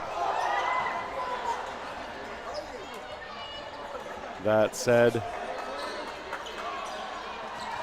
I would think that part of what they need to do is really try and make sure that they can take Onwamare and Kalurachi off the court as quickly as possible, because those two have been quick strikers. Good hard shots. They've been able to attack either at the line or on the counters. They've probably been the biggest shot takers from this Australian side. There have been some great grabs. We saw Baston finish off the no blocking point as well with one. Nguyen, that great falling back catch earlier. It is a total team effort, of course. And now we are about to get underway. Jonsby out there again for Sweden. Johansson replaced at the moment. Ottoson able to get out of the way of that incoming shot, and now Sweden sets up with 4 to the line. It's a good counter shot. Kalurache not able to get his hands on that.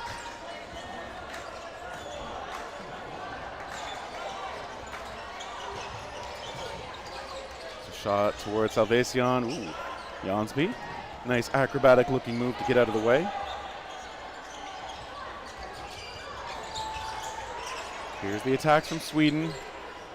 Now they back off with 3. Australia is going to have to throw. Oh, sorry, they aren't. They have 1 less player, so it doesn't matter that they have 3 balls. Lodeston now attacks. Onwamare is attacking as well. He sees another opportunity to pick up a ball and hold the line for his team. Wazir taken out for Sweden.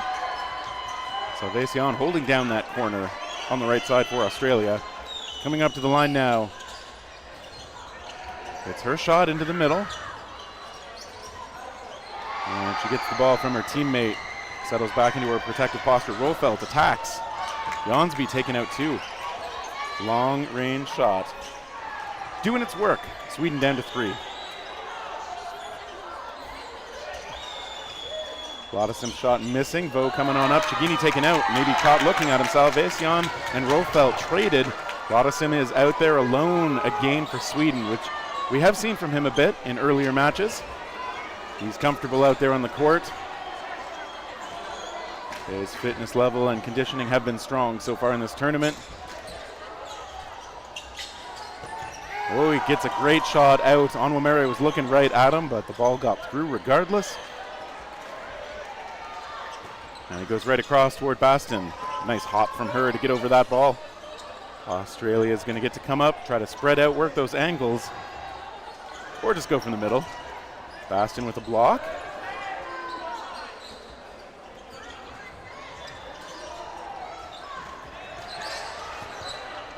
Sebastian just going pure defense there, reading correctly that the throw was coming her way. Now going to swap sides with Vo. They get 2 balls in on Lodeston. That last one, oh, Baston finishes it off. She had the trailer, she took the shot, placed it perfectly. It's another point for Australia. 6-2 now, as Australia has scored several in a row. And I would still absolutely not say it's out of reach. 4-point difference with more than 4 minutes per point. Still available for Sweden. And they'll need to connect on a few of those kinds of shots in order to have the best possible chance to make that deficit up. Meanwhile, Australia, of course, very aware of that. Ooh, Lodeston. One of the hard things about blocking like that is blocking it right into your teammate. Thankfully, not what he did this time. Oh, there's Kalarachi with another catch. That one's off Rofelt. He has been so ready and squared up to the ball in that back corner. He is the target this time. They don't want to give him that opportunity. They force feed him a few shots and send him off to the side. Still 5 out there for Australia, though, facing the 5 from Sweden, who only have 1 ball in hand right now. Jonsby, the target, taken out. That is, of course, the danger when you only have 1 ball. The other team can focus fire on that ball carrier, try to make sure that your options for defense and protecting teammates are completely limited.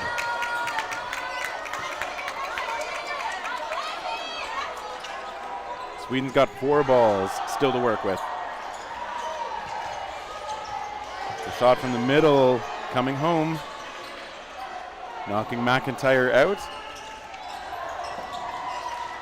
Ooh, a couple of Swedish players almost colliding while they both try to avoid shots coming their way.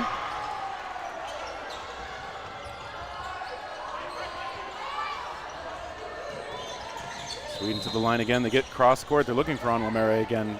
Teague just checking to make sure she's okay. She is.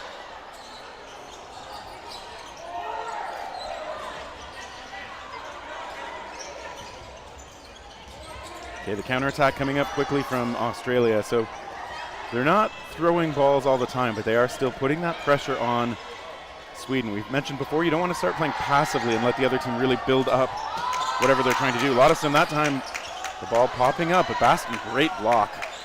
Her reaction was perfect to keep herself protected. We are still looking at 4-on-4 action. Lodeston taken out. Beautiful throw from right across. Kevin Vo. Great shot. Sweden attacking now. Okay, and that is close, but a block. Oh, but Matique lost on the side. I didn't see what happened to her, but she looked skyward. Probably not happy about it. Referees talking again. Summoning the official who was at the back on the Swedish side. I saw a gesture about looking maybe like a block and a ball going down into a leg, something like that. The conclave comes together.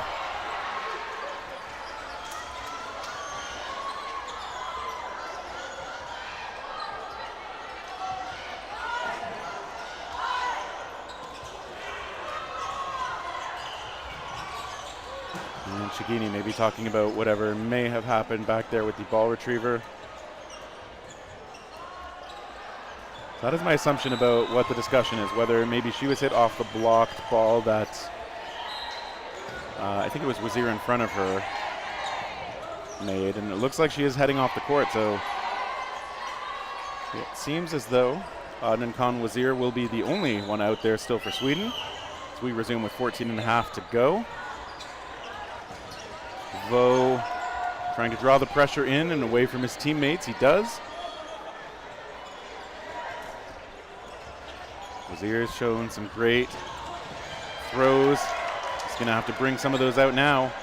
And maybe now the defensive play from him. We'll see how he chooses to approach it. Australia, meanwhile, sends 2. Vo the target again. He's doing well to draw the attention away from his unprotected teammates. That's what you got to do if you've still got a ball on your side. Wazir squaring up across from Anwamare, puts in a bit of a curveball. Tries again, makes it happen. Anwamare looking away for just a little too long. Wazir with a great shot to capitalize. Vo is now going to square across from him. And perfect shot. Baston again, the closer of some of these points. Australia celebrating because that point is going to make it a lot harder for Sweden to come back. They are down 5. They got 13 minutes to go. Things are starting to slip away for them. We still have some conversation on the sideline. It's Lennox in there again talking to the officials. The clock is still running, so I'm hoping they don't spend too much time on this. Clock has been stopped now. And so is the conversation, so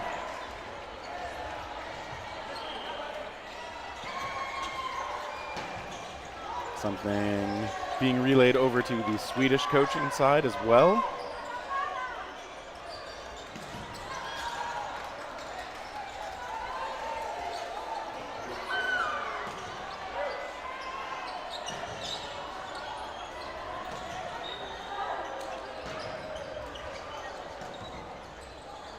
All right, so whatever that was, it'll have to stay between all of them, because I still have no idea.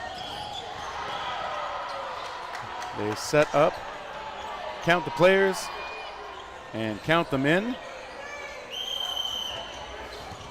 Here's the rush again. We see some lineup changes happening again. Reinhardt out there for the first time for Australia. Sweden sends one in from the right side straight across. Rolfeld, ooh, great shot from Reinhardt. Ooh, and he drops something that was right on the body, hoping to catch it. Paolo Arache sliding back at a play. And gets away from those shots. And the officials, okay, it's a mop break.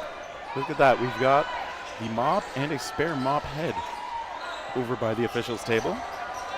This is a prepared court. Jonathan's son doing the cleanup duties there for his side. And now we're going to come back in, referees, making sure everybody's on the back line. It is an important formality. Okay, track down that ball. I think that catch should be good. I also think he should be out. Oh, it's just, I think Carlson was clipped by his teammate there from behind. Lindskog maybe trying to capitalize on the moment. So the catching rule now, if you've been watching these tournaments for a while in this foam format, you've seen the old 2 points of contact style ruling. Now the ball just needs to be secured in the air, and you have to have started on the court. And either way, you got to respect the effort. William Karlsson selling out to try and get that ball off his arm. He did end up out of bounds regardless.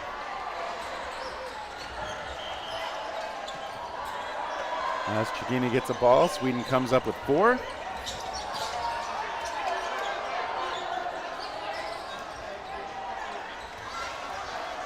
We've got a little under 12 minutes though. 5-point lead still in place for Australia. That try from Salvation. Jones be able to lean back and away.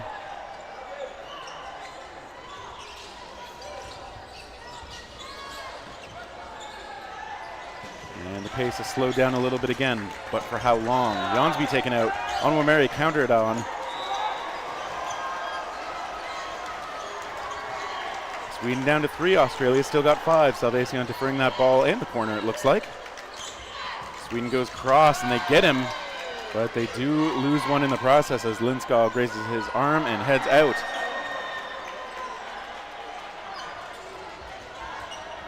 Chigini threatening the underhand. Matik shaking it off as that ball not coming out the way I'm sure she intended it to. Sweden still going to be on them to throw. And it's a shot into the middle. Salvation still active in that corner, showing pressure now coming up, providing cover for Baston. It's been a closer now. Yep, that pressure from Australia going to make it hard to get that ball. Matik trying to make it a possibility, but looks skyward again as she heads off the court. Chigini alone.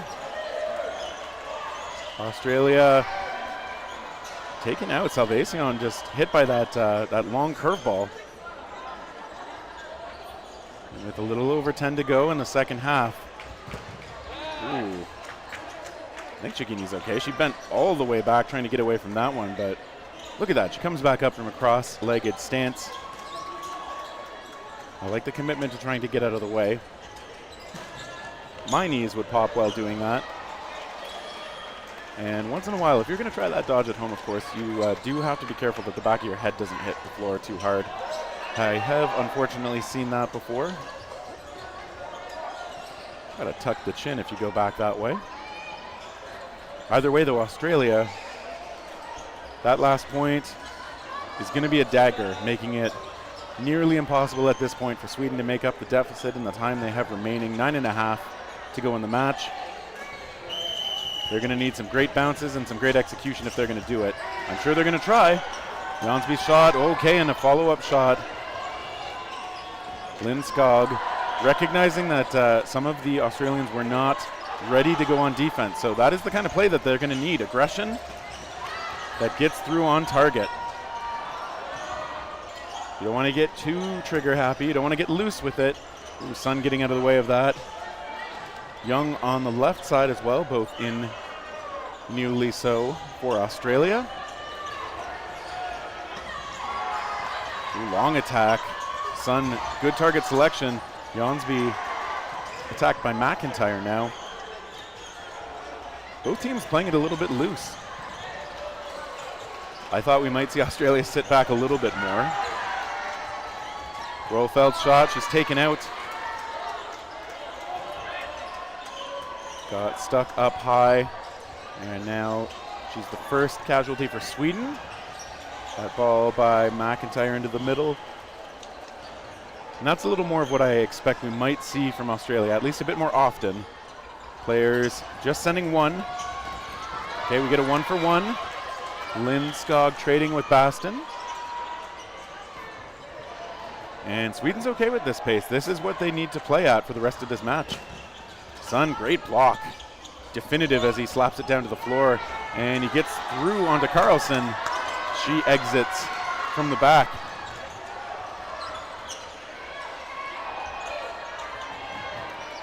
Great shot by Young, guessing correctly which way William Karlsson's going to be moving. Oh, what a throw at a Sun. Jonsby recognizing, ooh. And Matik maybe caught looking at that, ends up absorbing a ball to the forehead. Yeah, Young's shot just came out so cleanly and curved right down onto the feet. Those are the kinds of throws you got to respect. And it looked from up here like the right kind of bend to just be kind of impossible to deal with unless you really, really anticipate it. We get a timeout from Sweden.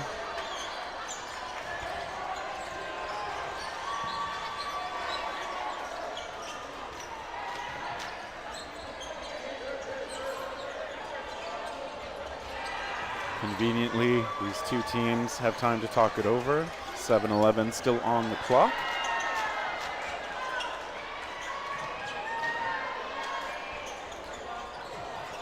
And I think it's possible that if I'm Sweden's coaching staff and veterans, we may be talking about how to approach the rest of this game if they feel like it's out of reach. And again, 1 point per minute in foam, pretty challenging pace to strike. So that's what they're facing. So if they want to think about what they might be doing looking forward to the consolation rounds, I would understand. Referees given the let's get it moving signal. Of course, if you are Australia, you cannot afford to go fully off the accelerator.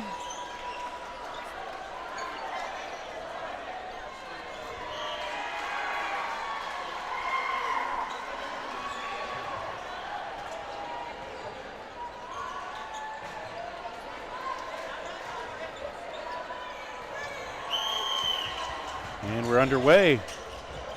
Jansby missing. He is attacked. He gets under that ball somehow. Miato out there for the first time for this Australian squad,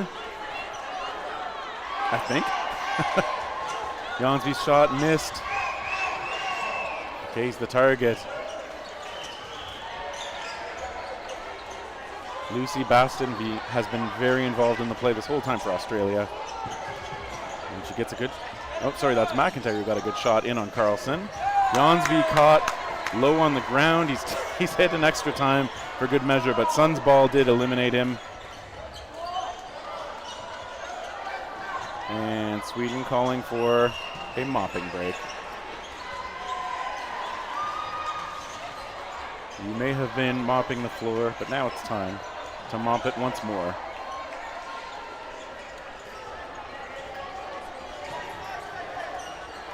And it might look a little ridiculous to be pointing out all the spots where it needs attention, but obviously the way the lights come down and hit the more wet spots, not apparent from every angle, so it is actually helpful. We come back in from the back line, one ball right near the middle. Carlson taken out on the side. Hansen's got to watch that ball roll away. Lindskog, okay, is going to go over to the corner. Rofelt hit. Okay, wow, and Young just doing some great work on that left side, connecting repeatedly. Sun likes not to take that shot from point blank range. No need to force it right now. Hansen going across. And it's a hit and a block. Sweden still got one out there with 5:40 on the clock. Okay, the first ball coming in and hitting the knee.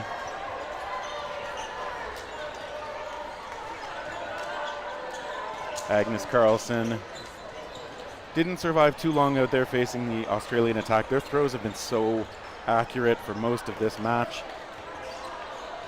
When they're unchallenged, they've been able to get through pretty often, and their counter game has been on point.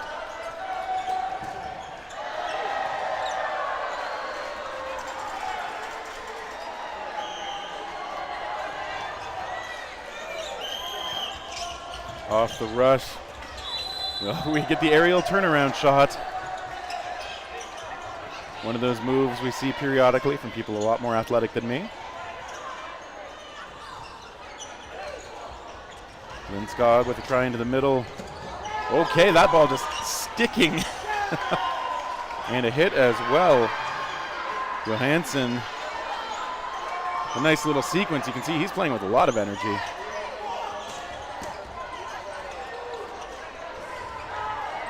Sweden's got their full six out there. Slightly different six than we've seen earlier in the match. Good block, Reinhardt. keeps that ball out high and in front. Australia's got 4 to keep things locked down with for as long as they can. There's a hit. Carlson taken out that time. That ball popping up and over to Australia, back to Sweden. It's a cross-globe journey. So Australia's tied up this player count. It's 4-on-4 now.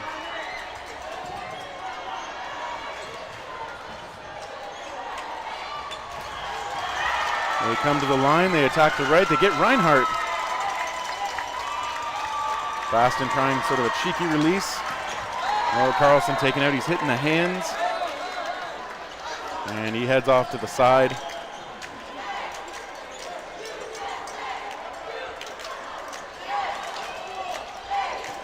Lindskog taken out, he saw that ball all the way but couldn't block it. Baston's got the power right now.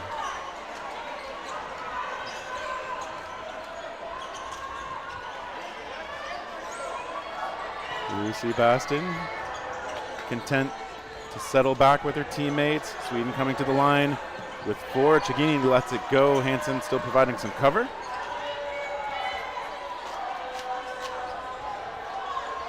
Australia looking for the final eliminations, but really nice block coming out of Emma Hansen.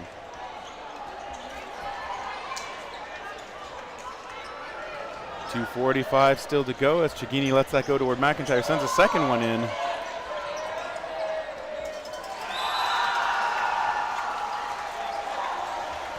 Team Australia to the line, they go toward Hansen. At least one of those balls gets through. Might have been both even. There's that accuracy coming out one more time. And Chigini sends one in, gets through onto McIntyre. Ooh, and then Young able to take her down. She seems to be fine, just maybe frustrated. Although she's nursing that right hand a little bit. All right, it's not bad enough for her to come off the court, so maybe just jamming it a tiny bit, but she is fine. We've got 2 minutes left on the clock. So my guess would be this will be the final point coming up. Time is stopped. The officials talking a bit near the table.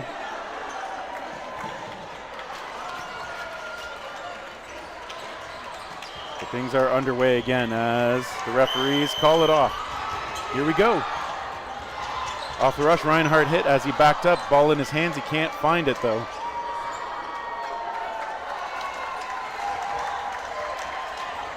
Team Australia looking toward the left.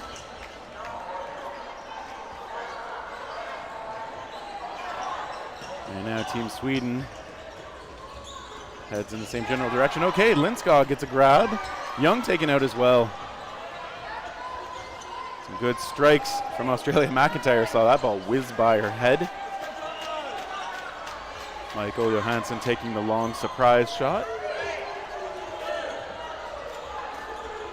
Carlson the target again, still moving around with lots and lots of energy.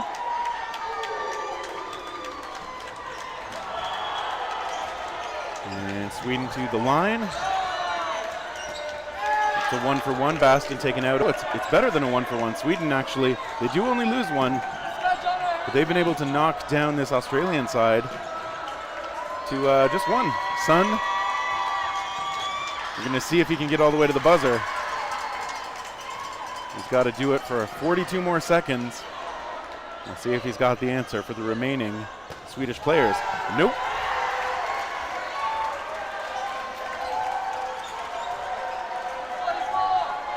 And we see from the timekeeper that once we put in that final minute runoff, we will still have 5 seconds on the clock. You know what that means? There's enough time for one more rush. Admittedly, not a lot more than that, though.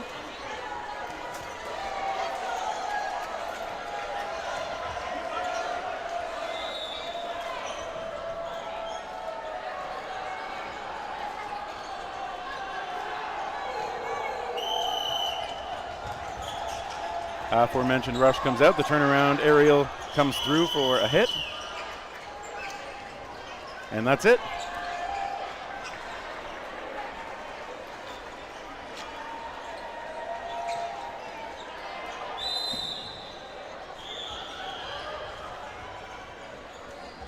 And I may be out of date on how the end of match rules are being determined for knockout games, because typically in a knockout, if the no blocking wouldn't change things, I'm used to seeing it not played out at all, but it looks like we are going to do that.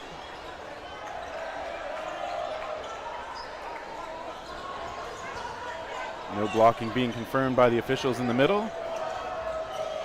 And so we have a little bit more action to come here. Carlson calling himself off. Nice defensive move, but he wasn't able to get all the way out of the way. Hansen lets one go, tries to get to that ball. Okay, across from Sun, takes her out. Chagini backs up. I think she's okay. Bit of a stumble there. She is the target. She slides out of the way. Definitely seems okay. Great movement on the court. Agnes Carlson coming on up, taking a shot. Sun taken out. The rest of Australia, though, hanging out near the back line. Reinhardt coming up for that ball. No blocking is, of course, underway. Australia is now going to get to set up, take their shots. We'll see if they go for both of their targets remaining on the court here. Just Chagini on the left. Nice movement from her.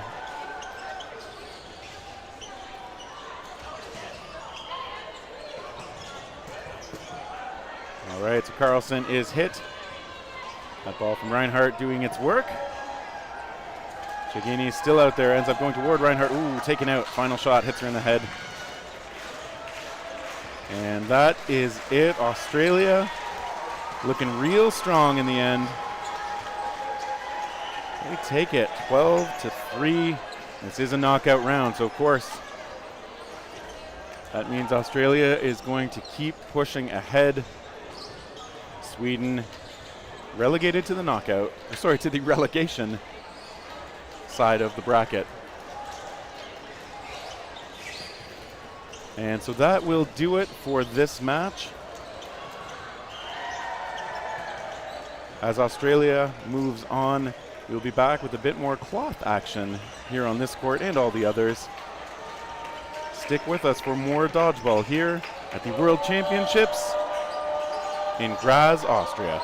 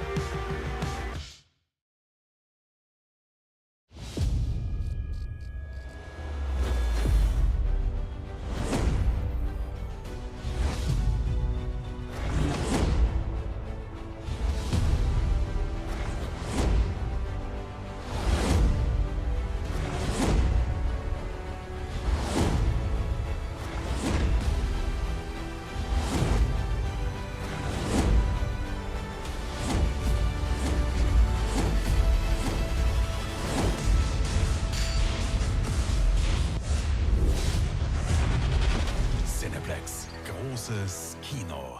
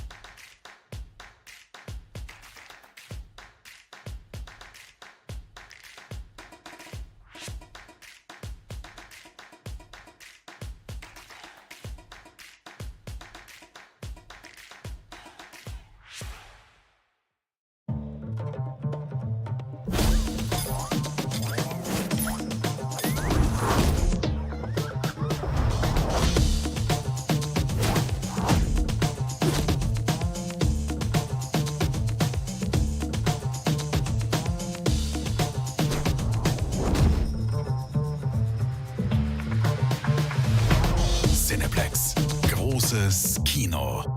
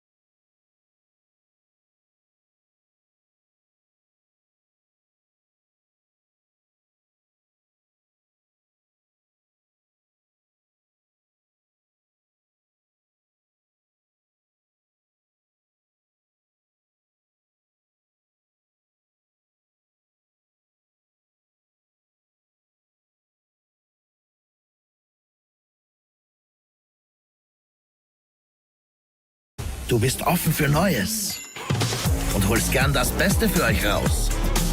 Wenn es einer tragen kann, dann du. Das Otterkringer Lager. Jetzt neu. Auch in der praktischen Elferkiste.